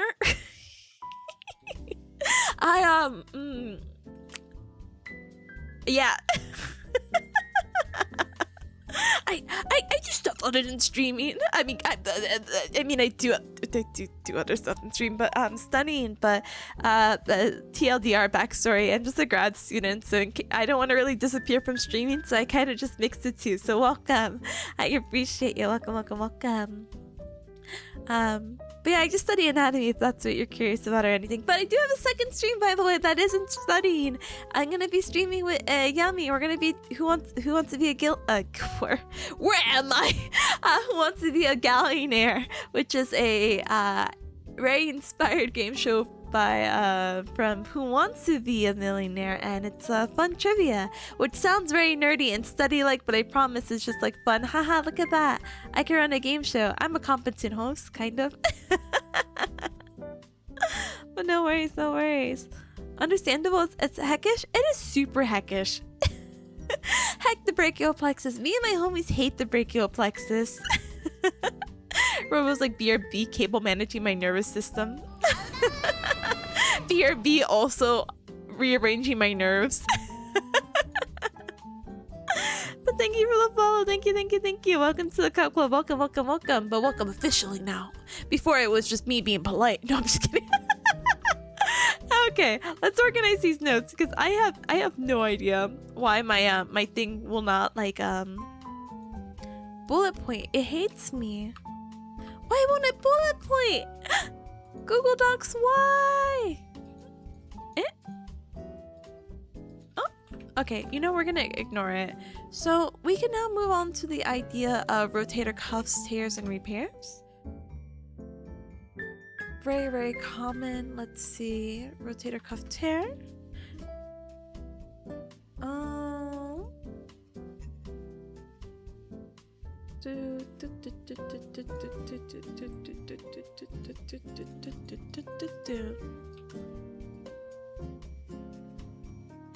Paste with no formatting, maybe?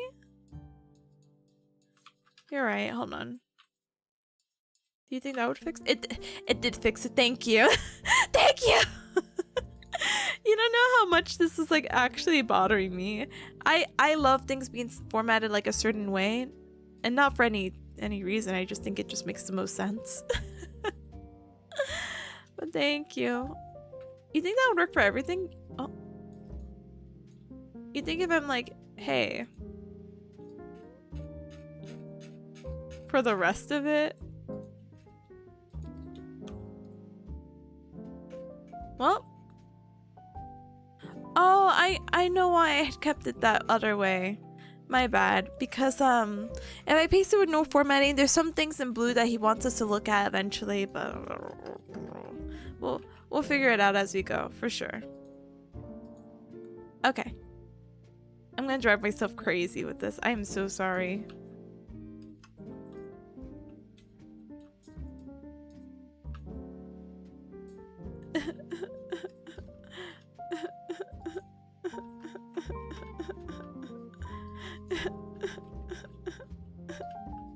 Okay, so types of tears that you can have. We're not going to focus on this. We're almost done. I'm not going to focus on the formatting. I'll just come back to this later. Alright, so we talked about the rotator cuff because, again, everything that we've been talking about thus far has been about the shoulder and the upper extremity, etc., etc. So what's going to happen here is that we have our rotator cuff muscles, which are going to be our sit muscles. So we have the supraspinatus, infraspinatus, the teres minor, and the subscapularis.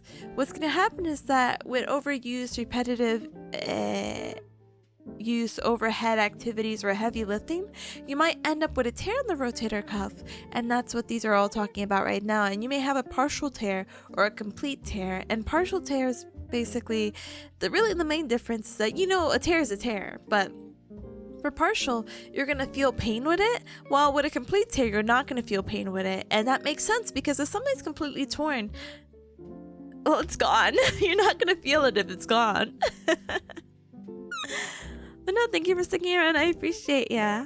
I skipped college, so I learned for free here. Let's go! Well, I mean, I don't your life, but like, thank you. I'm glad that you're able to kind of pick up something, anything. I feel bad because I format these study streams in different ways. I have a study stream where I am just talking about notes, like maybe if I'm reviewing an exam, I'm like, oh yeah, learn with me because I have a vague idea. Study with me is more like a, I have no idea what I'm doing. I'm just looking at these notes for the first time. But if you pick up stuff, great. And then the focus is what I'll do in a little bit with pomodoro and whatnot. Let's see.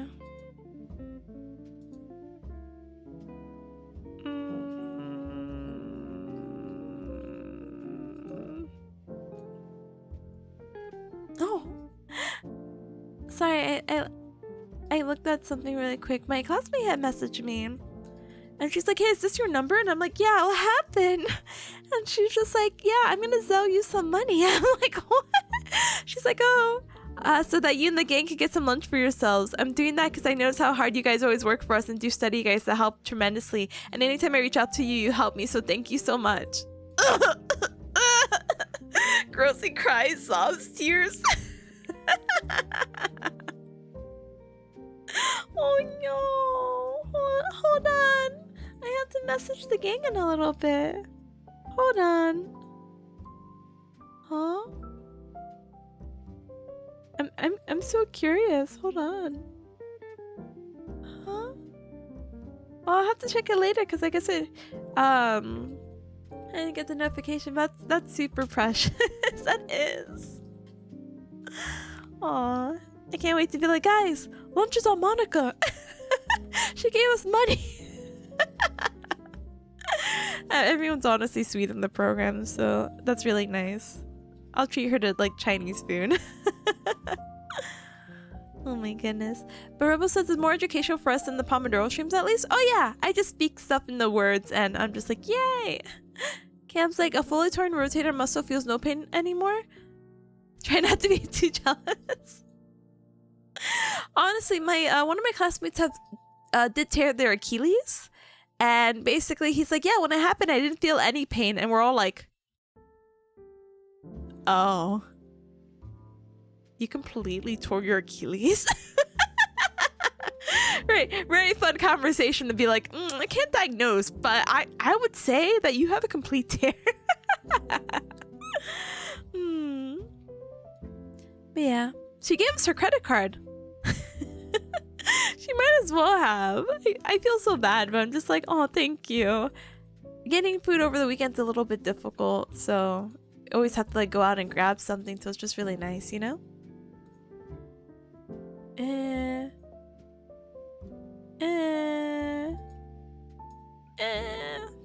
Isn't explaining something the best way to remember information? It is, but I feel bad when it's like this because I'm like, oh, this is my first time. But again, when it's like exams and stuff, I'm just like, oh yeah, this! It does help me learn. It's great! That's why even though the studying method's a little bit slower and kind of like, I'm so sorry, I don't know what I'm talking about, I can at least remember like, oh, I remember talking about this. Or at least, hey, I formatted it with UCub so I have like a vague idea. So, yay. Alright. Let's see. Repair indications, symptomatic or degenerative or traumatic. So basically, if you're showing signs and it's degenerating or it's from a traumatic experience, maybe a fall, excuse me, definitely need to opt in for surgery. There's different types of repairs. So let's see. Surgery rotator cuff. Let's see.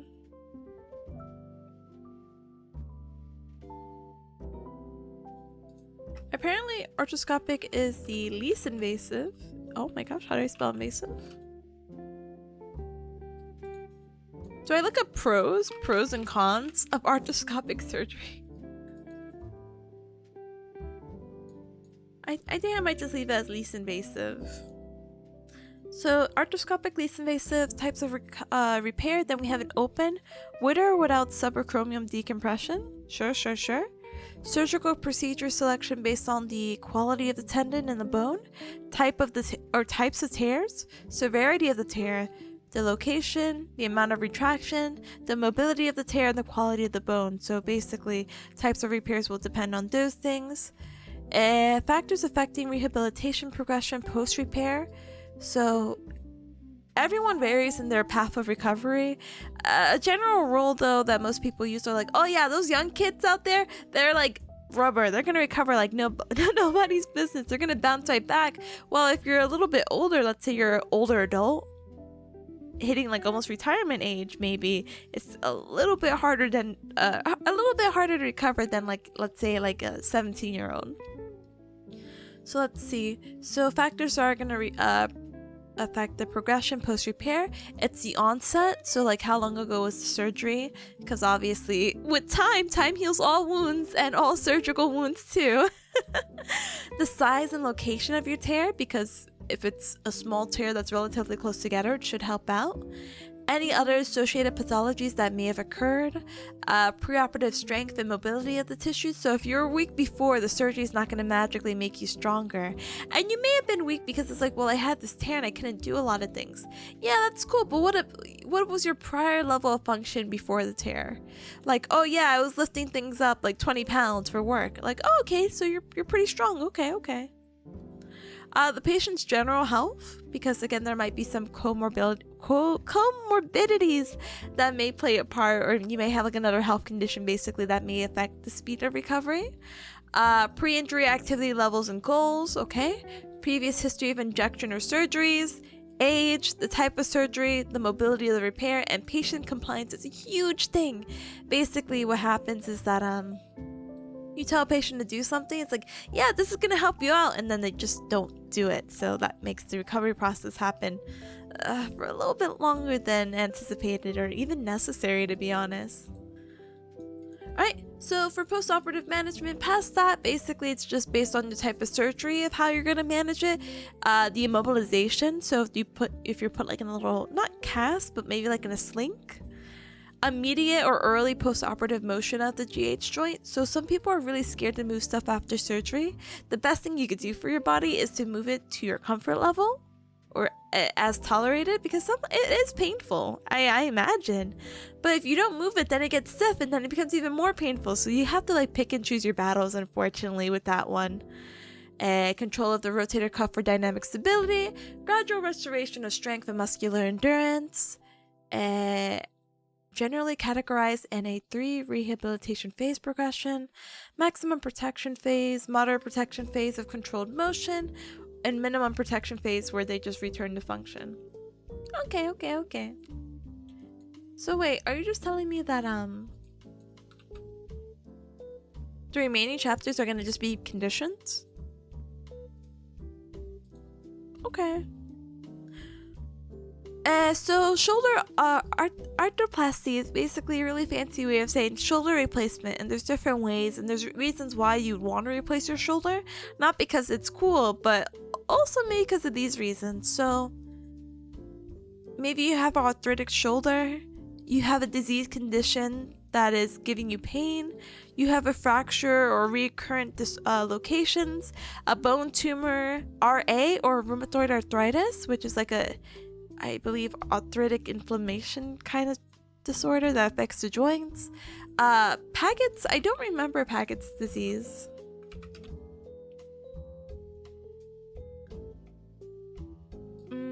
Oh. Well, we'll figure that out with formatting in a little bit. Pagets disease, it causes bones to grow larger and become weaker than normal, and I wish I had a pretty decent example of that. But it's weird. Basically, it causes the bones to grow, and you think, oh, larger is better, but really it's not in this case, and it becomes weak and almost like bow-leggedness. Like your bone bends, and it's so weird. Let me see. Is this I don't want to show you like a real life example, but I'm going to show you someone's femur. not femur, tibia. And tibia is the bone right below the knee. And look, it's not supposed to bend that way. It's not supposed to be bending. Oh, sorry. It's not supposed to be bending. Anyway, osteonecrosis of the humeral head. So osteo referring to bone, necrosis referring to basically death. And failed conservative intervention. So if you tried like physical therapy, if you tried doing exercises at home, if you tried medication and that just wasn't working for you, sometimes surgery just might be the way to go. And Hi Spyro, hi, welcome. Alright, so there's different types of shoulder arthroplasty. I'm not gonna go through them. I'm so sorry. There's a lot. I'm so sorry. The postoperative management seems to be the same. It seems to be based on the type of surgery and the precautions that you take. Patient education can be super important for this one because it's hard to be like, yeah, you can't use your arm. And it's like, but I've been using my arms my whole life. There can definitely be some complications, which sucks, but it happens. And basically, you might have some damage, there might be an infection, you may have a DVT, which again can get really dangerous, deep vein thrombosis, and we talked about that last study stream as well. We're talking, like at the very beginning, we're talking about like blood disorders and whatnot. DVT came up, and that's when you get like a blood clot, usually in the calf, and it may travel up and it could kill you basically. Hold on.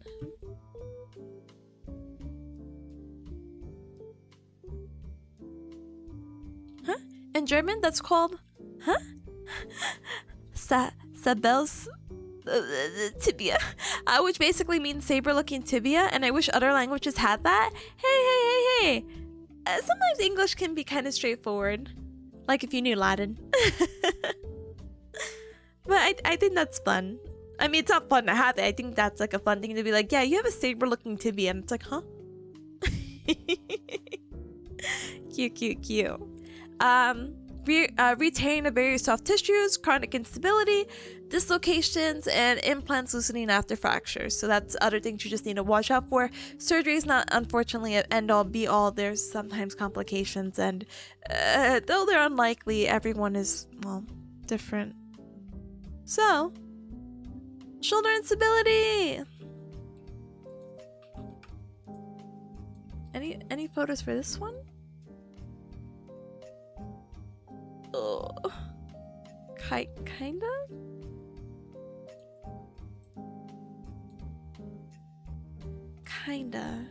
Alright, we'll put it over here.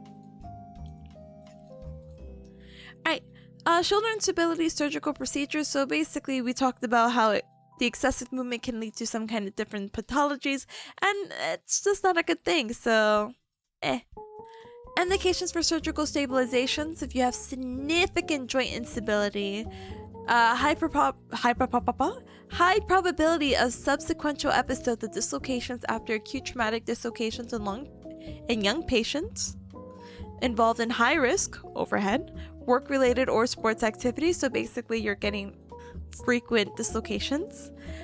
Dislocations associated with significant cuff tears or fractures.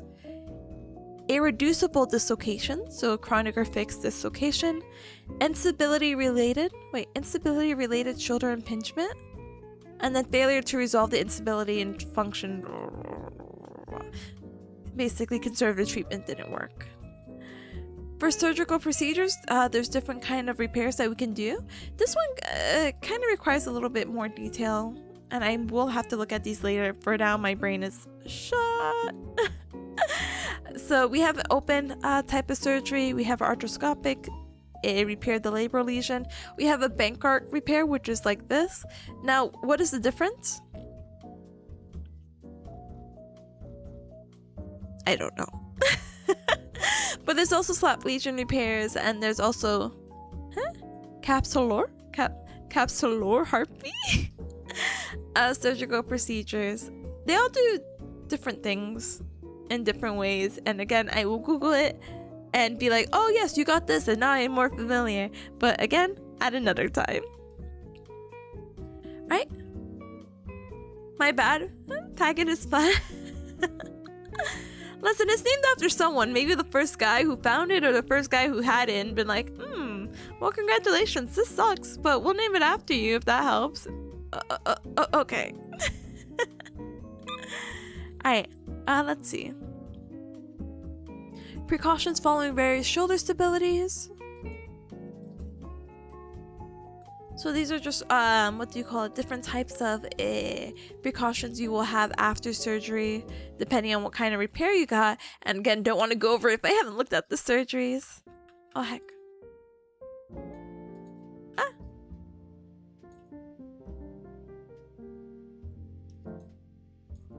Okay, and then that's done because then I have all these videos. See, look at this. I have multiple videos in this unit and one of them is 41 minutes that I have to look at. No thank you, no thank you. So let's politely read through this one, I suppose. This one is gonna... Oh, we have 4 more pages. This one is apparently supposed to tell us the difference between sensitivity and specificity. That is not how you say that word. Hold on. We're looking it up. I'm tired. I'm tired! Specificity. Specificity. Specificity. Specificity. You think you got it right? Thank you. I'm just like, I'm sorry. Alright. The first... I'm not going to be able to recall the first one. I'm so sorry. Well said. Thank you. I'm a natural speaker. Yes. Specificity. I didn't speak when I was a child. Okay. Now that I have to speak, I'm just like, oh. Anyway, when it comes to diagnosing any musculoskeletal condition, it is vital to understand how accurate a specific test is at actually determining the tissue impairment and or diagnosis. Spyro says, specificity is the hardest word for me to pronounce. It isn't fair. Honestly, same. It is very difficult for no reason whatsoever other than it is what it is. Alright. Okay. So when it comes to diagnosing, basically, special tests, it's important to understand how accurate a special test is. This not only pertains to a special test you've been taught, but pertains to the individual examination step and tests that we clinically have to perform. We also have to have an understanding of examinations that the doctors perform, that being said, imaging. Alright? By this point in your education, you should be familiar with terms such as these. Now we need to know sensitivity and specificity. The reason statistical measures are so important because it's very, very rare that any diagnostic test is even close to being 100% accurate.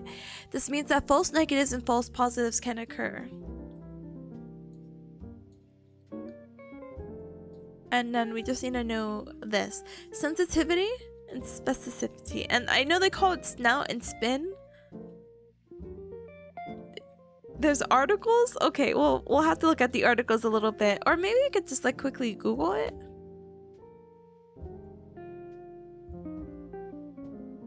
Oh no, I guess not. This explains it. So here's the definitions for sensitivity and specificity. So sensitivity is going to be the proportion of people who test positive and actually have the condition. Like, oh no, I have the condition and I'm really sensitive to talk about it. Well, specificity. Specificity is, what do you call it?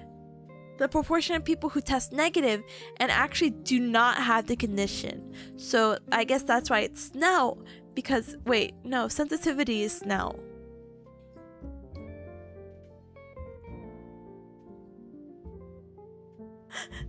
My understanding of it is out the window. Who calls it snout and spin? I have no idea. This is not the first time I've seen this. I just want to know. Okay, hold on. We got this. We got this. We're putting it in a box. That's how important it is. SNOUT is an acronym for sensitive test when negative rules out the disease. SPIN is for a specific test when positive rules in the disease. What does that mean? I'm so sorry. Hold on.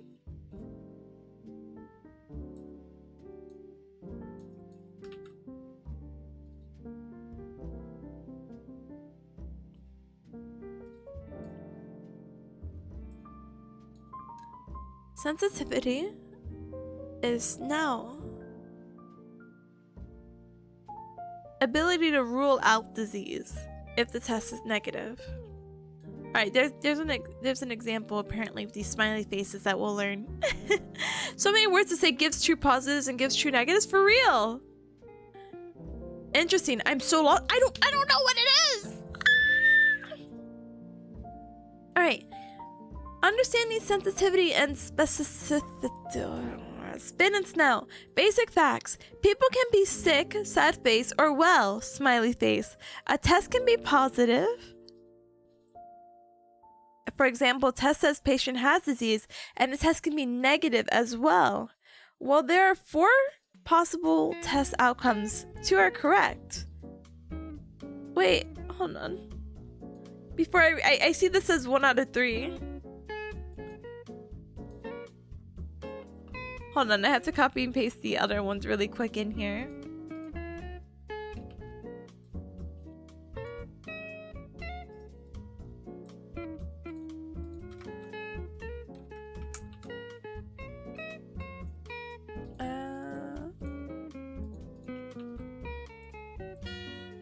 Alright. Understanding sensitivity. Okay, so a test can be positive and say that the patient has a disease. A test can be negative. Test says that the patient's well. There are 4 possible test outcomes, 2 that are right. True positive, so the patient is sick and a test positive. Yep, you do have the disease. Or true negative. The patient's well and the test is negative.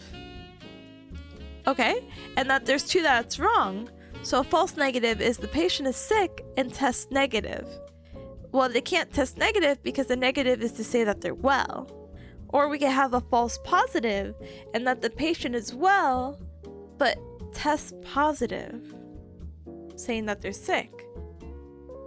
Quick review of specificity.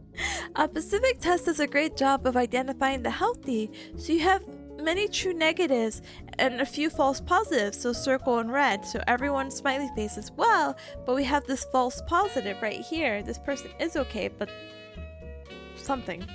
What is spin? The spin mnemonic means a specific test that is positive rules in disease. It's spin because we said spin was. Oh, my head's gonna blow up! I'm gonna read what you said, Caleb, because I'm like, Hi, Broly, by the way. Hi. Welcome. Caleb says, high sensitivity means it's good at giving positive signs in a patient that has a disease. Hold on, we're copy and pasting this. It's going in the box. High sensitivity means that it's good at giving positive signs at the patient that has the disease. High specificity means it's good at giving positives when the patient has the disease. Wait.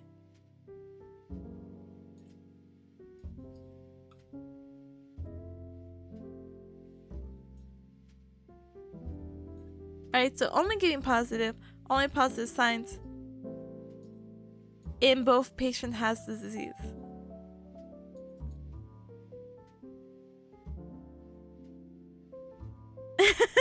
I'm not done with that school yet. Nothing I say is medical or studying advice. You're absolutely okay. I'm not done with grad school, and I'm here struggling on a concept that's not even really related to my major. This is more for research, guys. Do we have to watch a video? I'm so sorry.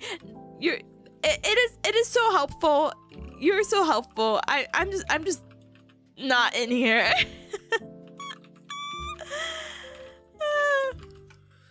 But no, it's not a psychology lesson. It's something, alright?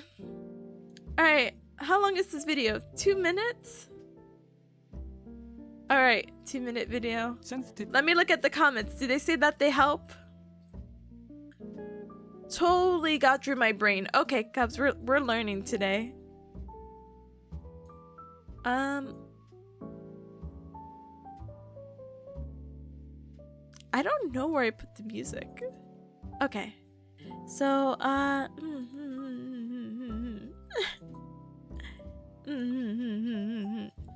pause. Alright. Sensitivity and specificity. Tests are like people. A sensitive person can sense when patients are sad. You have 5 patients and the sensitive person is positive that these The music's making me think that this video is going faster than it needs to be, and I'm panicking. Okay, sorry. sensitivity and specificity. Tests are like people. A sensitive person can sense when patients are sad. You have 5 patients and the sensitive person is positive that these patients are sad. However, there is also a positive result for this person who is not sad, so this is a false positive. A specific person specifies only sad patients. Amongst these 5 patients, only this obviously sad person will be specified as positive. However, while this patient is actually sad, he's not sad enough, so the test misses him and he is a false negative. You want to make sure blood donors don't have AIDS, so you use a sensitive test. If the test is negative, you can rule out AIDS. You're pretty sure he's AIDS-free, so you take his blood to the bank. Snout, sensitive, negative results, rule out. Your sensitive test has false positives, catching some non-AIDS people as well. So, before breaking the bad news to the patient, follow up with a specific test. If the follow-up specific test is positive, you're pretty sure he's got AIDS. Better tell him because AIDS has been ruled in. Spin, specific, positive results, rule in. Spin and snout remind you why. Now, how do you calculate sensitivity and specificity from a 2x2 chart of data? Out of 12 people, 3 really have AIDS, and 9 are really healthy. You test these 12 patients with 5 positive results and 7 negative results. The 2x2 chart comes from the overlap of false and true, positive and negative. 2 people definitely have AIDS. These are true positives. 6 people are definitely healthy. They are true negatives. Of the 4 remaining, 3 supposedly have AIDS from the test, but are actually healthy. These 3 false positives got unnecessarily stressful news. And there is 1 person who tested healthy, but actually has AIDS. This false negative is a big mistake. Now that you have the chart, you can calculate sensitivity and specificity. Sensitivity is true positives divided by all with AIDS, including those the test missed, or true positives divided by true positives plus false negatives. I have to stop. Not sad, honestly. What was that comment? Bro, I think I know what this stuff is about, and the video lost me halfway through. The video did lose me halfway through. I'm like, oh, he's putting smiles, like he's putting different things. Oh, like I think the music in the background definitely did not help out. All right, there's a song. In life for sensitivity and also specificity, forget those 2x2 charts crammed in school. For patients, sensitivity and also specificity, no concept, spin and snout, and you'll be cool. Boom.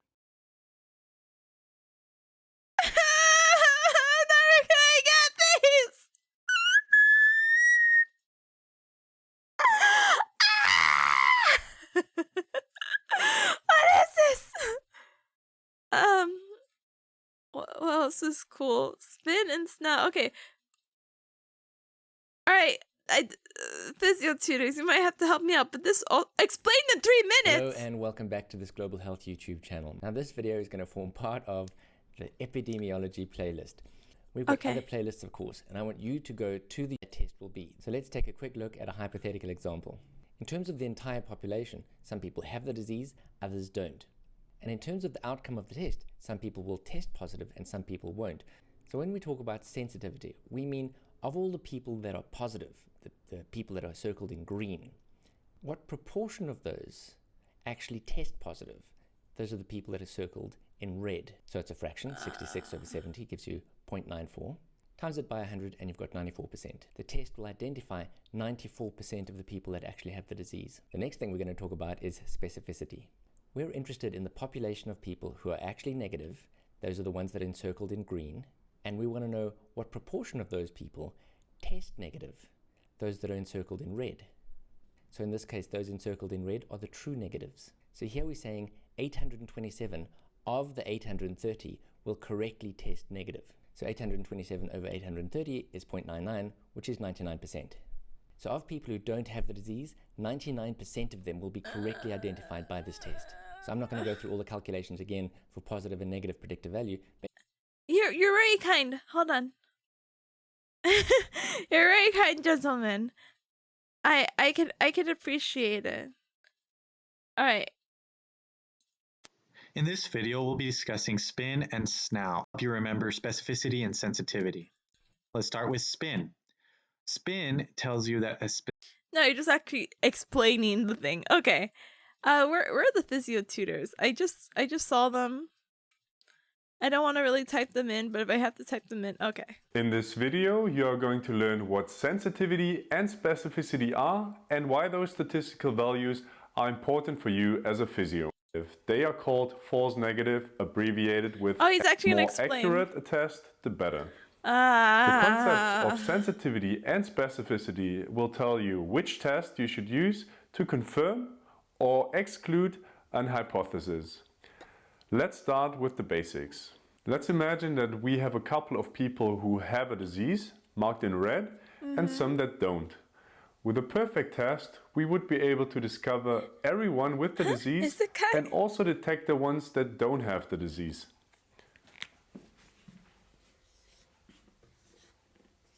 Imagine. The ones that have the disease and that are correctly diagnosed are called true positive, which is abbreviated with TP. The ones that do not have the pathology and that are correctly diagnosed as healthy are called true negative, abbreviated with TN. I'm getting this at least. Yeah. True positive, true negative, yeah. This test would then be 100% accurate. In real life, however, a perfect test does not exist, and we will have patients that are diagnosed with the disease but that are actually healthy, called false positive. So for example, this one would be false positive. I didn't even know they had their names and on at it. the same I look time, at their you will videos have from time to patients time. with the disease, but your test could not detect them and was negative. They are called false negative, abbreviated with FN.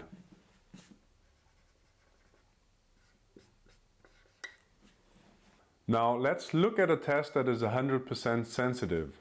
Okay. Sensitivity is the ability to detect something. Imagine an alarm that you have installed at home and that goes off with the tiniest movement. So a 100% sensitive test is a test that can detect all people that have the disease, so no single person that has the disease is missed. You can imagine that you would want to have a highly sensitive test when you are testing for potentially fatal diseases like cancer, because missing an ill person could potentially lead to the person's death. All the persons that tested negative can be sent home because they definitely do not have the disease. So with a 100% sensitive test, abbreviated as SN, we do not have any false negatives. Therefore, if they have a negative test result, we can be 100% sure that they do not have the disease and we can rule them out. Okay. Snout, like in the snout of an animal in this example here, is the mnemonic that you should remember. Okay. Maybe you have already discovered the problem in the example from before. We have two people who were diagnosed as positive, but who are actually healthy. If we modify our example a bit, and we now say that, for example, everyone has a positive test outcome, we still have a test that is 100% sensitive. The problem now is that a lot of them are falsely diagnosed positive, and therefore our test accuracy will suffer. For this reason, we need a test that is more specific. So now let's look at a test that is 100% specific. You have to imagine specificity as the extent to which a positive test result really represents the condition or disease of interest and not some other condition mistaken for it. In this case, when a test is positive, you can be 100% sure that this person has the disease.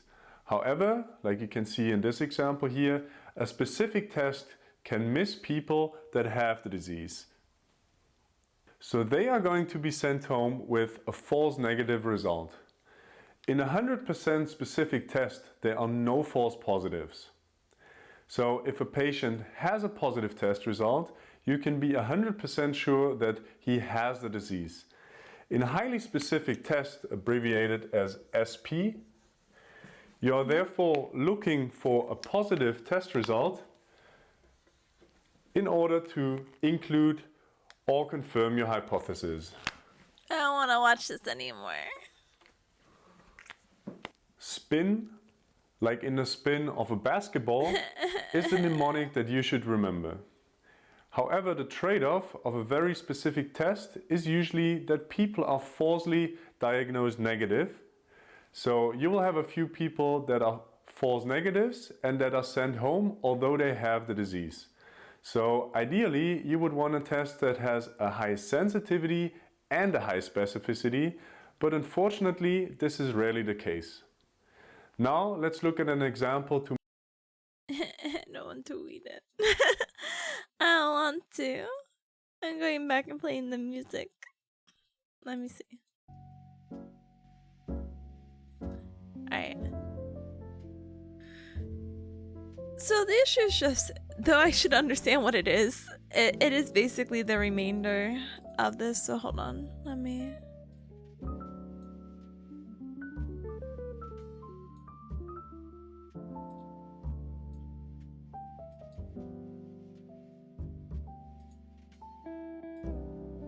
Okay. So SNOW is when a negative test rules out. Tests that have high sensitivity will rule out the condition. Sensitivity will rule it out. While SPIN, again, it's going to rule in. The more you think about it, the more confusing it's just a little bit. I think I will take it at right face value of like, okay, we'll keep it with the mnemonics and basically, I have your words here. I have it in the box. So we'll see. I'm also gonna probably harass like a classmate and be like, hey, tell me the difference between this. Yeah? Yeah. Hopefully. Yeah.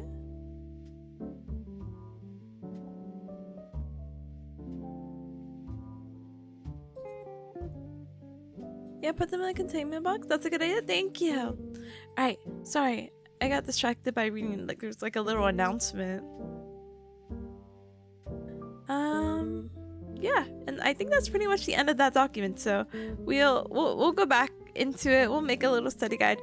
I will really realistically what I want to do is look at the Quizlet that was available. Let me actually dig that up really quick.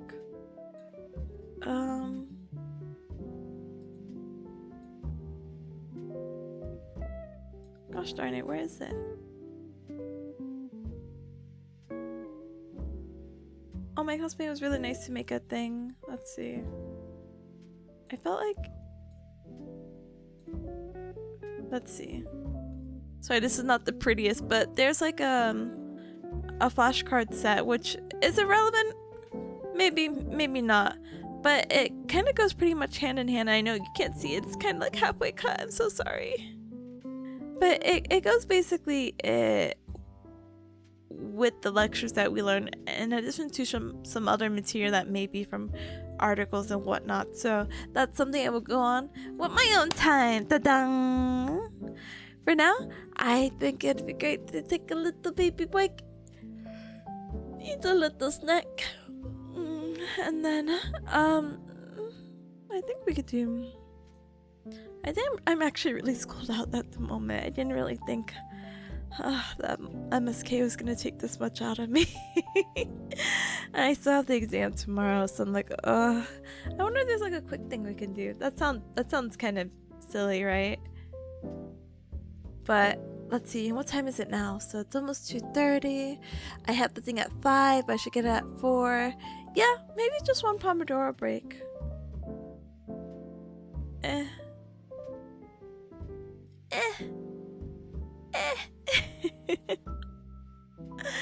So we'll pretty much go from there. Anime night? Yeah! And guess what? We might have a special guest for anime night.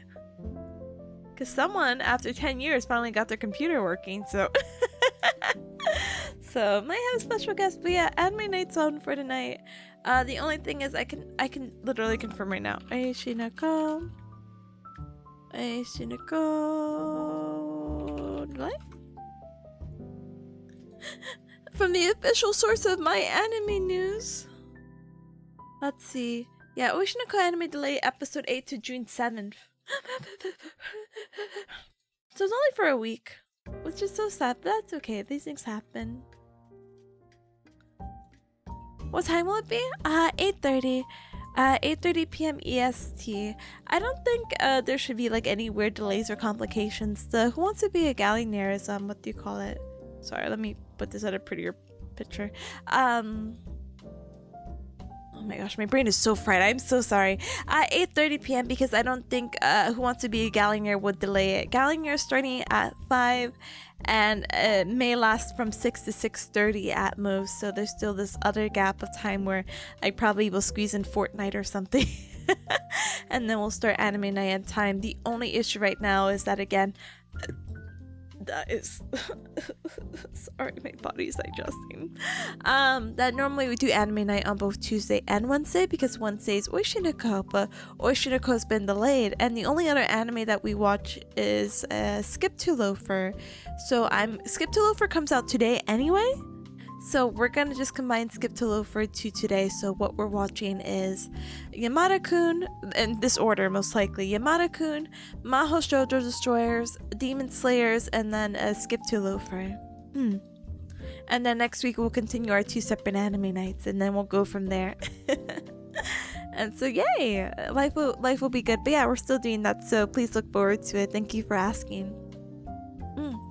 Alright, let me politely BRB. I will do those jumping jacks that one of the cubs said to do, and we'll spend just time doing one Pomodoro session.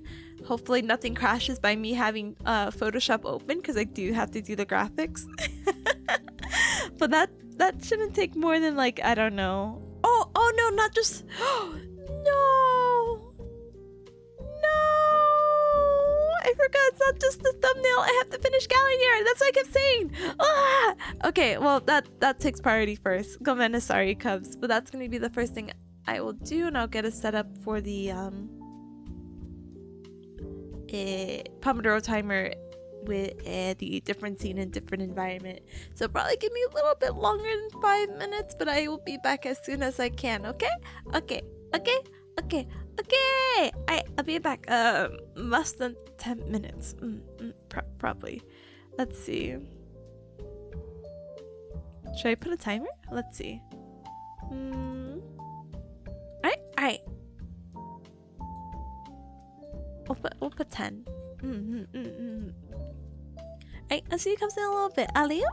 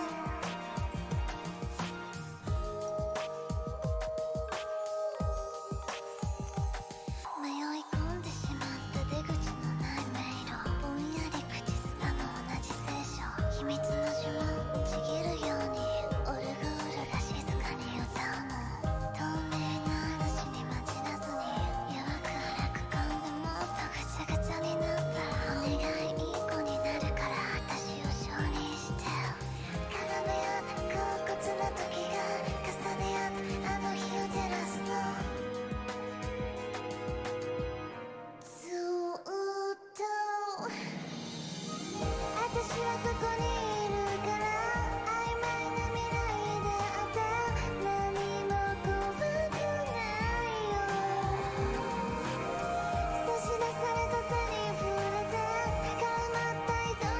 been waiting for this.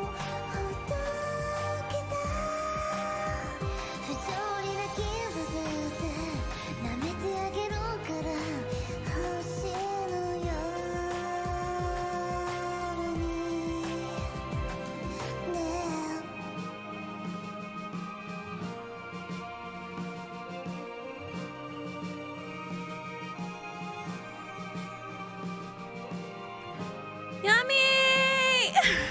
Hold on.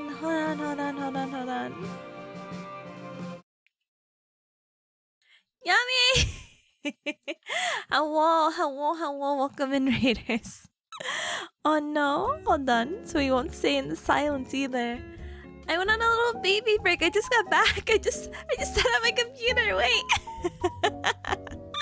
No, even the whooper bot is wonky. Ta-da!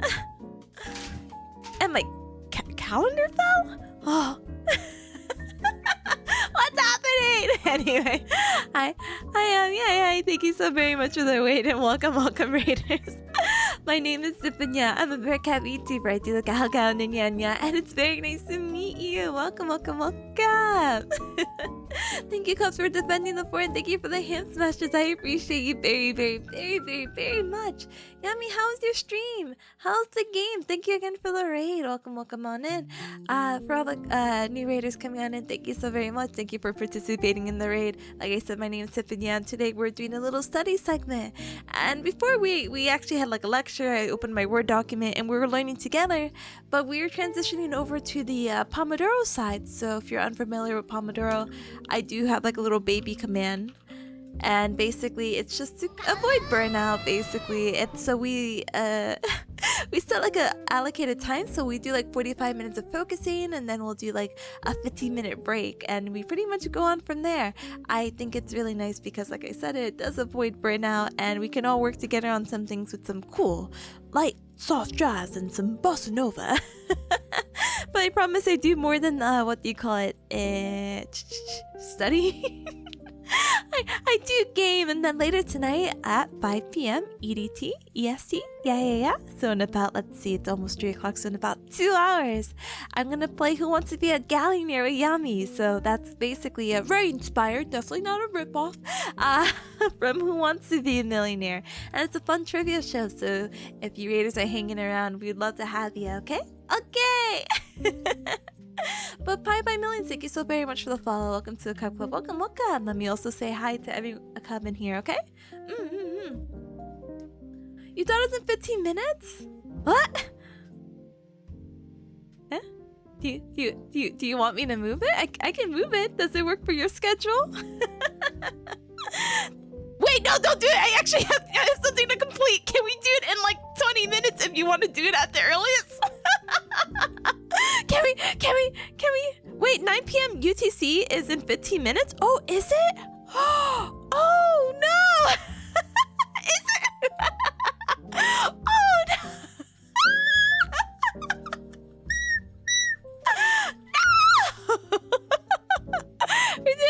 No! I'm sorry. We can move it an hour early.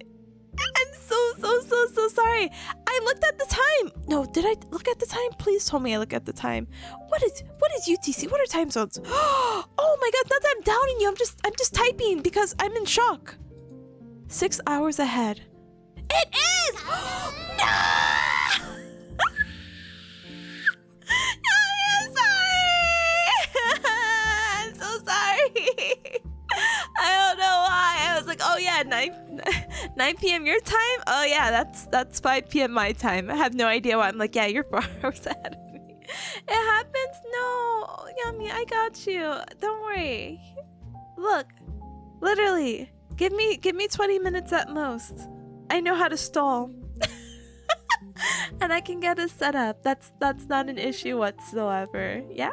It's completely up to you.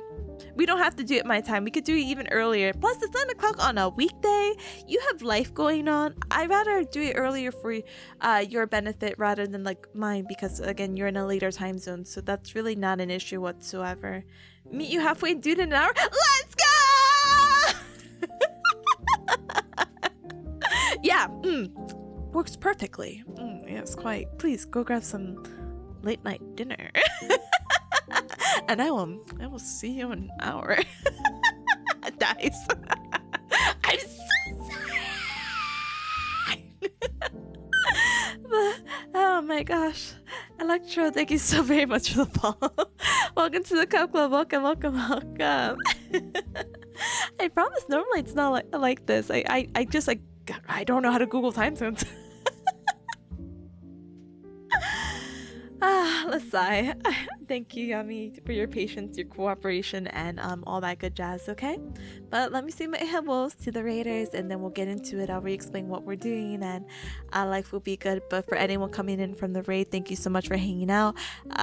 In an hour, I am collabing with Yami, so I am in the time zone of EST or EDT, East Coast, USA. Sorry, that's a theme for today. So in about an hour or so at 4 p.m. we'll be doing Who Wants to Be a Gallionaire, so please feel free to hang around and stick around for then. Yeah? English? Yeah. And if, yeah, hi, welcome. Hi, Teal. Hi, welcome. Hi, Pi. Hi, welcome. Ferris, well, hi, welcome. welcome. Lena, hi, welcome as well. Welcome. Supernatural Bleak, hi, welcome. Oh my goodness. But yeah, so sorry about the time. Holy moly, I'm so sorry. Sorry for the squeaking too. But yeah, everything is going according to Kikaku. Even if it has to be compromised a little bit, it's still going according to Kikaku. Anyway, so you really caught me during a little like transitional period, because I'm like, oh, let me stand up, stretch, do some jumping jacks, because what I was studying a little bit earlier was just a little bit overwhelming. My brain got fried, so that's why I'm all like jumbled up too right now. So, sorry. Sorry. But let's do this, okay? Normally we do 45 minutes of focusing in Pomodoro. I will, and we do have that hour. So see you soon. Please have a good one. Enjoy life. And for the Cubs who are not following Yummy, please do give your follow and your support for Yummy and their patience and understanding during this whole situation. Alright, so yeah, my break timer ends in literally 5 seconds, so let us reset this. Normally we do ring. It's so scary. I'm so sorry. We can adjust the time. Let's see, because this and that, and then this 15 minutes, and then by the time I find someone to raid, yeah, let's do this instead. So let's change the time for 35 minutes, because that's really all I'm gonna need, hopefully. And that gives me enough of a buffer time to hang out with Yami and update him with anything and get everything set up. So thank you, Eureka, for your patience, okay? So for everyone new coming in, we're gonna be moving on to our focus session. So before we're studying, right now we're doing focus. So again, implementing that Pomodoro technique, where I basically mute myself by blasting music, and I'm just gonna finish working on some of my schoolwork and other activities that I have to do. And then normally we do take a break after, but due to my poor sense of timing, we're gonna kind of skip that. So feel free to hang out, chill, and do all the cool stuff. But thank you for being here. I appreciate ya. Let me go ahead and put the little mute icon. I'll still be able to talk, by the way, through chat box. So if you have anything, or be like, hey Tippa, I'd be like, you're distracting me. No, I won't say that. I'll be like, what happened? What's going on? I'll still be able to interact, so absolutely no worries. But just for everyone's sake, I will politely mute though. So I'll see you guys in a little bit. Hey, what are you schooling right now? Oh, I'm doing the big bearcat school. I'm doing the grad school for rehabilitation. So that's always really fun and exciting. So a lot of my studies ends up being about anatomy and muscles and bones and all these wacky stuff. So normally I do show the material and we can go over it, and it's like a fun, like, you can even put it as a podcast at that point. I do show my notes, but like at the moment I'm just like, oh, I don't have anything to show anymore. I just have to work on this. Dr. Bear, basically. Grad school, yeah, it sucks, but it truly is what it is, you know? But let's see. Yeah, I could talk all about my doctor adventures in just one hecky moment. Let me see. If I do get to finish this early, then more power to us, right? Right. Yeah? Right. I feel like I have to lower the time to 30. Huh? What is the most important ligament? Oh, the inferior glenoid humeral ligament. And what it helps to I got you. And it helps with the stabilization, and it helps in 3 different ways, but it really depends. The anterior and posterior help, but I feel like it was for different things. It was like for preventing excessive motion, or am I confusing that with the clavicular ligaments? Because there's like excessive elevation, internal rotation, and external rotation.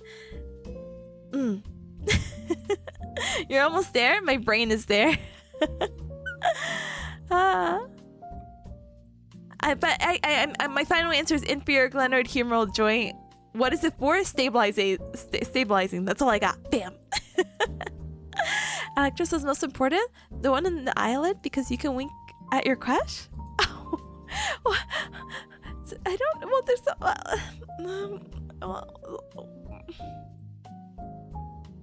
I guess there is a ligament. Okay, cubs. Here's a double wink for me. One wink for me. And another wink for me. Okay, I go. Goodbye. I mean, I blasted music. I have to catch up with Yami and all this other stuff. So I apologize, but thank you. I appreciate your patience and all that stuff. And yeah. I'll be back. Hold. Okay. Hold.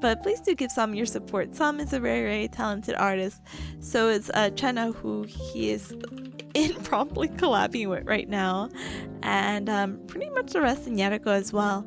We have Teru, who also draws if you like art, and of course Big Ham. Sorry, Lamorg, you don't draw. Well, I'll give Lamorg a shout out, but everyone I shout out basically are all super, super duper talented artists. Sam again is the one who drew this one in the corner, and yeah. But that's basically all of Yariko as well. So, but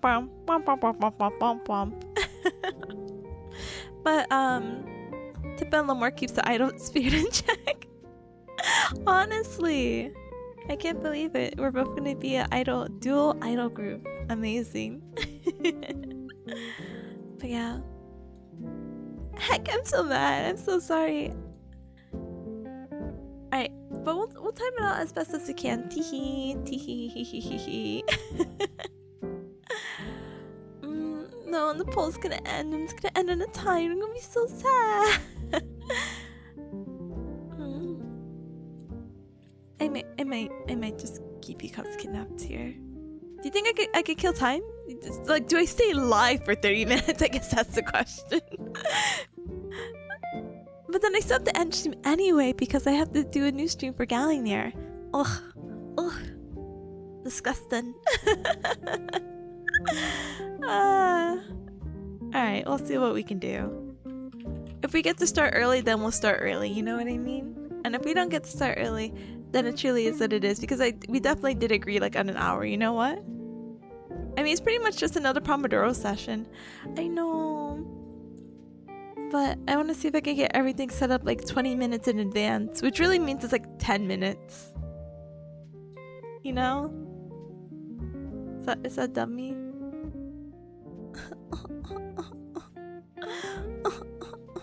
Christ. But here, let me politely chill in the meanwhile, even though I'm not gonna like really end. I will be back. But for the new cubs that are here chilling out, thank you so much for being here. I appreciate ya. All the good stuff. Yada yada yada yada yada yada yada. Feel free to join tonight. We have anime night at 8:30 p.m. EST, which is in about 5 hours from now. Yeah? Yeah. So please feel free to join. We're going to be watching Yamada-kun. We're going to be watching Mahashoujo Strays, Demon Slayers, and we're adding Skip to Loafer because Oishinoko has been delayed for an hour. To make a really good compromise of everything that's happening other than me just stalling with my words. I am, what do you call it? We will raid into Sam if he is still alive after Gallinger. Yeah? Yeah. So you get a little 2-in-1, yeah? Yeah. So I think that's a really, really good compromise. And if not, then well, but I feel like that might be the better thing to do. What was the show? Wait. Was what you said show before your shouted out stuff? And if yes, is that you speak for something? I feel like shill is like, I don't know if this is like the same definition, but I would say it's like self-advertise, I guess. It's like, oh yeah, like shill yourself. And it's like, oh hi, you know, I'm so and so. I do this. Hee. Yeah, I don't know. It might be very very informal slang, so definitely not a word that people normally use, but just a word I'm using right now. Teehee. But yeah, so that's the Discord. On Twitter, I have my schedule posted, and gosh darn it, do I have so many things happening this week. Tomorrow I have a study stream. I think I put it at the same time as 10 a.m. I don't know if I'm mentally strong enough for that, but hey, you know, or I think I might have put it to 12. Either way, another study stream tomorrow, so yay. I have an exam tomorrow, so that's what I'm gonna be politely cramming for. Let's see. Oh yeah, Thursday I'm gonna be doing Breath of the Wild. Oh my god, please help me. Tears of the Kingdom. More of that around, I believe, 3. And then on Friday I'm going to be doing a dual collab, so I'll be doing dual streaming, so I'll do more studying because there's just a lot of schoolwork that needs to be done this week, unfortunately. I'm sorry. And every semester following, I guess. But we're gonna be doing that. But then later in the evening, we're gonna be collabing with Tazzle. So that's super, super fun and exciting. We're gonna be doing Wikipedia speedrun, so definitely do check that out. Okay. As always, I also have my socials, so I have my YouTubes, I have my TikTok, so if you like the study streams, I have a bunch more study streams and focus streams on there. Am I that focused? Not necessarily, but is it fun? Is it cool just to have something in the background? Yeah. But yeah, Cubs, I'm keeping you kidnapped, so I guess we're staying here forever! But really, that just means that I'm gonna get everything set up, so I really do appreciate your patience. We'll be back with Gallinear in less than 30 minutes, okay?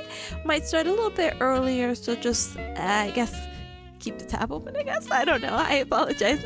You don't have to do anything, honestly, but your support is greatly appreciated, especially with my dummy time zone-ness.